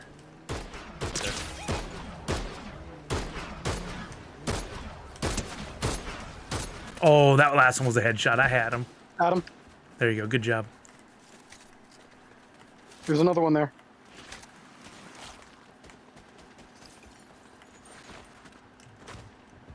In the building. Oh, on the roof. On the People roof. on top of a car coming. Oh, that's the guy that was there before. Oh wow. I definitely need the code. We're being I hear shot at. firing. On, Where's that coming from? 49. Just off the cliff. They're in a car.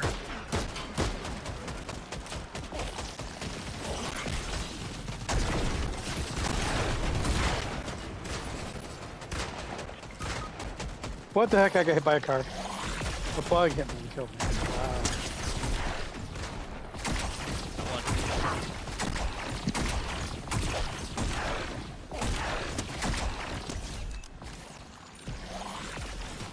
Two on me from behind and a bug.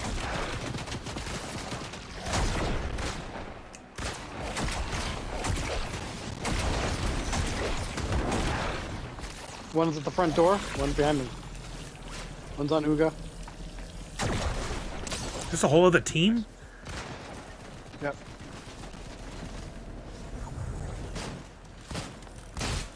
Is somebody screaming from the air? Oh, he is. What the heck? Gonna get in this car and take off. Got him. Yep. I finished. So stupid. I think I have to sit on it for a while afterwards. Yeah, heals. We got. Go. I'm so sorry. Get in and heal. Won't let me. I'm going. I'm running the circle to get the Go. slurp juice I got.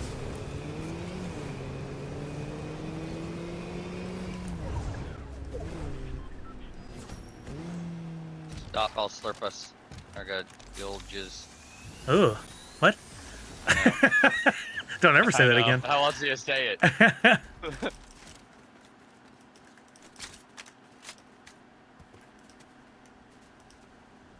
Oh, whoa. This Oh. thing can bounce. I didn't even notice comic zombie. I didn't think about that. Anybody got rockets that could spare? I probably do. Um, Whoa. Yep. Just dropped 8. There you go.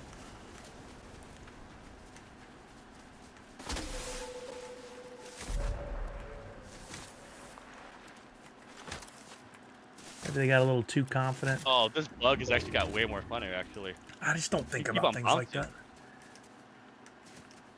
that. This bug is funny. You're a I funny didn't know you bug. could do this. Oh, check this out. Oh, S crate's coming. I just ranked it. I just opened this vault too, or I'm opening the vault. Where'd the other one go? Oh, down. I had a match once where one of those fell on a opponent and killed them.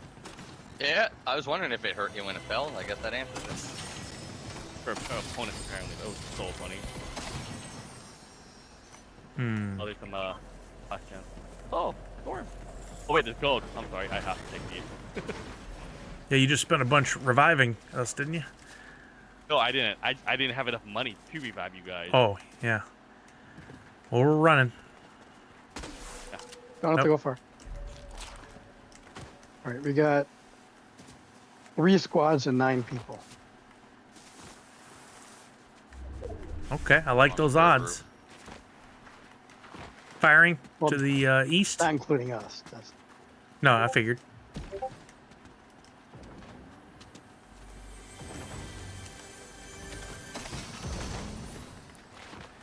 You see him, the Chuck? bug here if someone wants it. Nope. There's some chug splashes here. Yeah, you guys I are. see them. Oh, one's on me. But it's okay.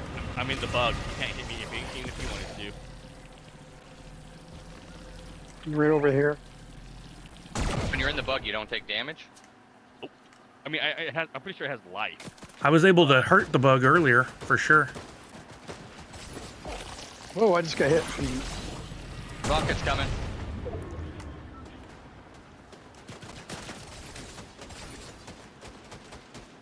One's super weak. There was somebody over here, and I can't find him now. There. Dead. Oh, I hit the rock instead of him. You guys gotta move out, Storm.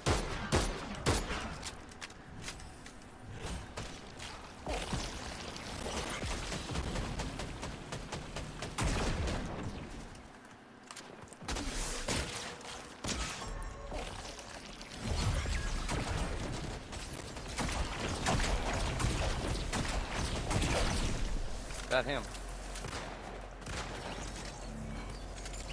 Precision airstrike. Oh no, my bug almost died.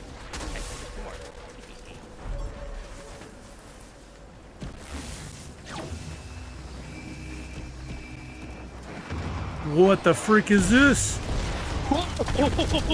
What? What's all of that?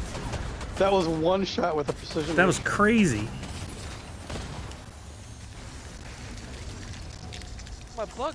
Aw, he got scared. Need that health kit. Oh. Anybody got health? Yeah. Yeah, I got. I got a health. pack. Coming down to you. There's 3 people left. They gotta come to us. There's some, So they're gonna be infantry coming from coming. that direction somewhere.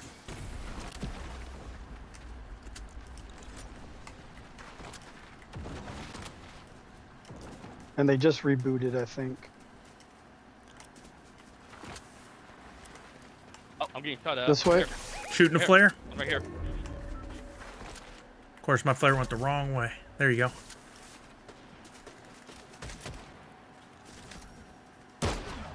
Well, you already took him out. Nice job.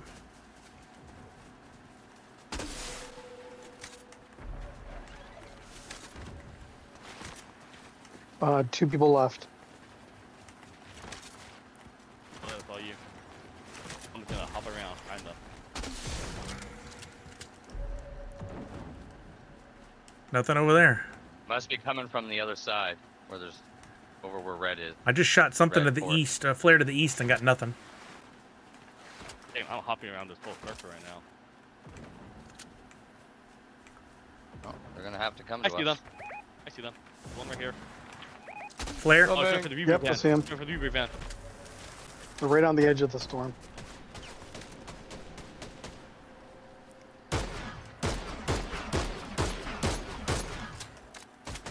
Oh, they're there on the ground. One right on the here. ground? One right there. Downed one. He's not coming back. Yep, here he is. See him. That was nice. It's okay, I have eyes on him. Hey, buddy, what's up? What you doing? I bet you can't shoot while you're in the air like this. That'd be great. 80. He's in the store. Got him for 22. The trees.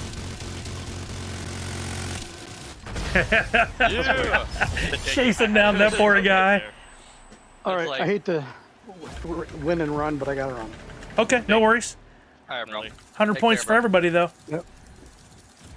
We'll play trios and see how that goes with the boys here, and then I'll probably be getting close to the end of my stream because I haven't Want to eaten play a few blitz instead of since breakfast. one Yeah, on- I'm down with some regular? blitz.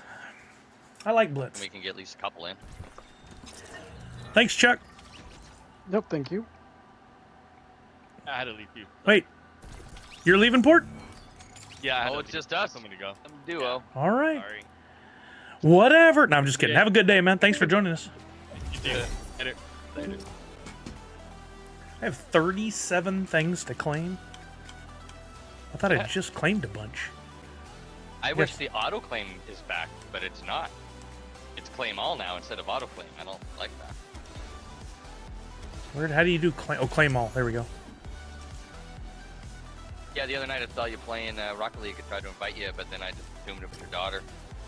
Oh, no. Unfortunately, she doesn't really like the Falconer. game. But I was playing, was it last night? I was playing and, Falconer's here. I was playing and doing some work at the same time, so I was kind of like half paying attention. Maybe if it came in It during was then. last night, actually. Was it? Yeah. I was doing some NFT stuff at the same time, so I'd like play a game, work for a few minutes, play a game, work for a few minutes. Real adult stuff, you know?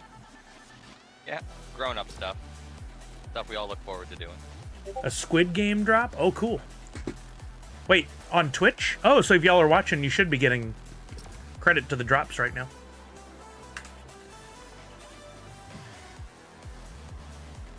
Yeah, Rocket League has a bunch of drops if you watch someone on Twitch. I'd suggest it.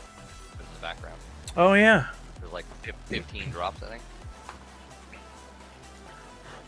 I said it earlier during the stream, but this idea of creating utility for people who give me Funko NFTs is like, I think there's something there. Give me a Ones that like gift them to you. well, like they transfer to my wallet through a portal, and then when transferring to my wallet, they get an entry into something. You can probably do that with a script. Yeah, totally. So I could give away like a physical pop, and I could pull in, you know, $500 worth of NFTs that are just sitting in people's wallets to give them a chance to win a $250 pop. Is Anvil Park new? I don't remember it looking like that last night. There's a wheel where the hubcap is a Polaroid of a hubcap? Where's that at? That's crazy.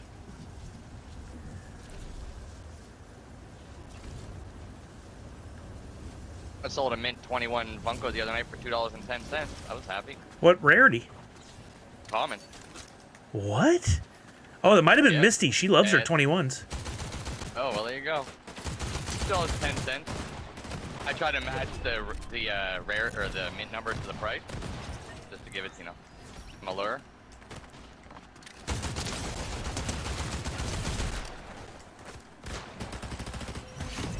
Oh, there's a dude. Good thing he's not a real dude, or I'd have been dead.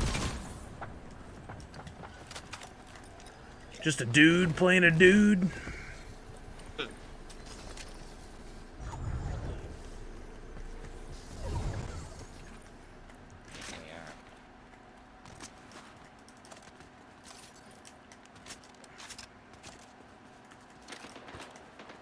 Firing at Uga. Or from Uga, don't know which. Thank you. Ran out of bullets.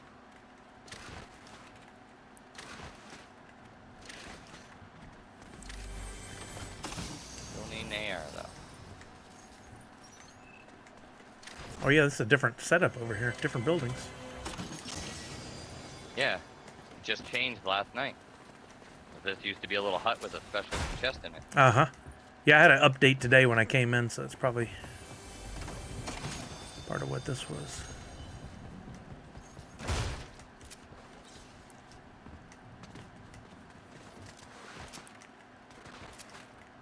Yeah.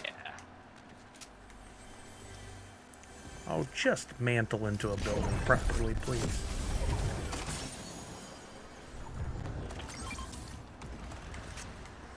Oh, what? What did I just drop? Okay, yeah, I'll keep that. Thank you.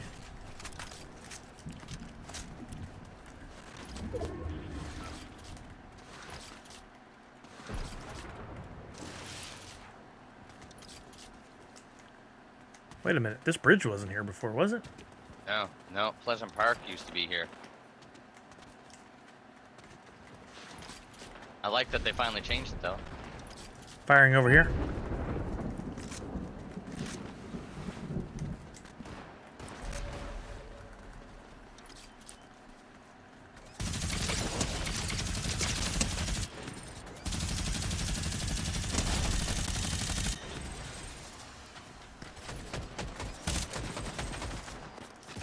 Oh, I'm out of ammo. That's why that's not working. Nice. Crowns. Whole bunch of them. Holy jeez, there's another team by that tree.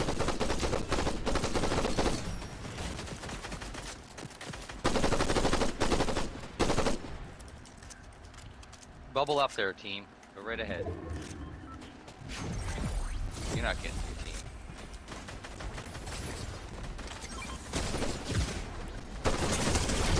I'm down. I pushed in too much. That's a real team right there.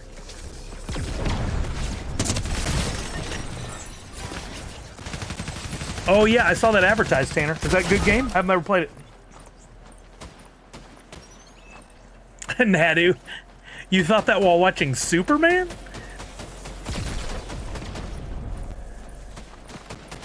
Just a dude playing another dude. Ugo, you're by yourself now. You're the last one. Falconer's crawling down to you from the hill behind you. Hey there. If you had a bubble shield, you got bubble shields you could pop down. Oh no, that's Falconer. Falconer has them, sorry. Oh, get out of that storm. Holy. That was close. Heal it up. 5 people It goes left. up to 40 now. Oh no, Falconer was in the line of fire. On the roof of the building, of the hotel. Motel. Falconer's down again. Oh, they're pushing him. Oh, dang. Yeah. Buddy up on the roof was emoting, distracting me. That was his trick all along. That was second place. I'll give everybody 25 and for that one. Yeah, I think so, Nadu. I think we're getting both. I saw Peak advert or somewhere as well, but I don't know what that is. Peak? P-E-A-K? Yeah, Peak is another game everybody's been playing. I didn't watch it. I'm not a fan by the look of it. But everybody likes it. It looks like a kind of a retro. Looks like it belongs on the Wii, kinda, from what I'm Can you seeing. hear me? Yeah. Yeah, hear you now. Mm-hmm. Oh, okay, because Sorry, I meant to tell you to come to Discord. Sorry. no, I was trying to get to Discord, but my Discord wasn't showing up on any of my monitors, so I had to reboot. Love it. Good old Discord.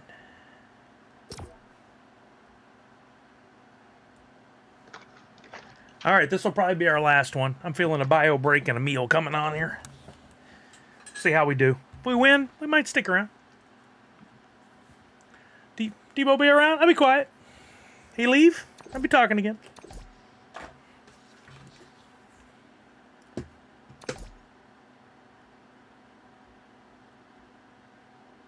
Did a solo run and whoops, blew the Scoutmaster's horn. Whoa. That, sketchy. wow, Comic Zombie. Not the place for that Where's talk. the HR department? Yep, HR. Callard, don't judge. You never enjoyed a burrito while in the restroom? I don't think Red I've heard Ranger. those things said in the same sentence before. Family friendly.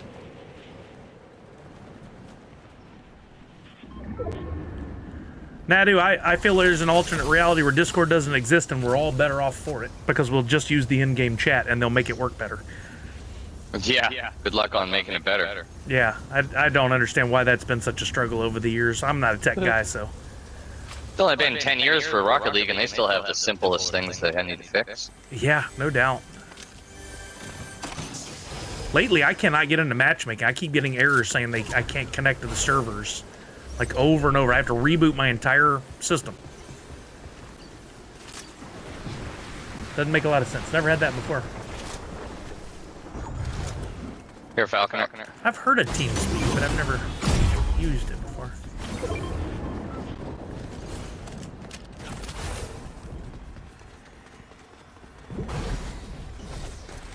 Going back?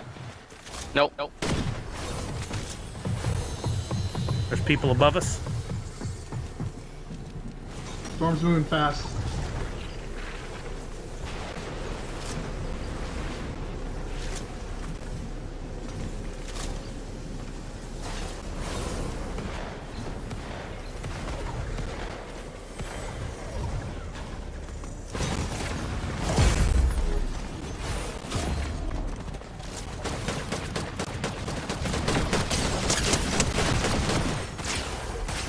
Something's hitting me. Got people on. Falconer's one about to land on you.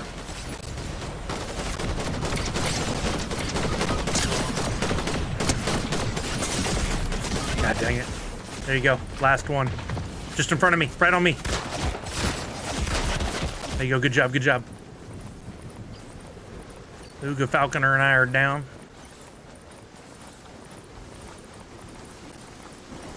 Falconer. If you get me, we can both get him.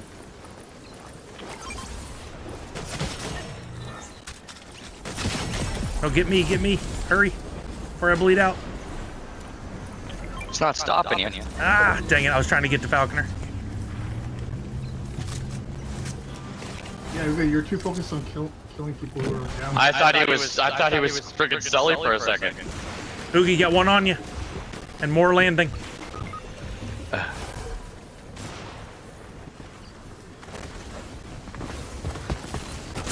You're on me. Crap. Yeah, he's chasing you hard. He's I'm on the roof. doomed. And I'm out of You health. take. Yeah, the slurp juices don't protect you from the storm anymore. They go up. It goes up to 40 tick. Crazy.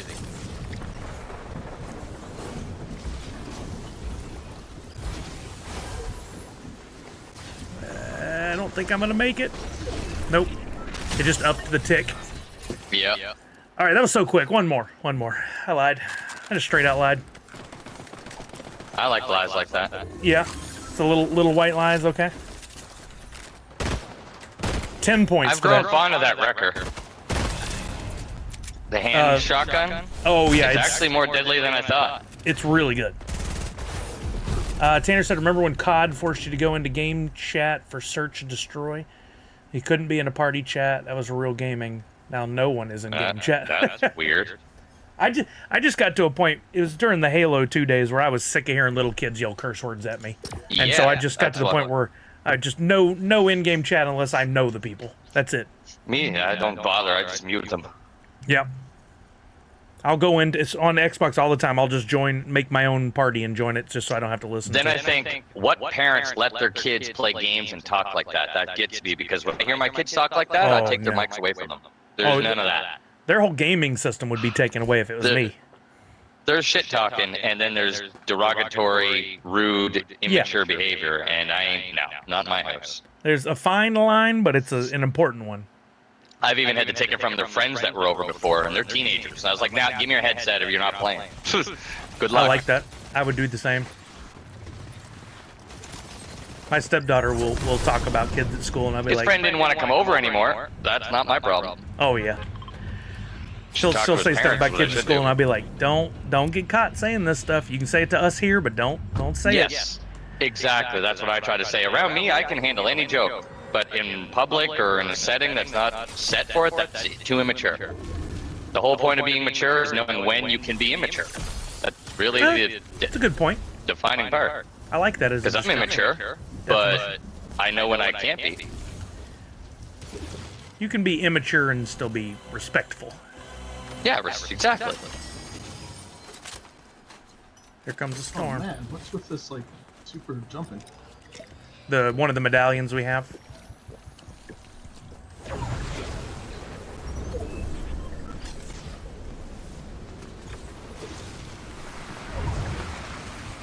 Yeah, I like the way the medallions change up the games each time. It's a lot of fun.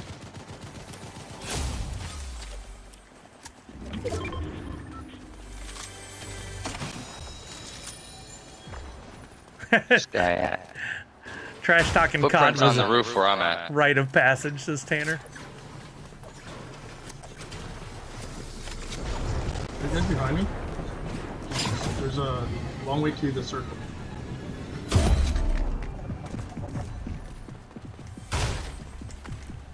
Not when you're on this. Yeehaw! There's a guy chasing me somewhere. There he is. Bot. Let me help you with that wall, bot. Did you call me little butt? If you want it.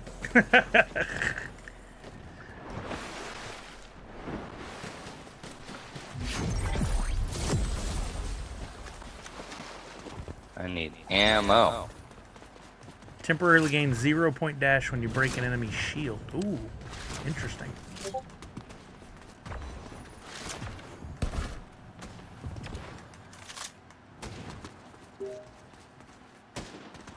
Come on, make the jump, man. Seriously.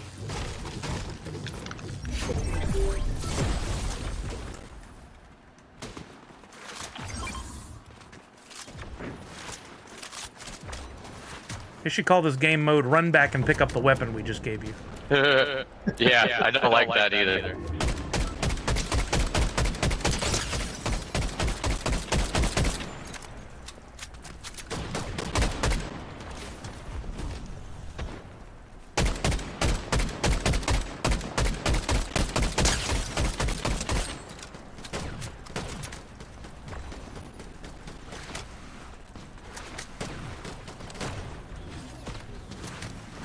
Another buddy down where we just killed him.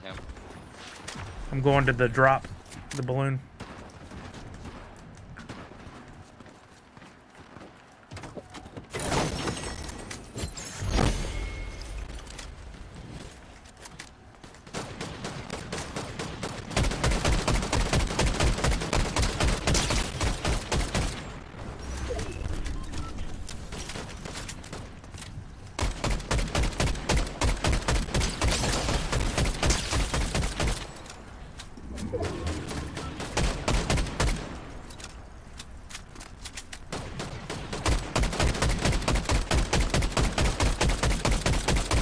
Dang, they're just doming up. 7 total people left.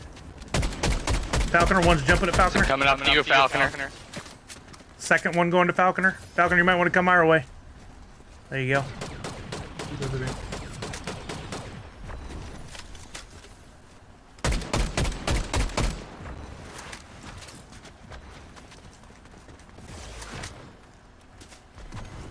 I'm trying to take the high spot with this house here. That's what I'm doing. Come on. Man, stupid thing. I should put a jump pad up here. Oh no! Got you one just off the roof. got me in there. Sorry, I was trying to warn you. It's going to be our escape mechanism.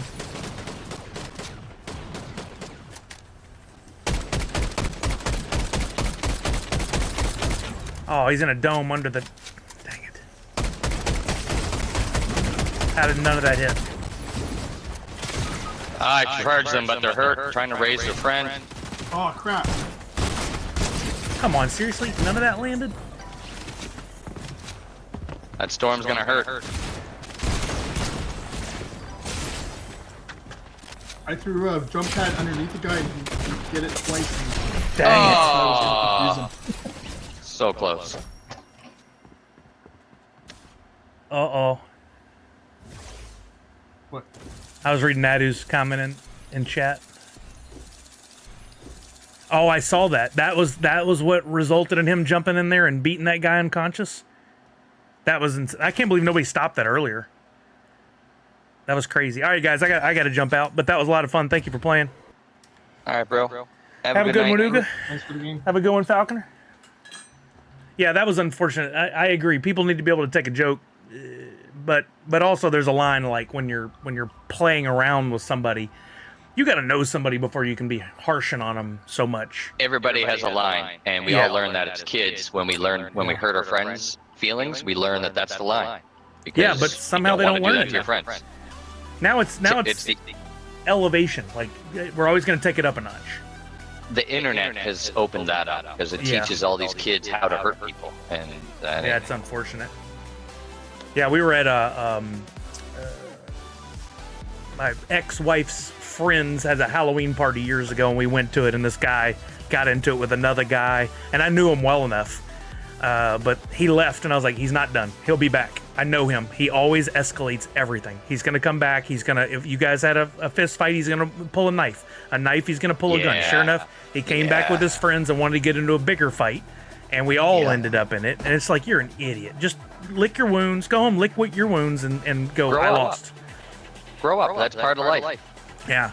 In high school, back in our day, when guys got in fights, they were usually friends after the fight. It could happen, yeah. Right? They like where I'm from anyway, the country, the redneck kind of genre. or clicks, Yeah. they would literally fight it out, just fist, punch it out in the schoolyard, and then afterwards be cool with each other because they got their frustrations out. That's all Yeah. it took. Shake your And hands. the teachers would shake let hands and walk certain away. ones fight because they knew it wouldn't go any further than just they need to get it out. We used to say that all the time. And like when I was in high school, our high school was built around, there was like a pavilion in the middle with a gazebo. And it was big enough where like everybody could meet there. And I'd be like, if two kids have a difference, they should just put them in there like the octagon, let them go at it as long as afterwards they shake hands and walk away. But I know that never would have worked now, what I know in life. But Nowadays, it's not the same, unfortunately, because, like you said, people just want to come one-up you and get that pride back. Like, their pride is more valuable than their maturity. Lands them right in jail. That's where it gets them. All right, Uga. I'm going to bounce out of here and say goodbye to everybody. Buddy. All right, gang. Whoops. I'm going to head out now. Thank you guys for being here. Don't forget to claim your free NFT. I'll be live tomorrow night and Thursday on Whatnot. Look for social posts on that coming tomorrow and Thursday. I do not know what theme it will be. Probably have to get back to DC soon. I will post this on the YouTube. The internet will judge you. I can't imagine being a kid in today's age where, you don't get to escape it. You don't get to go home because they just take it to social. It's just so sad. I at least had a break. I'm like telling that to my stepdaughter. Like during the summer, she hasn't missed a day of talking to her friends. I didn't see my friends or talk to them the entire summer, and then I'd see them again. We had grown a foot by the time we saw each other again. So that part's good, but the part where you get made fun of and then they continue online afterwards is not cool at all. What else? Don't forget to turn in your coins. We've got the April Fool's Series 3 redemption closes Friday, so I can remind you again then. But you may want to go ahead and take care of that now. Turn in those coins and get ready for Dungeons & Dragons September 10th. It's the Dungeons & Dragons snapshot. And it looks like our friend Supergen is playing Fortnite. Let's raid over to her. You guys will know some people over there, I'm sure. Nadu, every family's a little different on that. We've been talking about that a lot.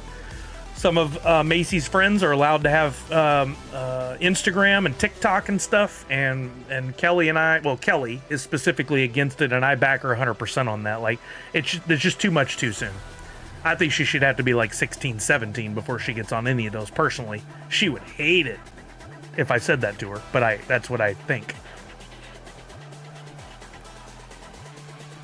Yeah, that's fair too, Uga, but a lot of times, even if your kids mature, unfortunately, the other kids are the ones that can take it too far. And like keeping Macy away from that kind of talk online at all is best. She gets to see it a little bit through her friends, but I just don't think emotionally maturity level is good enough for it, or not good enough for it. It can handle it. She's 13 now. I like that, Callard. You should have to bully someone to their face. I agree. Totally agree. All right, I'm going to add points to everybody for hanging out here and get out of here, and I'll see most of you on Friday, but for those who are willing, please come by. Be sure to bookmark my Whatnots on Wednesday and Thursday. Totally, Darth Wacko. Totally agree. I like that, Uga. I agree, Red Ranger. I agree. It's going to be tough on her now, and the conversations are tough, and it leads to some real, sad times around here when she really wants what her friends have, but ultimately I think she will appreciate it in the long run when she'll be like, I'm glad I was not involved in that craziness back in the day. All right, add points all 100 for being here, and then raid over to Supergen. Remember to wash your hands, check in on somebody you love, make sure they're doing okay, and above all else, most importantly, Nerds Unite! Go have fun, but don't make fun of anybody online, please. There's the moral of the story. Bye, everybody.